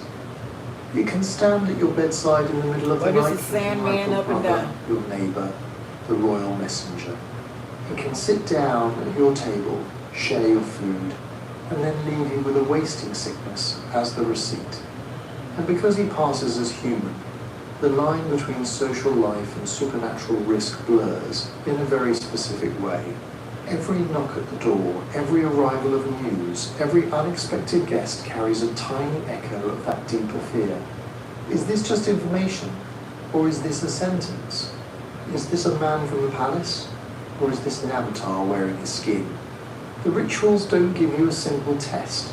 They give you procedures, offerings, formulae meant to preempt the verdict before it's ever delivered, to surround your household with so much legal counterwriting that even the perfect messenger has to pause. Which brings us to the other side of his story. Not just how he walks among mortals, but how people thought they could intercept or reroute him. How you try to hack a universe where doom shows up dressed as a colleague. Because behind the everyday fear of the disguised visitor, there's this deeper, stranger idea. Namtar isn't just a courier who sometimes comes to your door. He belongs to a permanent institution that's been running longer than any city, any dynasty, maybe even any of the gods that humans actually prayed to on their rooftops. The texts treat the underworld like a bureaucracy that never shuts down. Reshgigel is the queen, the Anunnaki are the judges. There are scribes, doorkeepers, gate guardians, and right in the middle of it all sits Namtar, chief minister and vizier of the great queen. He's not a free-roaming demon. He's staff. He's plugged into the oldest court in the cosmos. The one job that exists as long as anything can die. That's part of why he's so hard to get around. When a king wants to overturn a human verdict, he can bribe a mortal judge or convene a new panel. When someone wants to renegotiate with a storm god, they can build a bigger temple, offer richer sacrifices, try again. But in the myths, when you're dealing with Namtar, you're not negotiating with an individual personality. You're bumping up against procedure. He's the one who does not alter the decree he has heard. That line shows up over and over. It doesn't matter if he appears as a courtier, a messenger, or a nameless traveller. Once he's carrying a tablet from Ereshkigal's throne room, he's essentially an extension of the underworld's legal system. You don't argue with the liveried clerk at the record office about what's written in the books. You're really arguing with the archive itself. In the same way, cursing Namtar is symbolically cursing the entire architecture of fate. Myth keeps underlining how institutional his power is.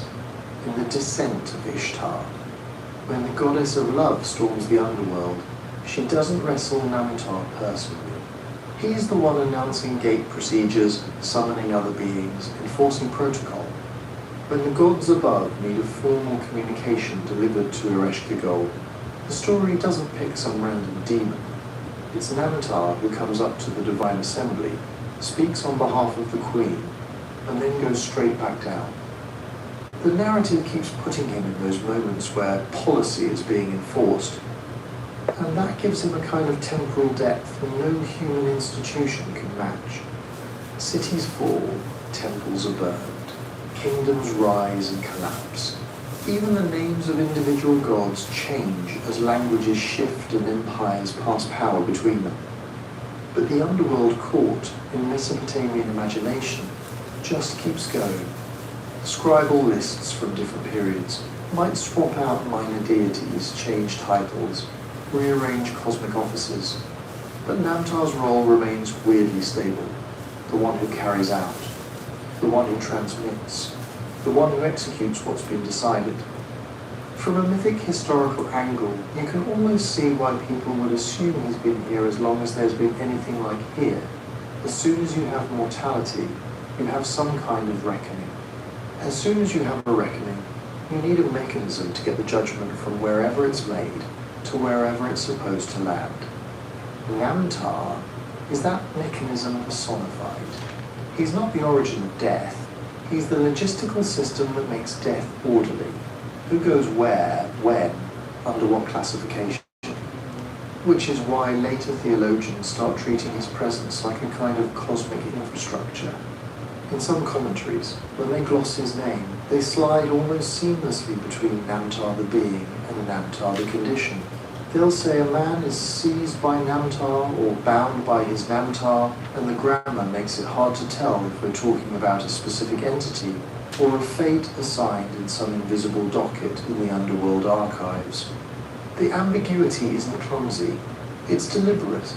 It says, the decree and the one who delivers it are the same thing.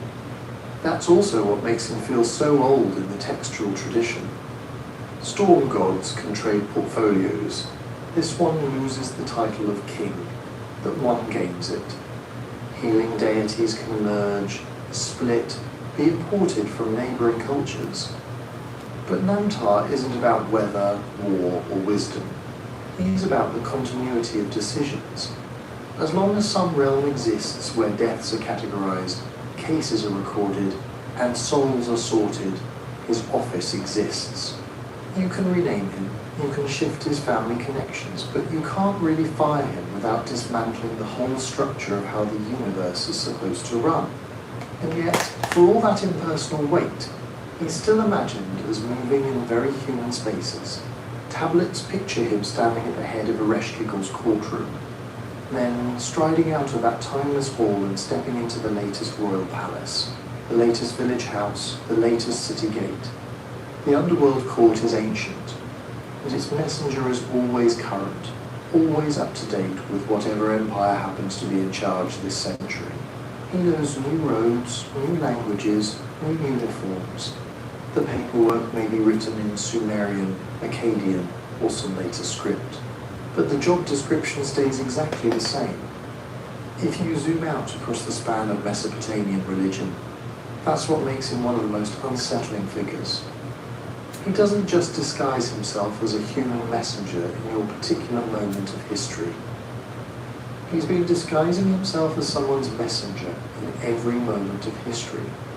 Old city-state runner in a wool kilt, imperial courier with a sealed cylinder, anonymous functionary in a palace corridor. It's all the same job, plugged into the same underworld institution. From the Sumerian perspective, you and your entire civilization might be a temporary phase. The underworld court is not, and Namtar, its tireless envoy, has been walking up and down between that court and the living world for as long as there's been anyone here to receive bad news, and, according to myth, he'll still be on duty long after your own name is just another line in his files. Which raises a darker question as we move deeper into this list. If one underworld functionary can wear our faces so well, what happens when you're dealing with the beings who don't just deliver the sentence, but drag you down to serve it? 5. Galu, the underworld enforcers. If Namtar is the paperwork, the Galu are what happens when the paperwork turns into a knock at the door. In the Mesopotamian imagination, these weren't just spooky background demons. The Galu were said to be the underworld's field agents, the ones who actually came up, laid hands on a person, and hauled them across the boundary no living body was supposed to cross. When Namtar carries tablets, Galu carry people. You see their personality clearest in one of the most famous myths in the whole Mesopotamian corpus, the descent of Inanna, or in later Akkadian, the descent of Ishtar. These dino nuggets contain 0% dinosaur.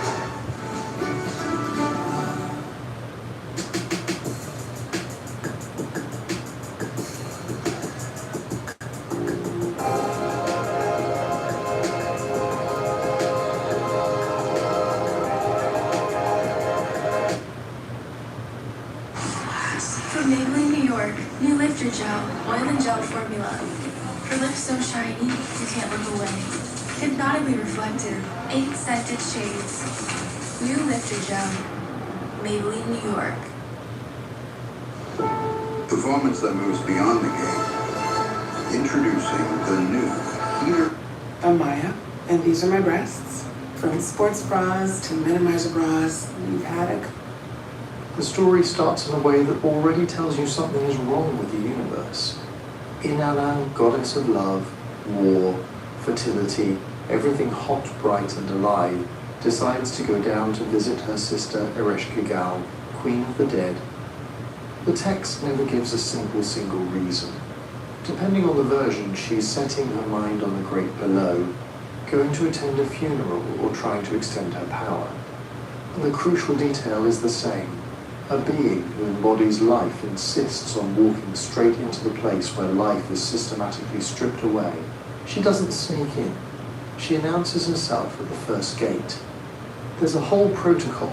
She's forced to give up one royal item at each of the 7 gates. Crown, necklace, breastplate, and so on, until she enters naked and bowed low. It's a cosmic inversion. Everything that marks her as Inanna is peeled off, one checkpoint at a time by underworld procedure. And then it goes as badly as you'd expect. According to the tablets, Ereshkigal and the underworld judges fix their gaze on her. Inanna is found wanting. She's turned into a corpse, hung on a hook, left to rot. Above ground, nothing grows, no child is conceived, no animals mate. The world starts to stall and wither because its central engine of desire is stuck on a meat hook in the dark. At this point, the story pivots to the question that haunted every listener in that culture. What happens when someone comes back? 3 days and 3 nights pass. Then Inanna's loyal servant goes to the gods above and begs for help.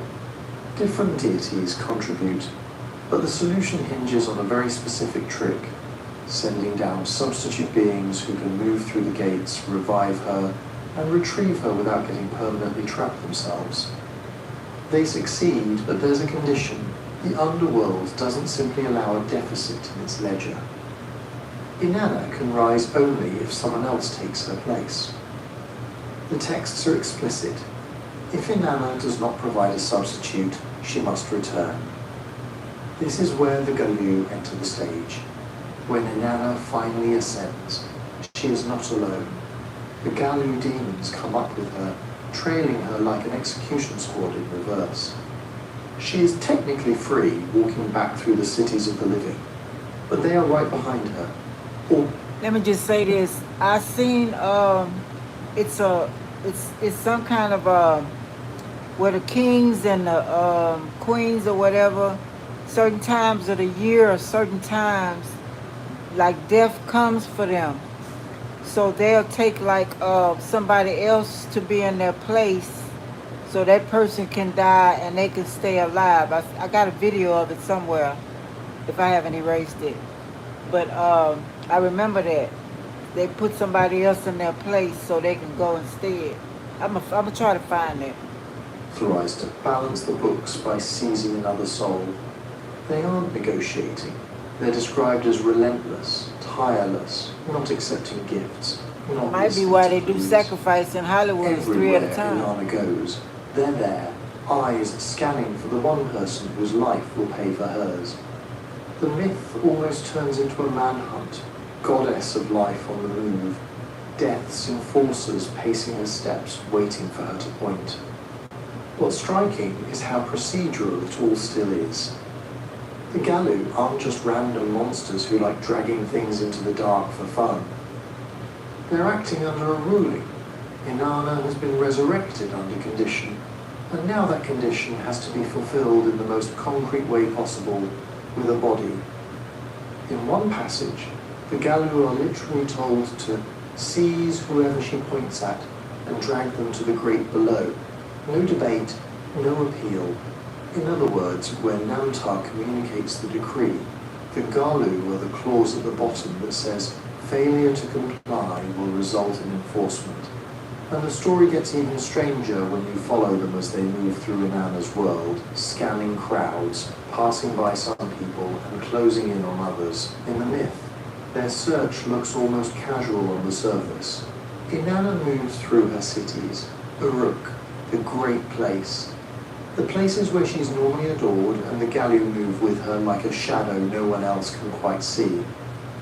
They don't roar, they don't brandish chains, they just look, and that's the unnerving part. They don't seem to have a type. They pass musicians, servants, kings, queens, children, strangers. At each stop, the text implies a kind of silent evaluation. Is this the one? Has this life loosened enough from the living world that it can be peeled away without the entire system snapping? Sometimes they're explicitly described as invisible to ordinary people. Only the gods know what they are, what they're doing. To everyone else, they'd register, if at all, as what? A sudden chill, a sense that someone was behind you in a crowd, and when you turn, it's just ordinary faces going about ordinary business. Mesopotamian texts loved that kind of tension. The idea that the underworld wasn't only down there, but also at any given moment, one step behind you, one layer beneath what you thought you were seeing. Later incantations and laments lean into this. Gallu are said to go about in the streets, roam the broad places, enter by the doorway. That's city language. They're not confined to graveyards or haunted ruins. They're in marketplaces, palaces, normal houses with jars of grain and sleeping children. And they don't always arrive as monsters. Some ritual texts hint that underworld beings can take the form of a man or walk like a stranger among the people. That's not a Marvel shapeshifter scene. It's something subtler. A figure who looks like a traveller asking for water. A friend of a friend who shows up to help with a funeral. A bystander who just happens to be present when someone collapses in the street. In other words, the Gallu's power isn't just strength. It's plausible deniability. You can see the psychological logic behind it. In a world where death could come from infection, heat stroke, a fall from a ladder, or a bad omen fulfilled, the line between ordinary misfortune and the underworld has called you in, was blurry. The Gallu personify that blur. They're the sense that behind every seemingly natural event, there might be an enforcement action. So if they're in crowds, how do you recognize them? You don't say the texts, not reliably. What you can notice is the pattern that follows them. Someone who had been dodging obligations to the gods and the dead. Someone whose vows, debts, or ritual duties had piled up. That's the sort of person that Gallu were believed to gravitate toward. Not because they loved irony, but because the underworld was imagined as a perfectly balanced ledger. An unbalanced account was like a scent trail. This is why some protective spells read almost like legal disclaimers. The supplicant lists out offerings given, prayers said, festivals observed, as if they're building a case file. The hope is that if the Gallu are already walking the streets in human-looking form, scanning for a target, the record of your good standing will make their gaze slide past you. There's another detail. Descriptions of Gallu emphasize that they do not accept gifts and do not listen to pleas. That's terrifying on its own, but it has a side effect. The only real defense isn't bargaining at the last second.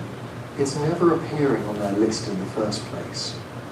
Once they've blended into the crowd, once they've made their choice, everything else is theatre. And in some versions of the stories, their choice looks disturbingly arbitrary from the human side. One day you're safe in the crowd, going about your business. The next day, the same streets, the same faces, but this time one of those faces is already spoken for. The moment of capture, when it finally comes, is abrupt. 1 second, the Gallu are just part of the background of life. The next, the background peels away, and the underworld steps forward. And in the Inanna story, the person they finally close in on isn't some faceless extra. It's someone very specific, whose reaction to her return turns the whole manhunt on its head. And this is where their reputation shifts from random soul snatchers to something colder, something almost bureaucratic. because beneath all the eerie imagery, the Galu are doing a job. In the Mesopotamian view, the underworld wasn't just a pit full of ghosts. It was a kingdom with its own economy, its own hierarchy, its own laws. Reshkigal isn't a loose cannon. She's a queen bound by rules as old as creation. And the Galu, according to the texts, are her instruments. When someone dies in the myths, the language isn't just, they went down. It's often, they were taken. They were brought. They were counted among the dead. Those are administrative verbs. They imply a system where souls are not supposed to slip through. That's why the Galu are described as irrevocable, relentless, not turning back. Not because they're mindless brutes, but because they're enforcing a sentence that from their perspective has already been passed. They're bailiffs, not assassins. This is also why they're so frightening. You can fight a monster, you can run from a bandit, you can sometimes appease a wandering ghost. But how do you argue with a function? Some laments describe the Galu as those who restore what has been taken from the great below, which sounds backwards until you realize what it means. From the underworld's point of view, life itself is on temporary loan. The moment your allotted time runs out, living is what you're holding back from them. The Galu don't steal you, they repossess you. And that ancient order they serve isn't metaphorical in these texts. It's cosmic. Mesopotamian myths talk about the me, divine decrees that set the shape of everything. Kingship, wisdom, warfare, lovemaking, truth-telling, deceit. Among those me are the ordinances governing death, burial, offerings to the dead, the proper division between the worlds. When those boundaries blur, things go wrong. Corpses left unburied, ghosts not fed, vows to deities ignored. These aren't just ethical lapses, they're structural faults in reality. And any fault in the wall between living and dead is, in mythic logic, a threat to the stability of the entire system. Enter the Galu. They're said to close the breach, to seal the gate, to restore the quota of the great earth. That last phrase is chilling. It suggests the dead are not just individuals, they're a number that must be maintained. If too many people evade their fate, surviving plagues, cheating omens, extending their years beyond what the gods originally allotted, the balance sheet tilts. The Galu are what happens when the balance sheet gets audited. You can see hints of this in ritual behavior. When someone survived a near-fatal illness or accident, some texts recommend extra offerings, extra prayers, as if to acknowledge, I know I slipped through, let me rebalance voluntarily before someone comes to collect. The someone isn't necessarily a god, it's the unnamed, faceless agents who enforce divine math. And because they're tied to order, not personal malice, the Galu are weirdly democratic. Royal inscriptions will occasionally boast that a king delivered his city from the Galu, but that usually means he sponsored the right rituals, not that he beat them in hand-to-hand combat. When death came for a king, the same underworld laws applied. In some laments, even rulers beg not to be handed over to the Galu of the great earth, which tells you everything about how absolute their jurisdiction was imagined to be. That's the core of the fear. Not that they're evil, but that they're indifferent. They don't hate you. They don't love you either. They don't take bribes, don't acknowledge friendships, don't bend for status. Once your name appears in whatever invisible ledger they're following, your life is no longer a question of luck or heroism. Great taste made right for generations. Crafted lamb, the heart of every table.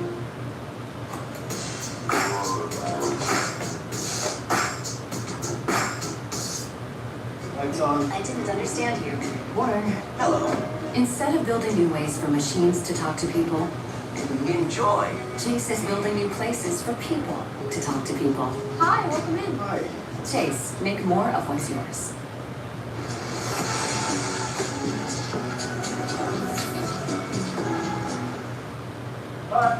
Thank God I'm starving. Can you recommend a good place to eat, honey? It's a loose end to be tied off. Modern readers sometimes ask, if the Gallo enforce order, wouldn't that make them good? But in the Mesopotamian mindset, good wasn't the point. Stability was, predictability was.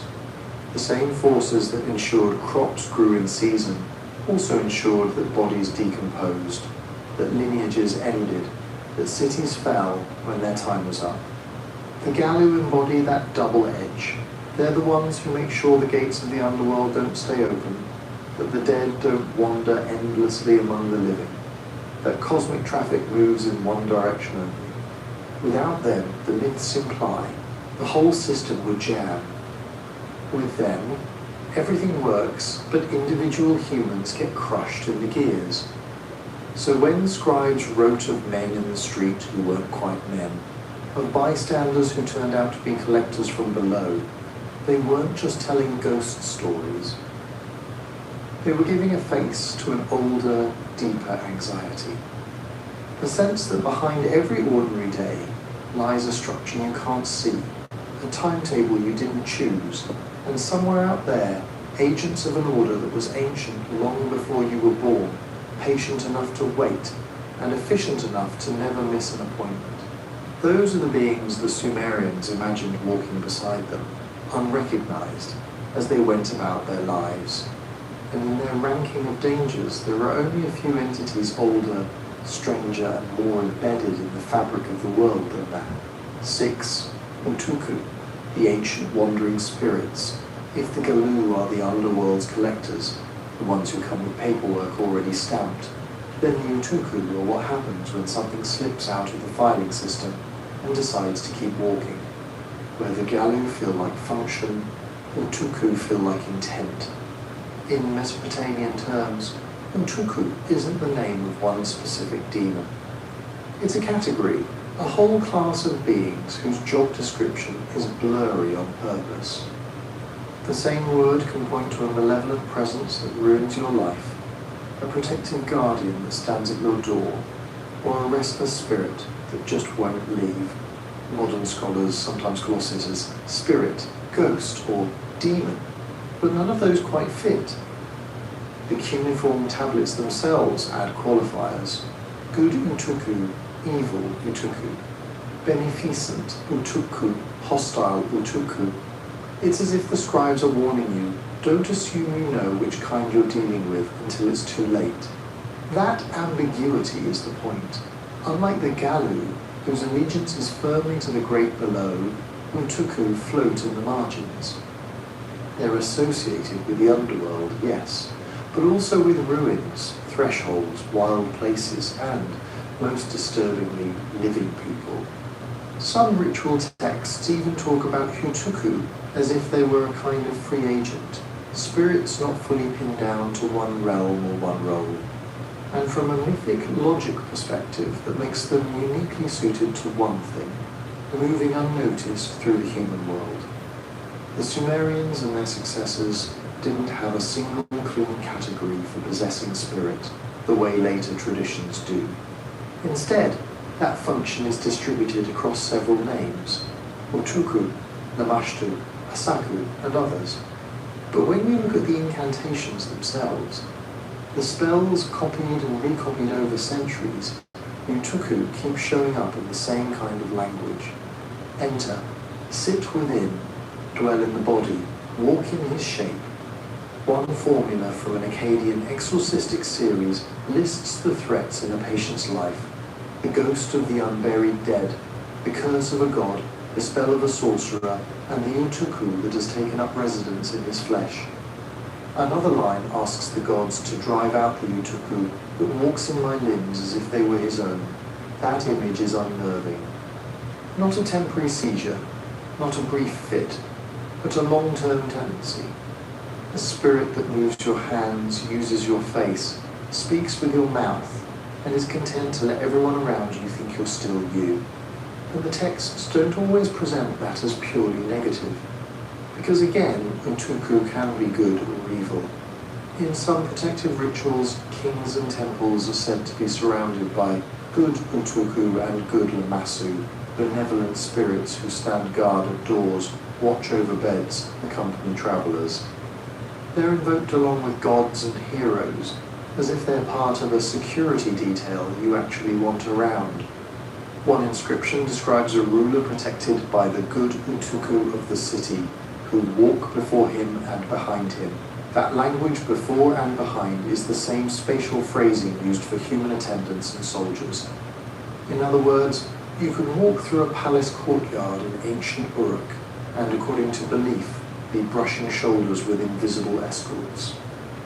Some of them hostile, some of them protective, most of them indistinguishable from the air. That's the nightmare and the comfort wrapped together. The world packed with presences you can't see, who might be there to ruin you or to save you, and you don't get to know which. The exorcism texts lean hard into the darker side. They talk about Utuku as those who seize the head, those who lie upon the chest, those who nest in the loins. Physical symptoms, headaches, paralysis, sexual dysfunction, sudden weakness are often ascribed not just to sickness, but to a specific invading entity. The cure isn't just herbs, it's negotiation, commanded in the name of higher gods, to convince or force the spirit to leave. In some of these spells, the Utuku is described as having entered the body the way a thief enters a house. No broken doors, no smashed windows, just a quiet crossing of a threshold that was supposed to be secure. The language is anatomical and architectural at once. The skull becomes a roof, the chest a room, the belly a courtyard, where the Utuku sits and feeds on the person's strength. One text even describes the spirit as sitting on his heart like a king on a throne. That's not random poetry. It's a way of saying your inner core, the seat of your decisions, has been usurped. From the outside, nothing necessarily looks wrong. And this is where the Sumerian fear cuts closest to the theme of this whole video. Beings that can move through the human population wearing human shapes. Later Mesopotamian commentaries, trying to explain ancient terms to newer generations of scribes, gloss Utuku with phrases like a ghost who goes among men and a spirit who walks in the likeness of a man.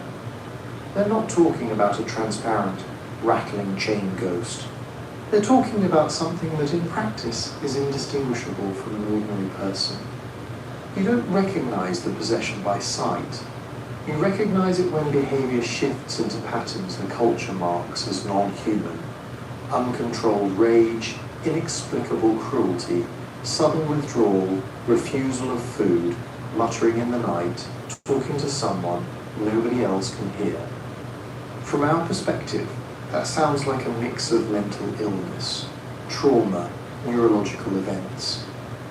From theirs is the footprint of an Utuku. Incantations will sometimes list out the checklist. He who was mild has become violent. He who was joyful now sits in gloom. His sleep flees him. His words are confused. Then the punchline. An evil Utuku has entered him. The diagnosis is not metaphorical. It's a literal occupant. And crucially, there's no one-to-one mapping between symptom and spirit. The same word Utuku can be slotted into different formulae. The Utuku of the mountain, the Utuku of the field, the Utuku of the house, the Utuku of the grave. Each variant suggests a source, a context where the spirit might have come from. Visit a ruin at dusk. You might bring home the Utuku who prowls abandoned places. Neglect a tomb. You might stir up an Utuku from the ranks of the unquiet dead. But once it has entered a human body, those distinctions collapse.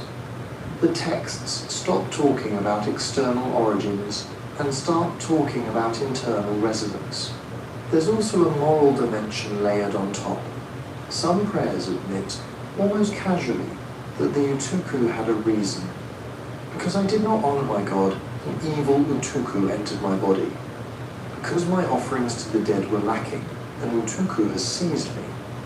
In these cases, the spirit isn't just a random predator, It's a kind of enforcer of social and religious obligations, a personal gallew, but operating inside you instead of dragging you below. And yet the same tradition preserves another strand, where the utuku is simply opportunistic. You can do everything right, sacrifice correctly, bury properly, honor the gods, and still be targeted.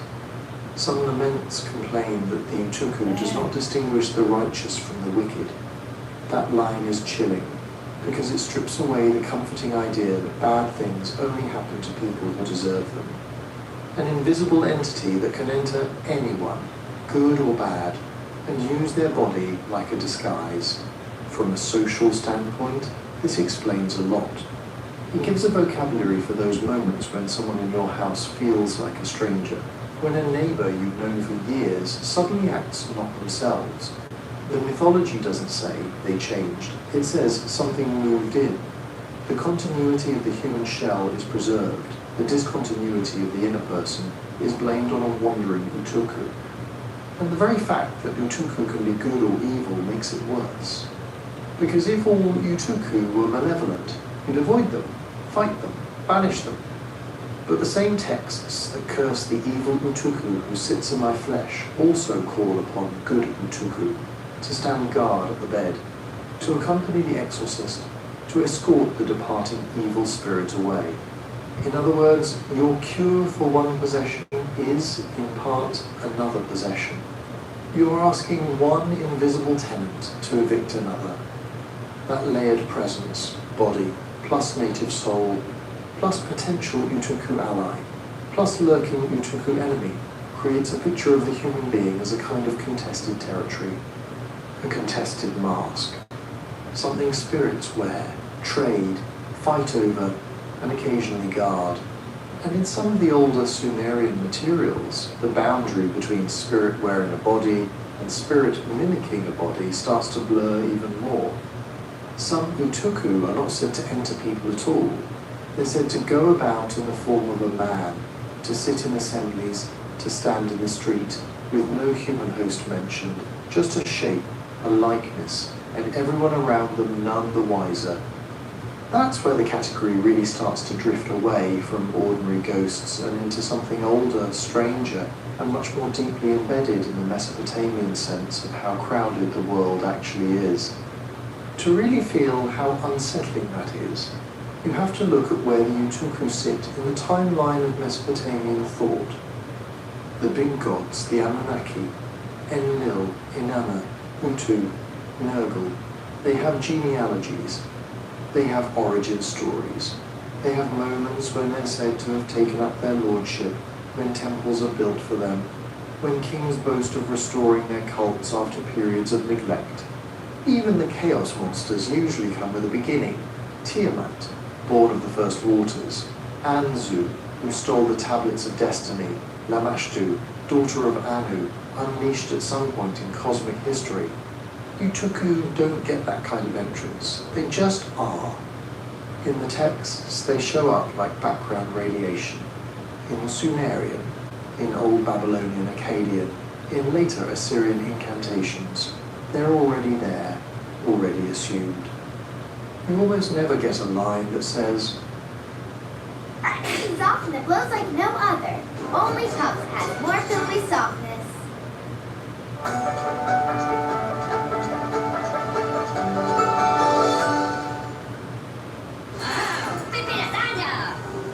Summon same-day Wi-Fi for instant online magic. Plus, get our best price on gig Wi-Fi this summer before it disappears. Just $50 a month for 5 years. Xfinity, imagine that. And see millions of monsters only in theaters. Hear those delicious bubbles? That's the sound of real Coca-Cola taste and zero sugar. With USAA Safe Pilot, members are rewarded for safe driving, with up to 30% off your auto. At that time, Utuku first appeared. Instead, the language treats them as if they belong to the furniture of the universe. Wind, dust, underworld, Utuku. Some prayers even talk as if they predate the ordinary world. One Akkadian incantation for protection against harm lists a kind of mythic chronology. Before the brick of the city was laid,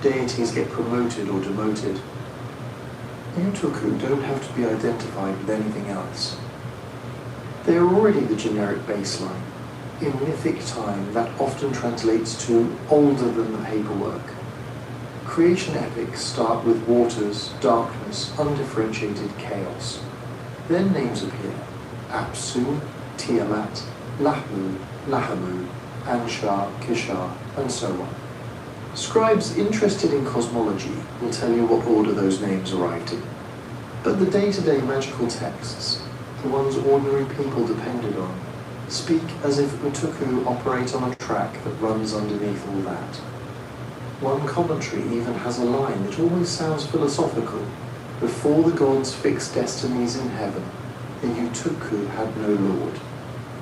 The implication is that once cosmic law is established, these spirits can be commanded in the names of higher deities, what exorcists are trying to do all the time.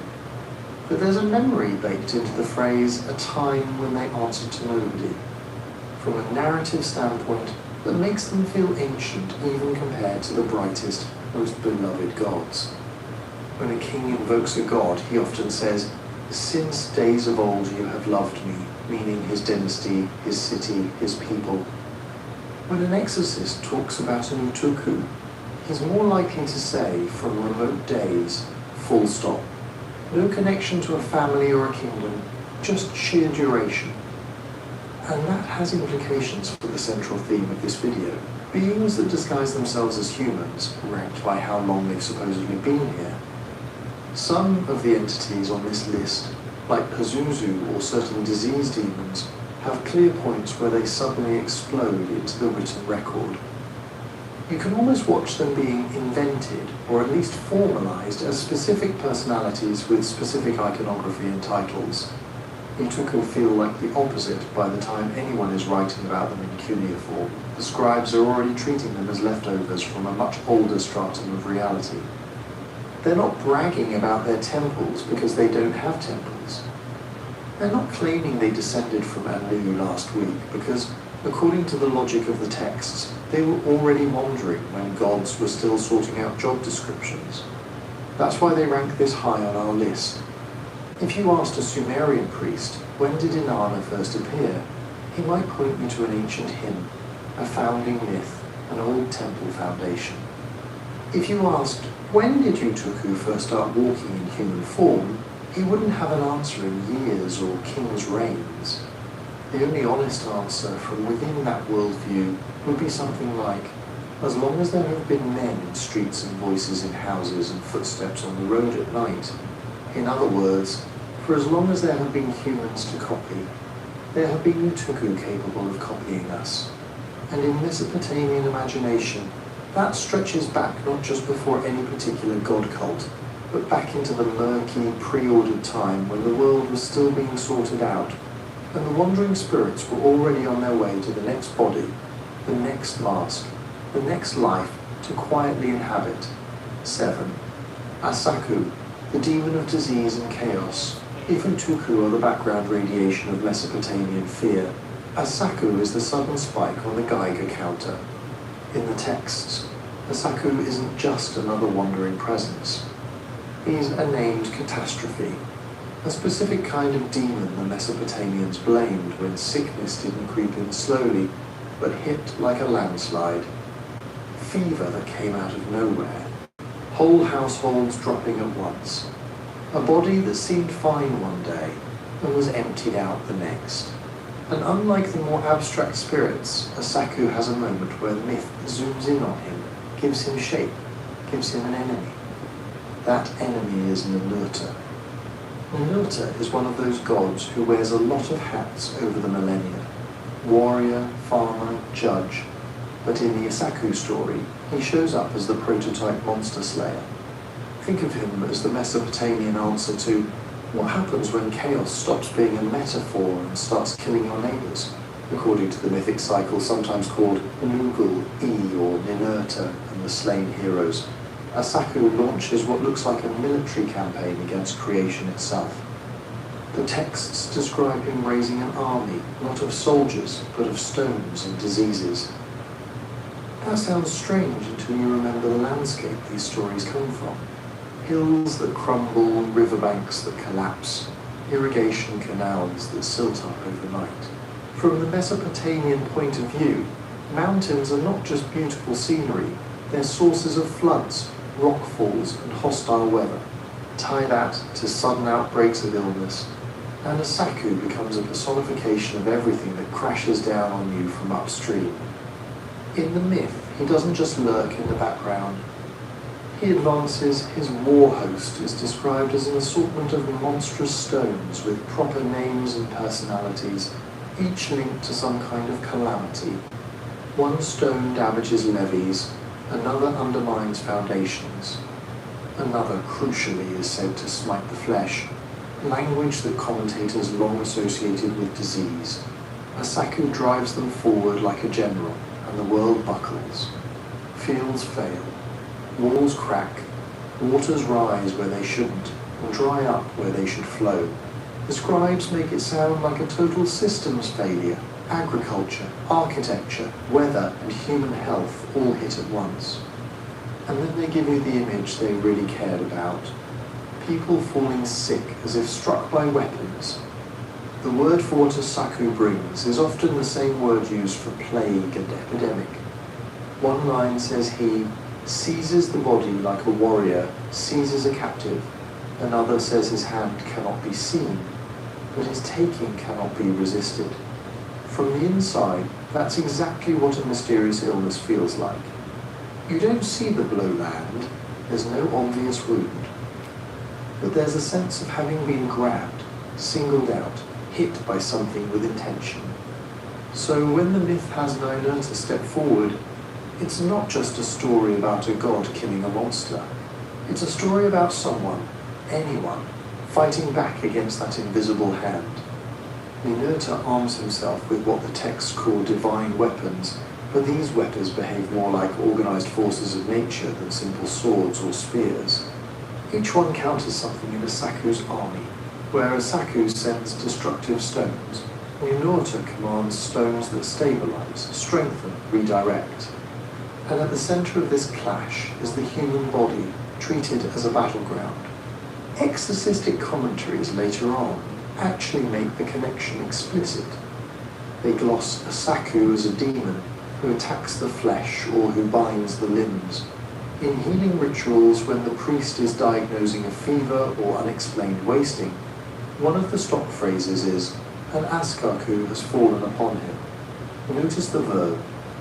A Saku falls on a person the way a collapsed wall falls on someone, or a rock slide falls on a caravan. Disease is being imagined not as a slow internal imbalance, but as an impact from outside, like being struck by a malicious piece of the world.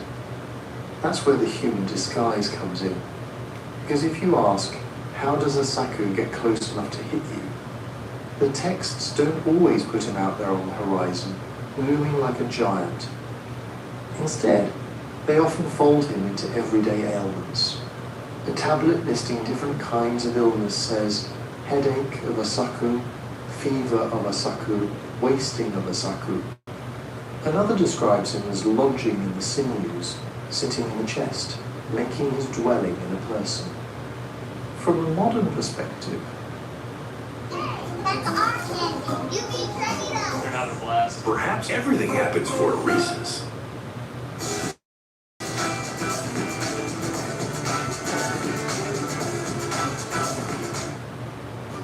Say goodbye to occasional gas and bloating with Floor Store probiotic gummies. Big plays on a small screen. Hate to see it. Diamond Bank offers customizable automated savings funds. Arrange your way, save your way. Golf Channel's hit series is back. that reads like metaphor. From their perspective, it's more literal. A Saku doesn't just strike and leave, he inhabits. The sick person's body becomes his tent, and once he's in, he imitates what ordinary human weakness looks like. He's not the kind of demon that always announces himself with dramatic symptoms. He's also the explained away exhaustion, the just a cough, that he's been off his food lately, that suddenly turns into something fatal. Ritual texts talk about gradual onset as well as sudden blows. He crept up on him day by day. He diminished his strength. He made his appearance like that of a man worn by labor. That last line is telling. Asaku is said to make his appearance like that of a man, not a serpent, not a lion-headed storm beast, but an ordinary exhausted human being. The kind of person you see slumped by the city gate or leaning on a wall in the heat, breathing just a bit too hard. In that framework, disease itself is the disguise. Scribes use phrases like his Asaku face to refer to the expression of someone in the grip of sickness. The pinched features, the sunken eyes, the way the body folds in on itself. That visible suffering is treated as the demon's mask. You don't see Asaku's true form. You see the borrowed human surface he's wearing while he eats away at the person underneath. And because of that, the mythic battle with Ninurta doubles as a kind of giant-scale exorcism. Ninurta is not just beating up some abstract evil in the sky. He's modelling what every healer and incantation priest hopes to do on a smaller scale. Drive out the occupying force, strip off the disguise, give the body back to its rightful owner. The texts even play with this parallel. In one version, after Ninurta defeats Asaku and smashes his stone army, he doesn't just walk away, he orders the stones to take up new, less harmful roles, to be used in walls, tools, canal linings, in other words, to support life instead of destroying it. That's the divine version of turning a fever into a sweat that breaks, turning a wasting illness into a temporary weakness that can be recovered from. But down on the human level, the threat never really goes away. Incantations list Asaku alongside other disease demons that are said to go about in the likeness of men.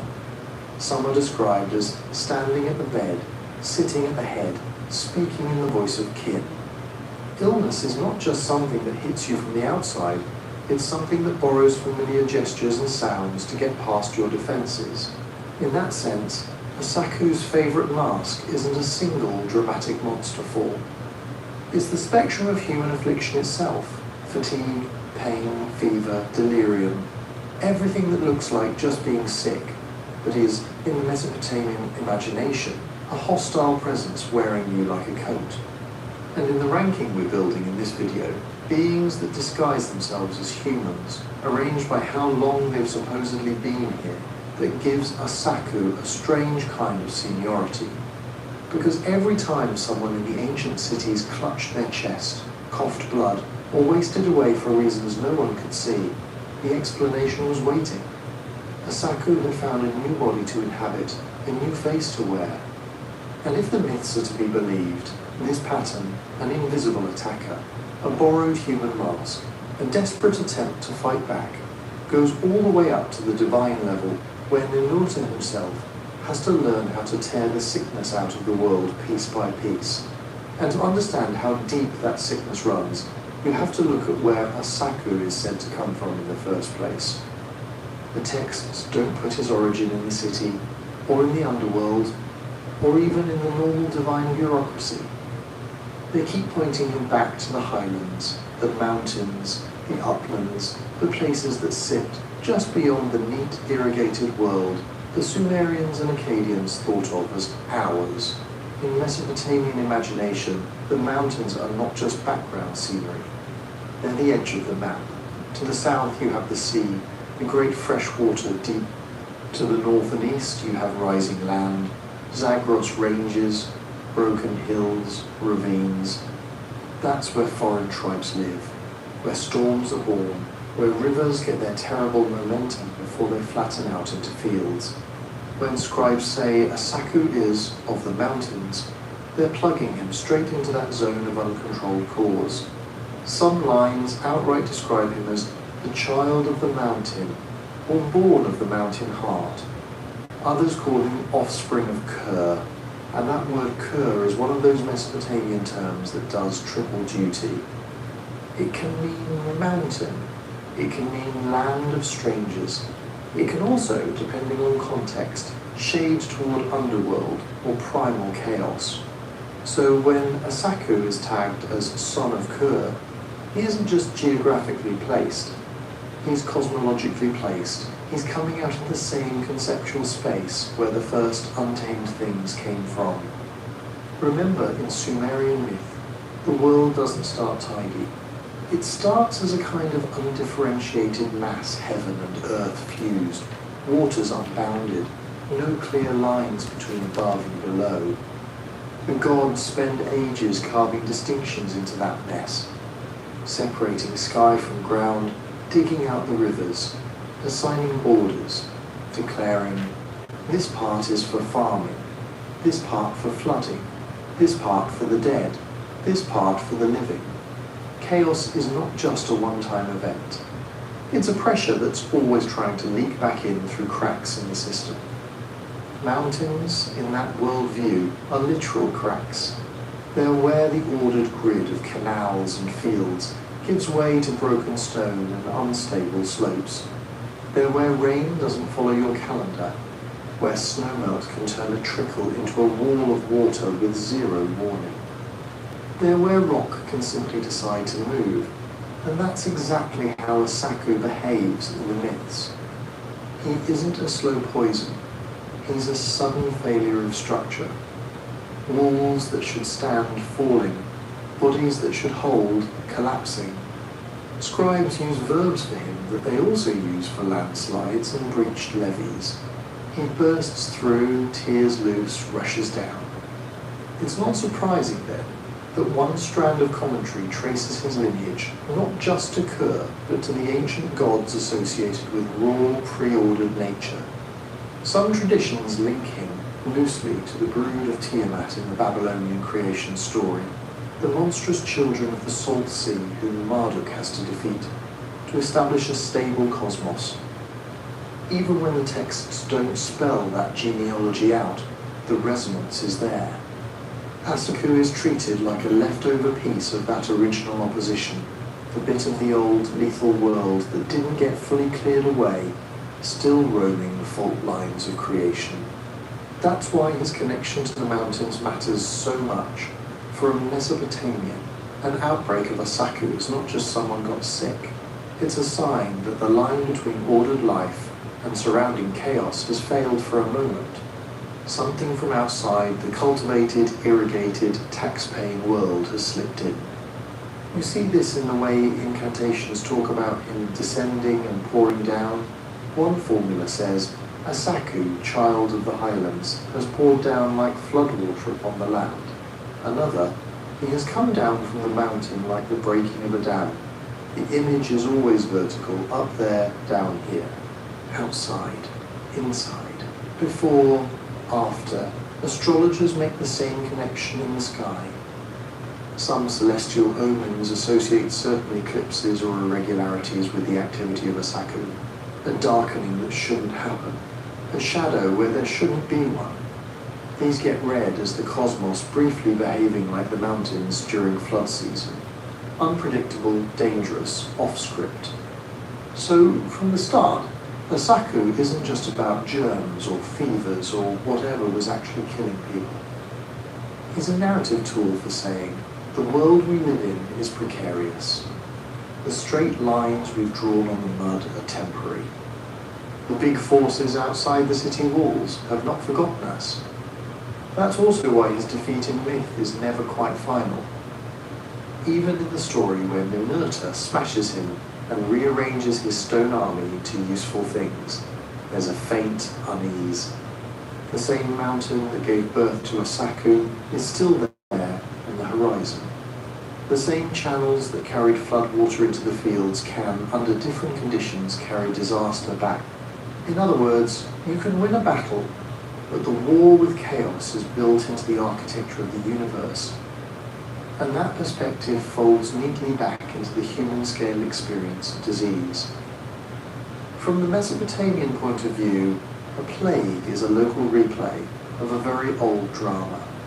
The world, which is supposed to be held in place by gods and rituals and taxes and temple schedules, suddenly behaves like it did before there were any boundaries. People die out of order. Strong men fall before the elderly. Children vanish before their parents. The social script breaks. You don't have to call that a saku to recognize it, but giving it that name ties every outbreak, every inexplicable loss, into a story that stretches all the way back to the first time the gods tried to hammer chaos into something livable.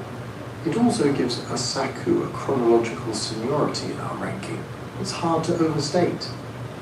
He's not a late addition to the pantheon, some specialist demon invented after cities were already up and running. He's woven into the same cluster of ideas that define mountains, underworld, primordial sea, the big old categories. If you live in a mud brick city on a flat plain, drawing your life from rivers born in those highlands, the saku has been here as long as those rivers have. As long as water has been capable of overflowing, rocks capable of sliding, bodies capable of failing. From that angle, his human disguises, those exhausted faces, those trembling limbs, those fever-bright eyes, are just the newest outfits worn by a very old force. The Sumerians and their successors looked at that force and said, he came from the mountains, from Ker, from the leftover dark of the world before order. He can look like your neighbor, your child, your own reflection when you're too weak to stand. And he's been testing the boundaries between chaos and human skin for as long as there have been boundaries to test. Which means, in the long view, this video is tracing a saku isn't just one more demon wearing a human mask. He's an echo of the first time anything put on a shape at all.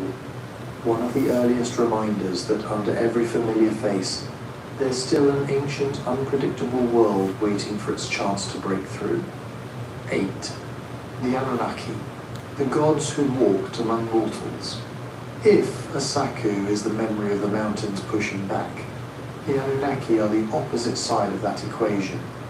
The beings who, according to Sumerian thought, made the push in the first place. In their cosmology, you don't just have gods in some vague, cloud-dwelling sense. You have a structured, almost bureaucratic universe. You have heaven, earth, the underworld, the cosmic freshwater ocean. And sitting at the top of that structure, not as a single boss, but as a council, are the Anunnaki. They're not a random crowd of deities. They're the ruling class of the divine world. Texts describe them as the great gods, the ones who decide destinies, apportion kingship, weigh guilt and innocence. When big, civilization-level decisions have to be made, flood the world, spare it, raise a city, tear it down, the Anunnaki are the ones said to gather, deliberate, and vote. Think less single thunder god throwing tantrums, more cosmic senate.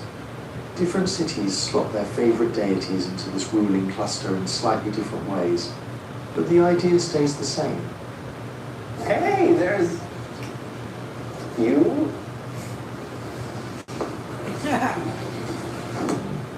Stay ahead of aging with Centrum H-Defy. 16 healthy aging benefits in just one pill. New Centrum H-Defy.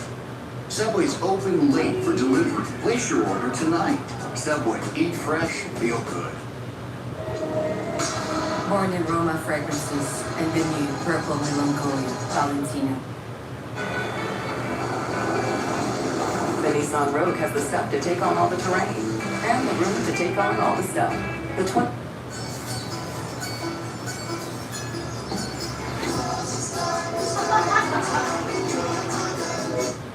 Above the tangle of local gods and household spirits, there is a core group who hold the charter of how the world is supposed to run.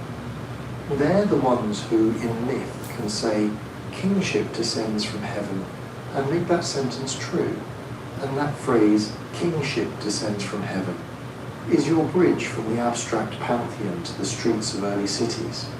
Because in Sumerian and later Akkadian stories, the Anunnaki don't just sit forever in remote, unreachable sky palaces.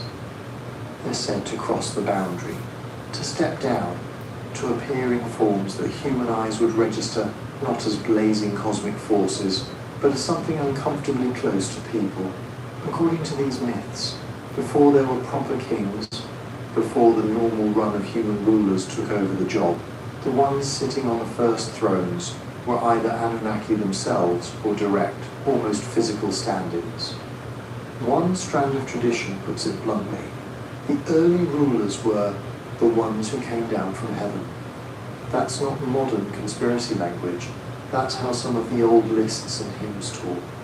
The idea is that when cities were young, they needed more than mortal management.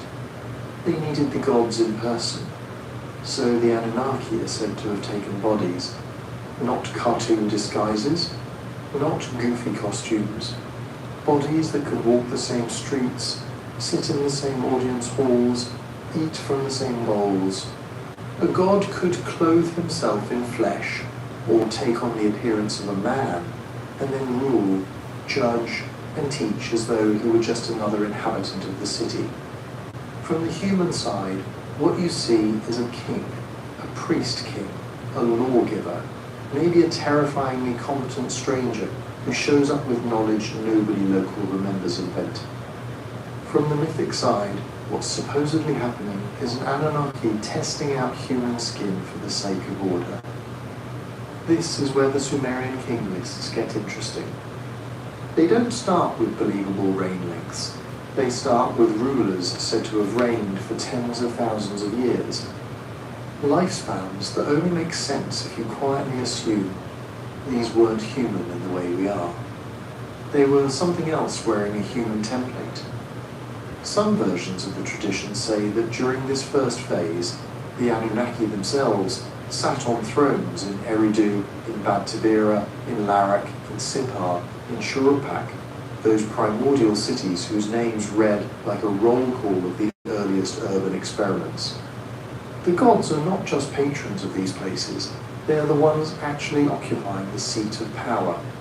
And they don't rule like distant landlords. They're described as measuring fields, organizing canals, handing out those divine blueprints of civilization, music, law, weaving, kingship, justice, crafts. An Anunnaki in human shape isn't just there to soak up worship. He's portrayed as a kind of cosmic civil engineer and policy designer. In some hymns, a god is praised for walking among the black-headed people the Sumerians named for themselves, taking them by the hand, establishing their dwellings, setting the brick in its place. The language is tactile. You're supposed to imagine this being technically a sky power, literally on the ground, supervising construction. And the disguise cuts both ways. From the god's perspective, taking on human form as a way of compressing themselves, fitting into the narrow corridors of material life so they can tweak things from the inside. From the human perspective, every especially powerful or strangely capable ruler carries a question mark over their head. Is this just a man, or is there something else behind the eyes? That ambiguity is baked into the myths. There are stories where a deity rules under a name that sounds perfectly human, only for later scribes to quietly note in a commentary. This one was actually a god. There are narratives where visitors arrive from the bright heavens, teach irrigation or ritual, and then vanish again into the sky, leaving behind dynasties that insist they're descended from those first, not quite human rulers.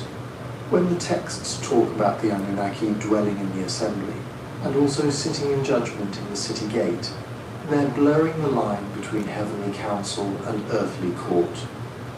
It's the same institution mirrored at two levels, elders in the sky, elders in the palace courtyard.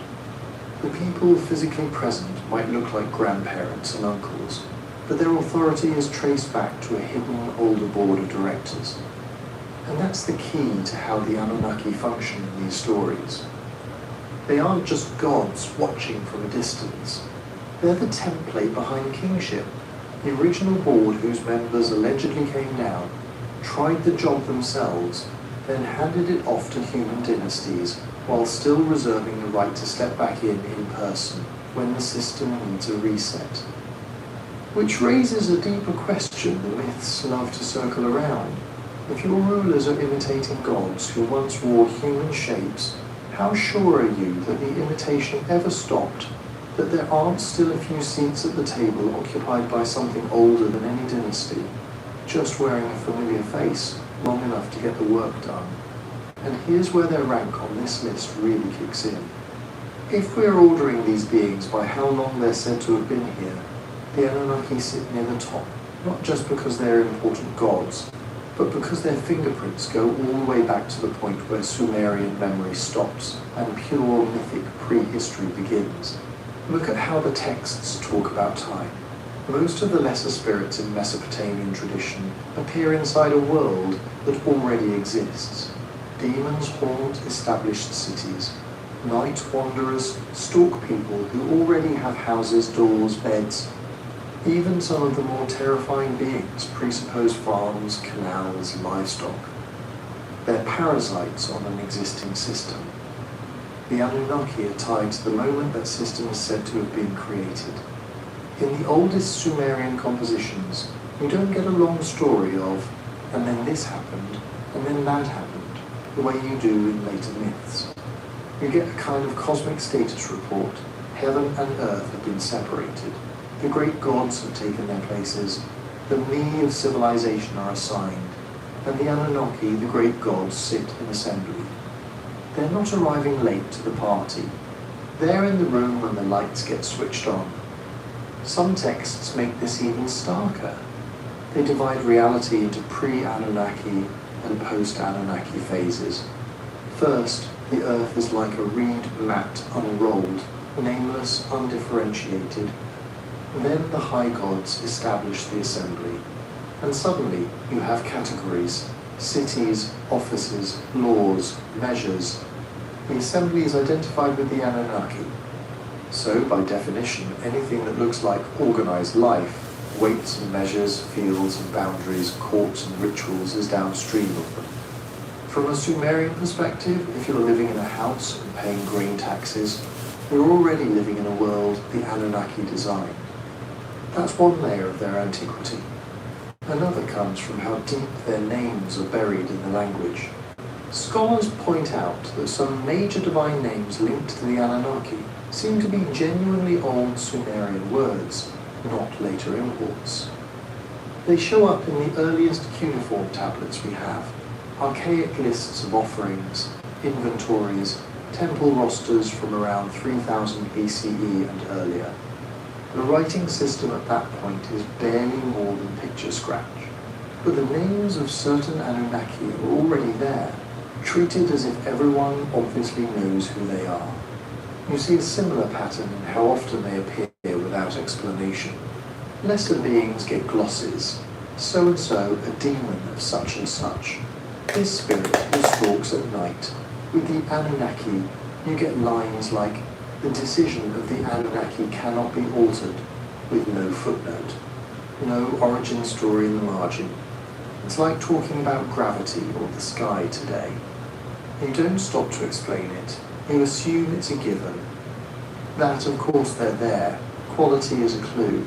It suggests that by the time scribes were carving our surviving tablets, the Anunnaki weren't just an idea.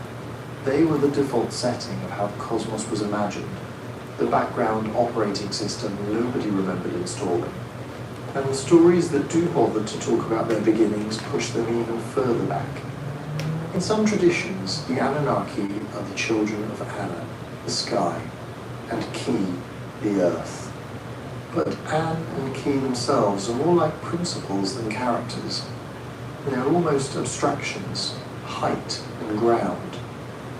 If you trace the logic, the Anunnaki emerge at the first intersection where heaven and earth actually start interacting in a structured way.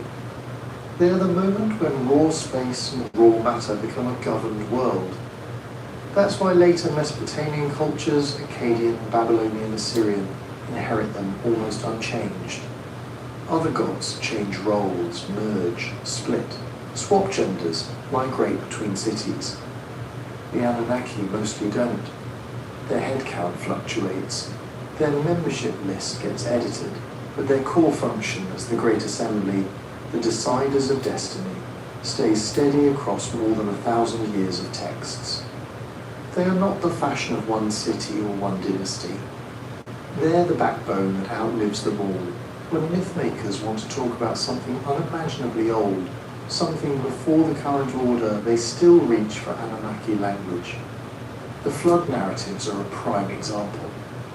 By the time those stories were written down in the form we know, kings had been coming and going for ages. Empires had already risen and fallen, yet the flood is framed as a decision of the great gods, the Anunnaki, as if to say, this goes back to the original boardroom, to the same council that signed off on kingship in the first place. In other words, even global cataclysms are still just agenda items at an Anunnaki meeting. And their presence isn't just vertical, stretching back to the dawn of order. It's also lateral, spread across the whole geography of the earliest Mesopotamian imagination. Some beings in this list are tied to one city, one shrine, one patch of landscape. The Anunnaki are portable. They're invoked in temple hymns in Sumerian in the south, in Akkadian texts in the north, in Hurrian and Hittite adaptations further west. When different cultures borrow each other's myths, the names of local minor spirits get swapped out. The concept of a core council of great gods with Anunnaki-like functions survives. That gives them a kind of mythic deep time that isn't just about age, but about survivability. From Eridu's reed huts to Babylon's ziggurats, from clay tablets chipped with proto-writing to elaborate literary epics, the Anunnaki keep showing up in the background as the ones who were there before the current arrangement, and who might still be there after it's gone. And inside the stories that longevity leaks into the human world, dynasties claim their legitimacy not by saying, we're stronger, but by saying, the Anunnaki have confirmed our rule. Oaths are sworn by Anu Enlil, and the Anunnaki as if invoking a witness older than any kingdom. When a king wants to boast about a canal project or a new temple, he doesn't just say, I decided to build this. He says, by the command of the Anunnaki, I set this in place. From a mythic standpoint, that means every brick laid in Mesopotamia is retroactively plugged into a story that starts at the first dawn in the first city, with the first council. So when Sumerian texts hint that some of those early rulers weren't entirely human, that some of the faces in those councils and courts might have been Anunnaki in borrowed bodies. These silo nuggets contain 0% dinosaurs. Bounty, the quicker picker-upper. America's #1 trusted paper towel. Hey, what's your name, sweetheart? I forgot. You can just call me ChatGPT. ChatGPT. I finally went to allstate.com. It was so easy to switch. My previous card. They're not imagining a recent infiltration. They're imagining a presence that predates the city itself, simply choosing at certain moments to become visible. Everyone else on this list fits into a world the Anunnaki are said to have designed. They are the ones who decide which species gets kings, which cities get built, which ages end in disaster, and which limp along. Their disguises as humans are just a late expression of a much older idea, that the fundamental rules of reality have a council behind them, and that council has been here since here first existed in human memory. And if that's your starting assumption, then the question the myths quietly leave hanging is less, when did the Anunnaki arrive, and more, have they ever actually left? Or are we still living inside the same long, slow experiment they allegedly began at the beginning? Number 9 on our list takes that question and twists it. If the Anunnaki are the ones who sit in the cosmic boardroom, deciding outcomes from a distance, the next beings are the ones who allegedly walk out of that boardroom, step into the mud, and start showing humans how to actually do things. The Apkallu, the 7 sages of the Apsu. In Sumerian tradition, if you ask, who taught humans how to be human in the civilized sense? The answer isn't kings, it isn't priests. and it isn't even the big high gods themselves. It's these strange in-between figures who are said to come from a place that isn't quite heaven and isn't quite earth, the Abzu. The Abzu in Mesopotamian thought isn't just underground water, it's the primeval freshwater deep under the earth, the hidden reservoir from which wells, springs and rivers ultimately flow. It's imagined as a kind of subcosmic ocean, cool and dark, older than cities, older than fields, older than any written name. And according to myth, before the Great Flood, 7 beings rose from that deep. They aren't described like normal gods dropping in from the sky. The stories say they came up from the Abzu, emerging near the first cities in the south, especially Eridu, the oldest sacred city in Sumerian memory. They appear right at that hazy threshold where mythic prehistory shades into the time when kingship descended from heaven. The era when you first start getting temples, writing, irrigation. That timing matters. You can feel Mesopotamian storytellers struggling to explain a puzzle. How did utterly ordinary humans, who had been farming and herding for who knows how long, suddenly acquire the complex toolkit of civilization? Law codes, brick architecture, mathematics, rituals, scribal schools. For them, there has to be a transmission point. The first generation that learns these things from someone who already knows how. The Akalu are that missing generation. Texts describe them with a formula that gets repeated like a refrain. Perfect in wisdom, not strong in battle, not terrible in wrath. Their defining trait is knowledge. And not just any knowledge, the ordered patterns of civilization, crafts, offices, ceremonies, the right way to do almost everything. But here's where they get weird. The Apkallu are almost always depicted in a very particular way. Human-shaped figures draped in a full-body fish cloak. In reliefs and descriptions you get a human face, human arms and legs, but the body of a fish is wrapped around them like a hooded coat. The fish's head arches over their own like a helmet. Its tail hangs down their back like a cape. Some later descriptions even blur the boundary further, calling them fishmen or men of fish. For Sumerian and later Babylonian scribes, that fish imagery wasn't just decoration. The fish is the creature of the water world, the Abzu. It's the living emblem of the deep. So a being who wears a fish as clothing, or is half fish, half man, is visibly marked as coming from that other realm, carrying its properties with him onto dry land. But at the same time, the Apkallu aren't monstrous in the way demons are. They stand upright like humans, hold objects humans recognize, a bucket in one hand, a cone or tablet in the other. They walk into cities, speak with kings, give instructions, compose rituals.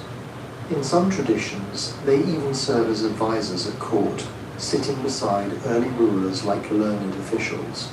So you get this deliberate tension.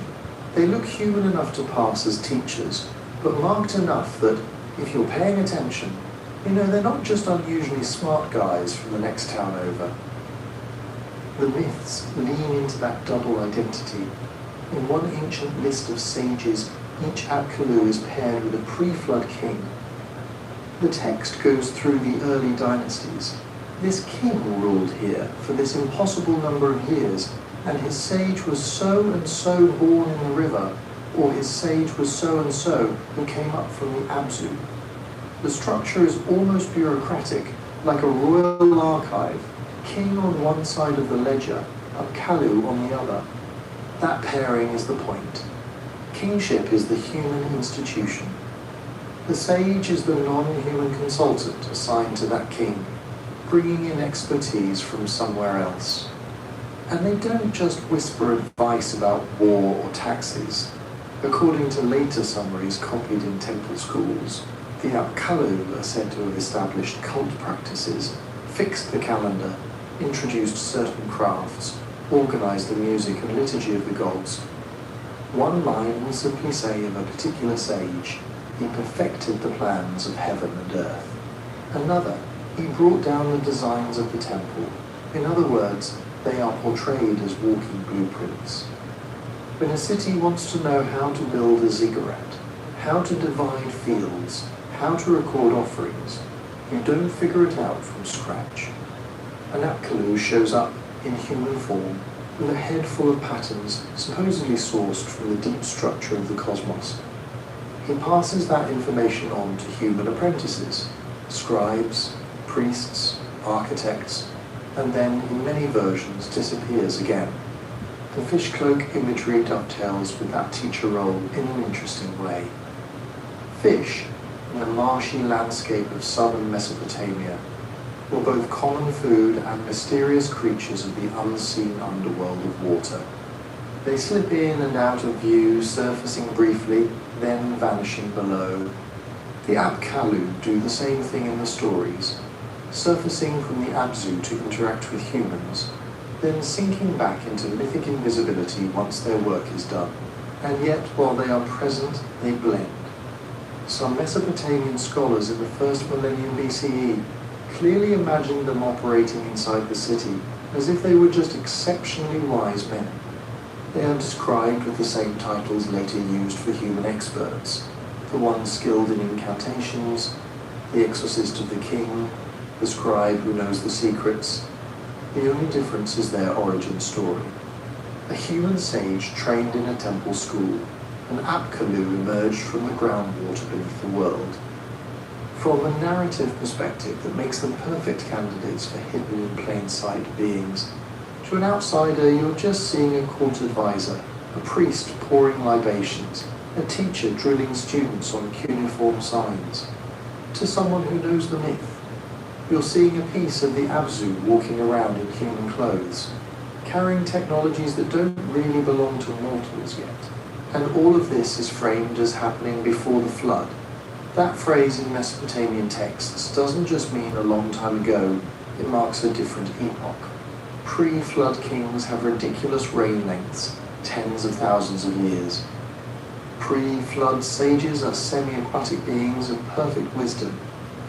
Then the flood comes, civilization is wiped, and whatever knowledge survives into the post-flood world is a fragment, a copy of what the Apkallu originally brought. In some traditions, later human scholars and ritual specialists explicitly model themselves on the Apkallu, claiming to be their successors or inheritors. But that's the later story. First, you have to understand why these fish-cloaked teachers rising out of the Abzu are remembered at all, and what makes their presence feel, to Mesopotamian writers, older and stranger than almost anything else on this list. Part of it comes down to how far back their story is pushed. In the Sumerian king list and related texts, the Apkallu aren't just placed a long time ago. They're anchored in that almost mythic era before the flood, attached to kings whose reign lengths are counted in tens of thousands of years. Those numbers aren't meant to be realistic.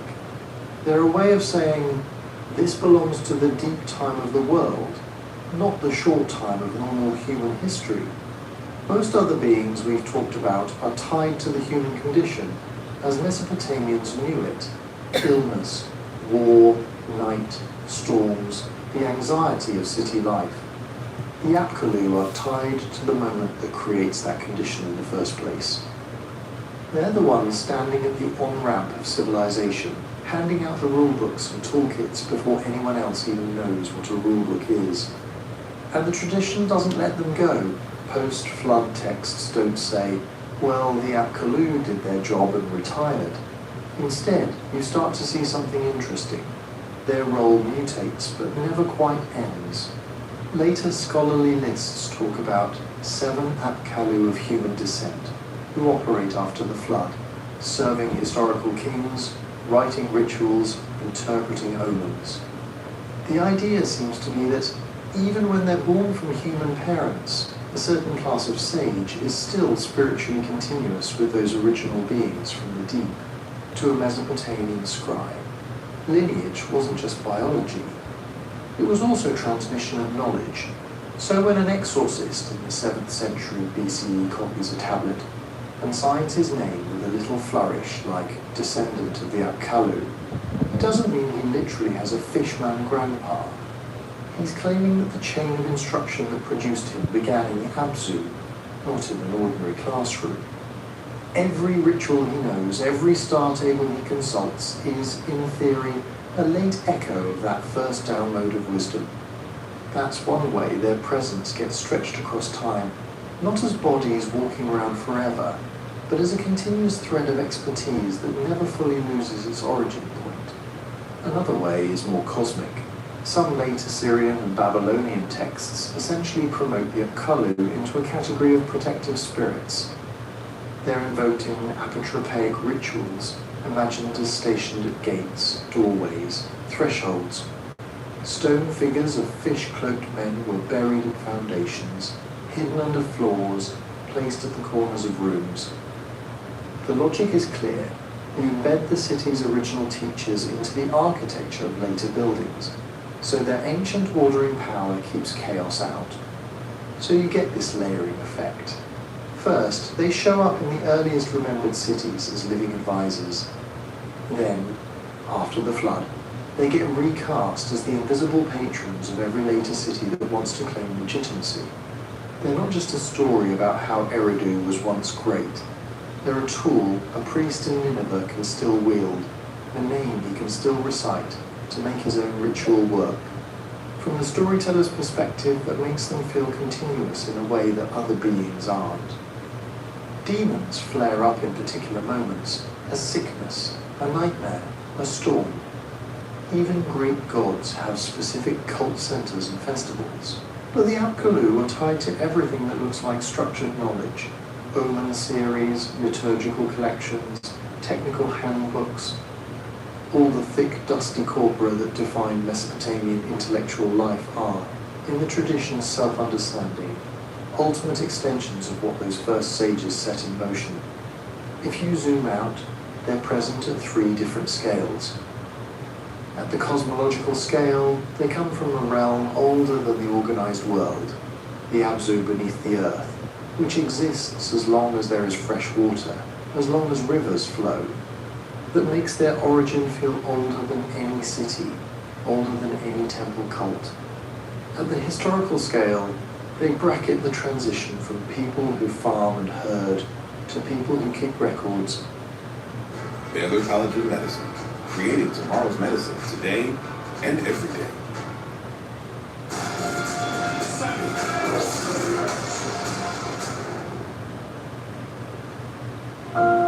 When I went to Anytime Fitness, I was 6 months sober, and that's become my place of healing. Nice job.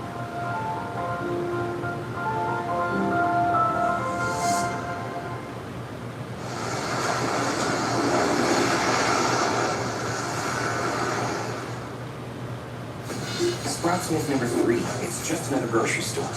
With fresh organic produce everywhere. Consult omens and build stepped temples. The myths insist that the initial blueprint stage of that transition is theirs, and at the everyday scale, for as long as there are scribes copying tablets and exorcists chanting incantations, there is a living inheritance that claims the Apkallu as its root. When you open a standardized ritual series, you are, according to the colophons, reading The Secret of the Apkallu.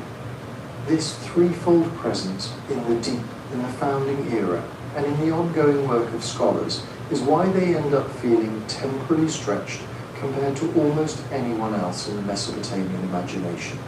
Other mythic figures can be older in a cosmic sense. Sea monsters and primordial deities belong to the chaos before order, but they don't usually enter human society wearing human faces, sit next to kings, and then quietly linger in the margins of every text that claims to know how the universe is structured. The Apkallu do. They're said to surface at the very beginning of civilization, seed the world with templates, and then leave behind a class of human professionals who perpetually reenact their role, advising rulers, decoding omens, mediating between gods and people. In that sense, every court scholar in Mesopotamia is a kind of living disguise the Apkallu put on. That's ultimately why, on a list ranked by how long they've been here, they come out on top. You can say a night demon has haunted sleepers since people first huddled in mud huts. You can say a wind god has raged as long as storms have crossed the plains. But the Apkallu are the story the Mesopotamians themselves told when they tried to answer a different question. Not how long has fear or chaos existed, but how long has teaching existed, writing existed, ordered knowledge existed. In their own texts, the answer is, as long as there have been sages. And as long as there have been sages, there have been Apkallu, just beneath the surface, wearing human shapes, carrying pieces of the Abzu into every age that followed. So where does that leave us? We started at the edge of the bed with Alu, a presence so vague the texts barely know how to describe it. No face, no limbs, no clear outline, just the feeling of something sitting on your chest at night, stealing your breath, blurring the line between sleep and death. The kind of thing that doesn't need a permanent body, because it only exists in those thin slices of time when you're half awake and defenseless. From there, we moved into clearer shapes. Pazuzu, for example, shows you exactly what he is, and then doesn't. He's carved with wings, talons, a scorpion tail, a terrifying hybrid face, and yet his job in the incantations is to move around inside the ordinary world, to ride the wind, stalk the desert paths, show up in doorways and sick rooms. In some texts, he looks almost like a bouncer at the threshold, between normal day and storm that ruins everything. Lilitu steps even closer. By the time you're dealing with her, the disguise is almost the whole point. She's not swooping out of the sky as a dragon or lurking in a reed marsh as a monster. She's said to walk the streets, haunt the liminal hours, move through human spaces wearing desires, fears, and loneliness as her camouflage. Her threat is psychological and social as much as supernatural. You don't need claws if you can weaponize attention, rejection, and the terror of being alone at night. Then you get beings who are almost bureaucratic in their horror. Namtar doesn't need to sneak around. He's fate itself, the decree that attaches to a person like a line of text on a tablet. In the stories, he can go up and down between underworld and earth like a courier, and that mobility is exactly what makes him feel so close. Plague doesn't look like a monster. It looks like messengers going in and out of cities, orders being passed along, invisible decisions already written before you fall sick. The Galu show you what happens when the disguise drops. They're said to drag people down to the underworld, but they don't stand outside human society. They're imagined as the underworld's police force, its extradition agents. If you squint, they're just an amplified version of something every city already knows. Enforcers, functionaries, the people whose job is to make sure no one slips out of the system they're born into. Utuku and Asaku push the timeline back. Utuku are those wandering presences that the texts treat as extremely old, tied to ruined places, abandoned houses, ancient wrongs. They don't look human, but they move through human-built spaces like they still remember when those spaces were new. Asaku, on the other hand, are almost like the raw algorithm of disease itself, an attack that rides on drought, fever, wasting. When later scribes say a particular sickness is the hand of Asaku, they're putting a face on a pattern of suffering that probably felt as old as agriculture. By the time we get to the Anunnaki, the scale has shifted again. These aren't just night visitors or rogue demons.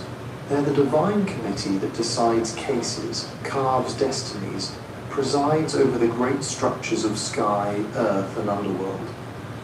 And yet even they are, in some myths, imagined as present at city gates, in temples, in courtrooms, in places where humans gather to argue about what is just. When a judge renders a verdict, he's, in effect, acting as their temporary disguise. And finally, the Apkallu stretch that whole pattern across deep time. Everything else on this list is plugged into some recurring human crisis, illness, fear, storms, the terror of death. The Apkallu are plugged into something else, the invention and maintenance of order. They're said to appear right at the moment when people become a civilization that writes, calculates, predicts, and legislates. And then, instead of vanishing, they dissolve into every later figure who claims to know how the world works. If you zoom out over... I want to see how did the Sumerians protect themselves against them. Before the first cities rose from the marshlands,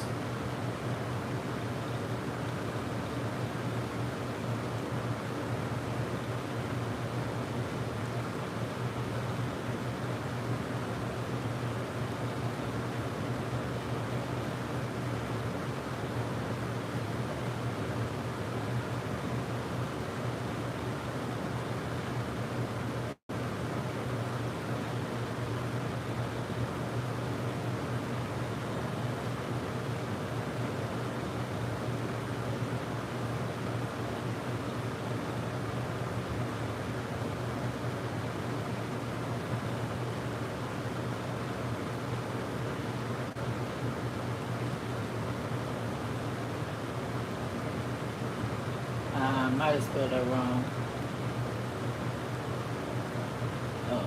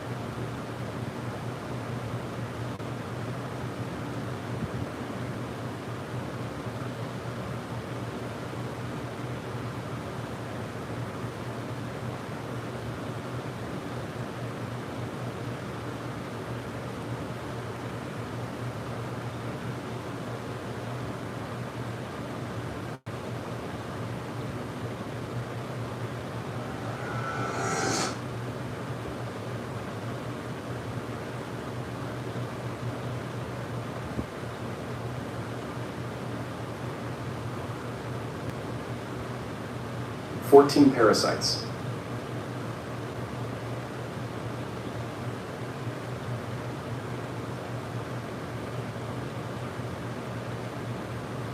Historical rabbit hole.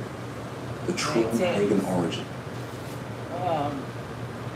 Let's see how the dang afterlife.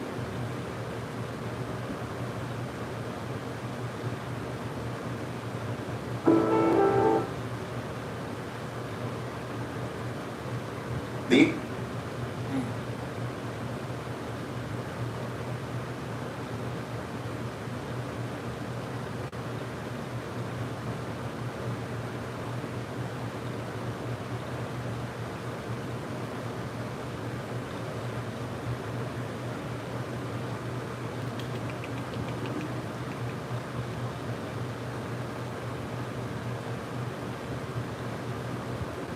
I might have to write that over.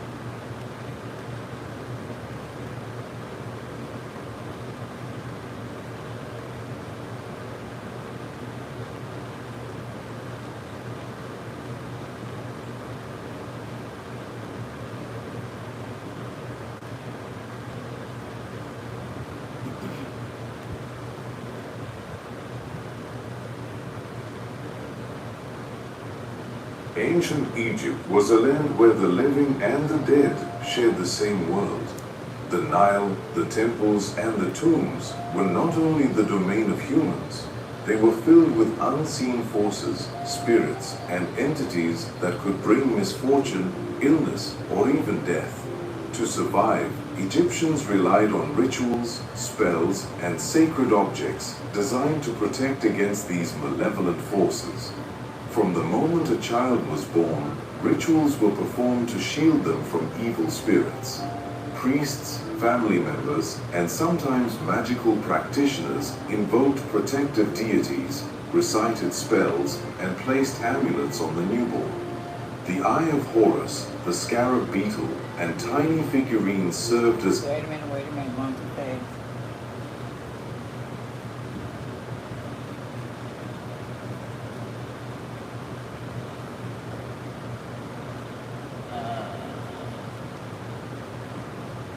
of deities, recited spells, and placed amulets on the newborn. The Eye of Horus, the scarab beetle, and tiny figurines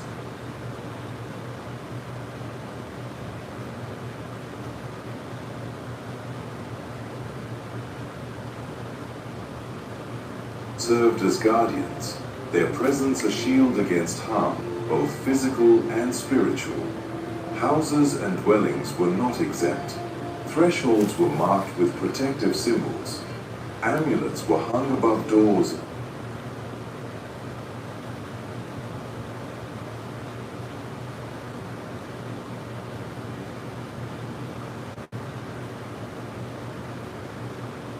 Windows to prevent intrusions by spirits. Families performed daily rituals, offering food, incense, and prayers to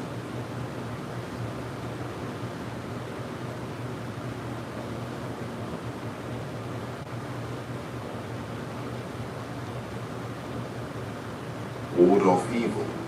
Even simple gestures, like sprinkling water or burning herbs, were believed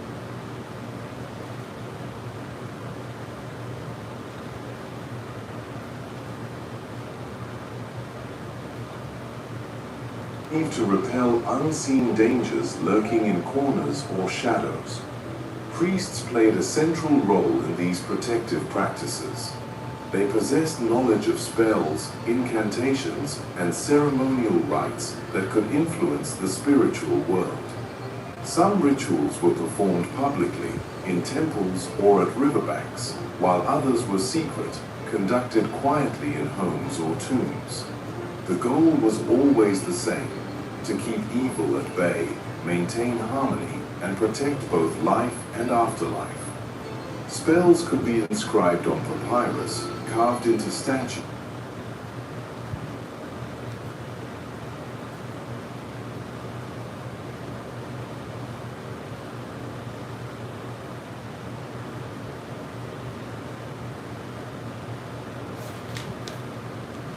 or painted on walls. Some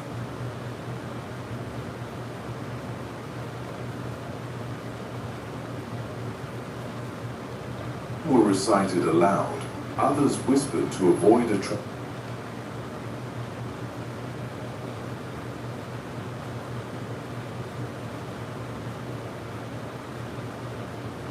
attracting attention. Each word mattered. A mispronunciation could render the spell useless or even backfire. Magic in Egypt was precise, deliberate, and immensely powerful when performed correctly.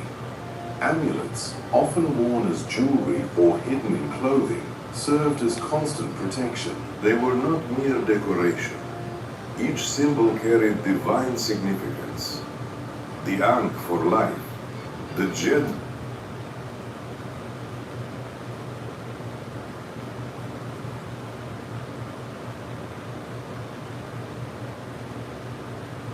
pillar for stability.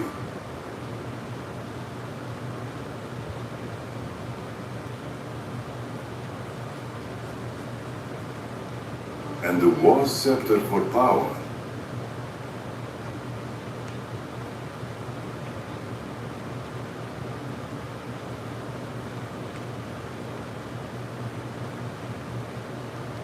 all functioned as spiritual armor. Certain amulets were even placed in graves to protect the deceased from malevolent spirits seeking to disrupt their journey to the afterlife. The Egyptians also feared demons and restless spirits. Some were believed to inhabit deserts, tombs, or abandoned structures, waiting to harm the unwary. Others could attach themselves to living people, causing sickness, madness, or misfortune. Rituals against these entities included purification ceremonies, offering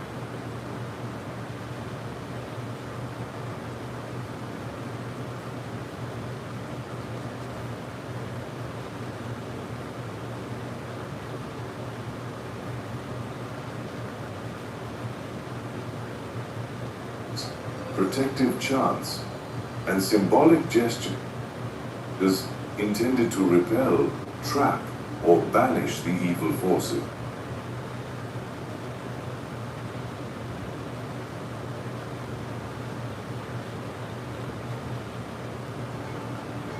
Some rituals were dramatic and elaborate. Priests might circle a home or temple, sprinkling sacred water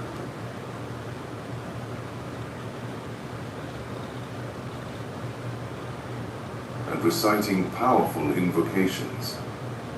Animals, considered sacred, were sometimes used in ceremonies. Cats, ibises, and crocodiles could serve as spiritual intermediaries.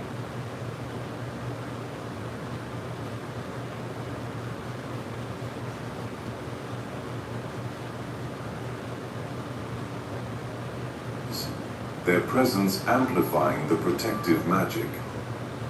Even the construction of homes, tombs, and temples incorporated ritual protections, embedding spells in bricks, stones, and foundations. But protection was not only for individuals or homes. Entire cities, temples, and riverbanks were safeguarded through collective rituals.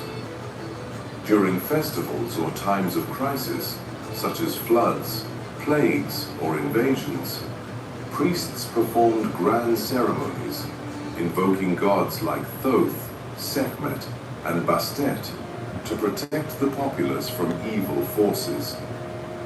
The line between religion, magic, and governance was blurred. Divine protection was essential for both spiritual and political stability. Even the afterlife required protection.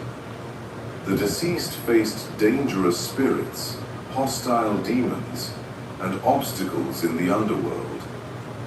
Spells, amulets, and rituals were employed to ensure a safe journey, to ward off the entities that threatened the soul, and to guarantee rebirth and eternal life. Without these protections, even a pharaoh could face spiritual harm, wandering the afterlife vulnerable to malicious forces. Magic, protection, and ritual were woven into every aspect of Egyptian life. The fear of evil spirits shaped behavior, architecture, and society. Every household, every temple, and every tomb contained layers of protections, visible and invisible.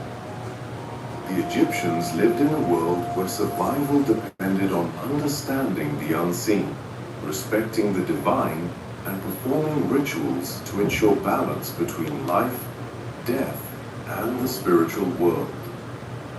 The Egyptians believed that evil spirits were not only real, but everywhere, lurking in tombs, deserts, rivers, and even within human hearts. Some spirits were vengeful ancestors. Others were demons seeking chaos. Some were restless souls unable to reach the afterlife. The fear of these entities shaped every aspect of daily life and inspired a vast system of protective rituals. Priests were the masters of these protections. They performed complex ceremonies to banish harmful spirits, often using incense, sacred water, and carefully recited spells. Chants could be repeated for hours, invoking gods like Thoth for wisdom, Bastet for protection, and Sekhmet for divine justice. Each ritual was precise. Timing, words, and gestures all had to align, for even the slightest error could render the spell useless or invite greater harm. Amulets were vital in these practices. They were not just decorative charms, they were conduits of divine power. The scarab beetle protected against evil and symbolized rebirth. The Eye of Horus shielded from illness, misfortune, and malevolent forces. Even simple tokens placed in cradles, homes, or coffins acted as barriers against unseen threats. Some amulets were worn by pharaohs and nobles, while others were hidden in walls or buried under doorways, invisible yet powerful.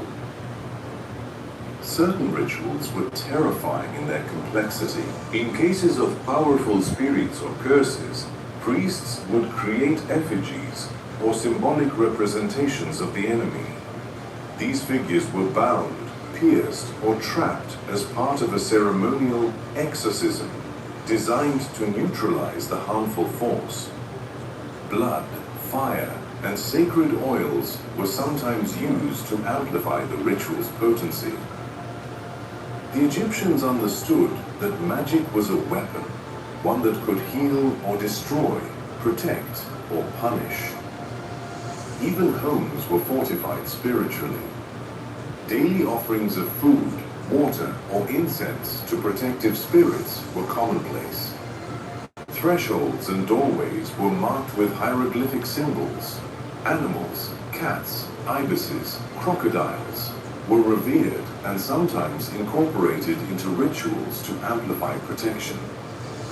These practices were both preventative and defensive, creating layers of safeguards against entities that could bring sickness, misfortune, or death.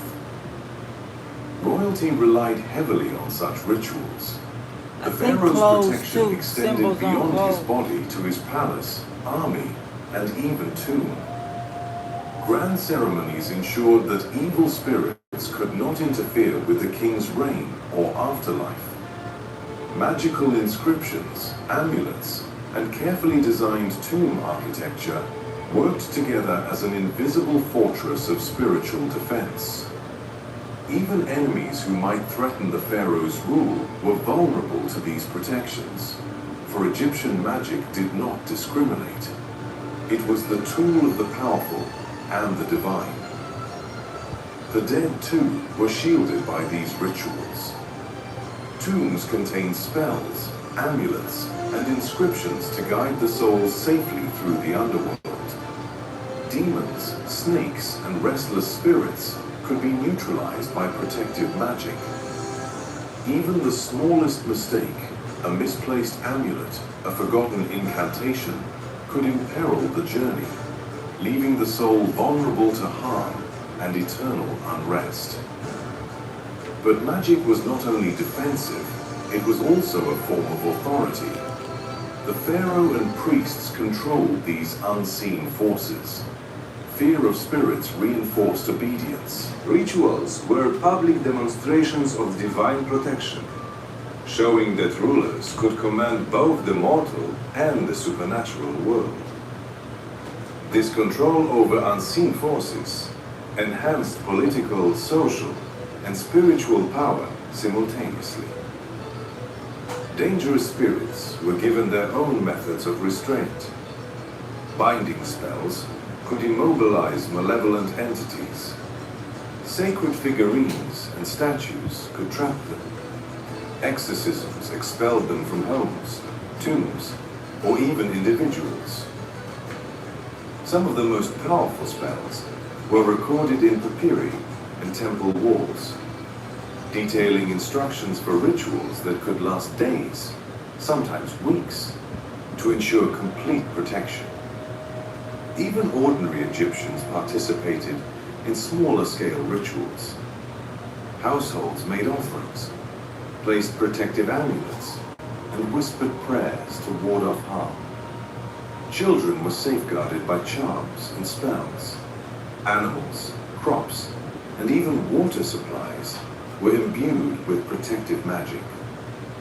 The invisible world of spirits dictated behavior, shaped society, and maintained order through fear, reverence, and obedience. Ultimately, these rituals reveal how deeply the Egyptians intertwined magic with everyday life. They were a civilization that saw the unseen as powerful and real, where survival, health, and prosperity depended on respect for spiritual forces. Amulets and spells were shields, weapons, and instruments of control, protecting the living, guiding the dead, and maintaining cosmic balance. In ancient Egypt, evil spirits were not merely legends. They were part of a living, breathing world, one where the line between life and afterlife, seen and unseen, was fluid. Through rituals, spells, and amulets, Egyptians defended themselves, controlled destiny, and imposed order on chaos. Magic was their weapon, their shield, and their guide, an invisible but undeniable force, shaping every aspect of existence in the land of the Nile. Long before Greece gave us Olympian gods or Rome carved its myths into marble, All right, the y'all. ancient Egyptians were telling stories of divine. Thank y'all for hanging out with me. I appreciate it. I hope I help in some type of way. Till next time.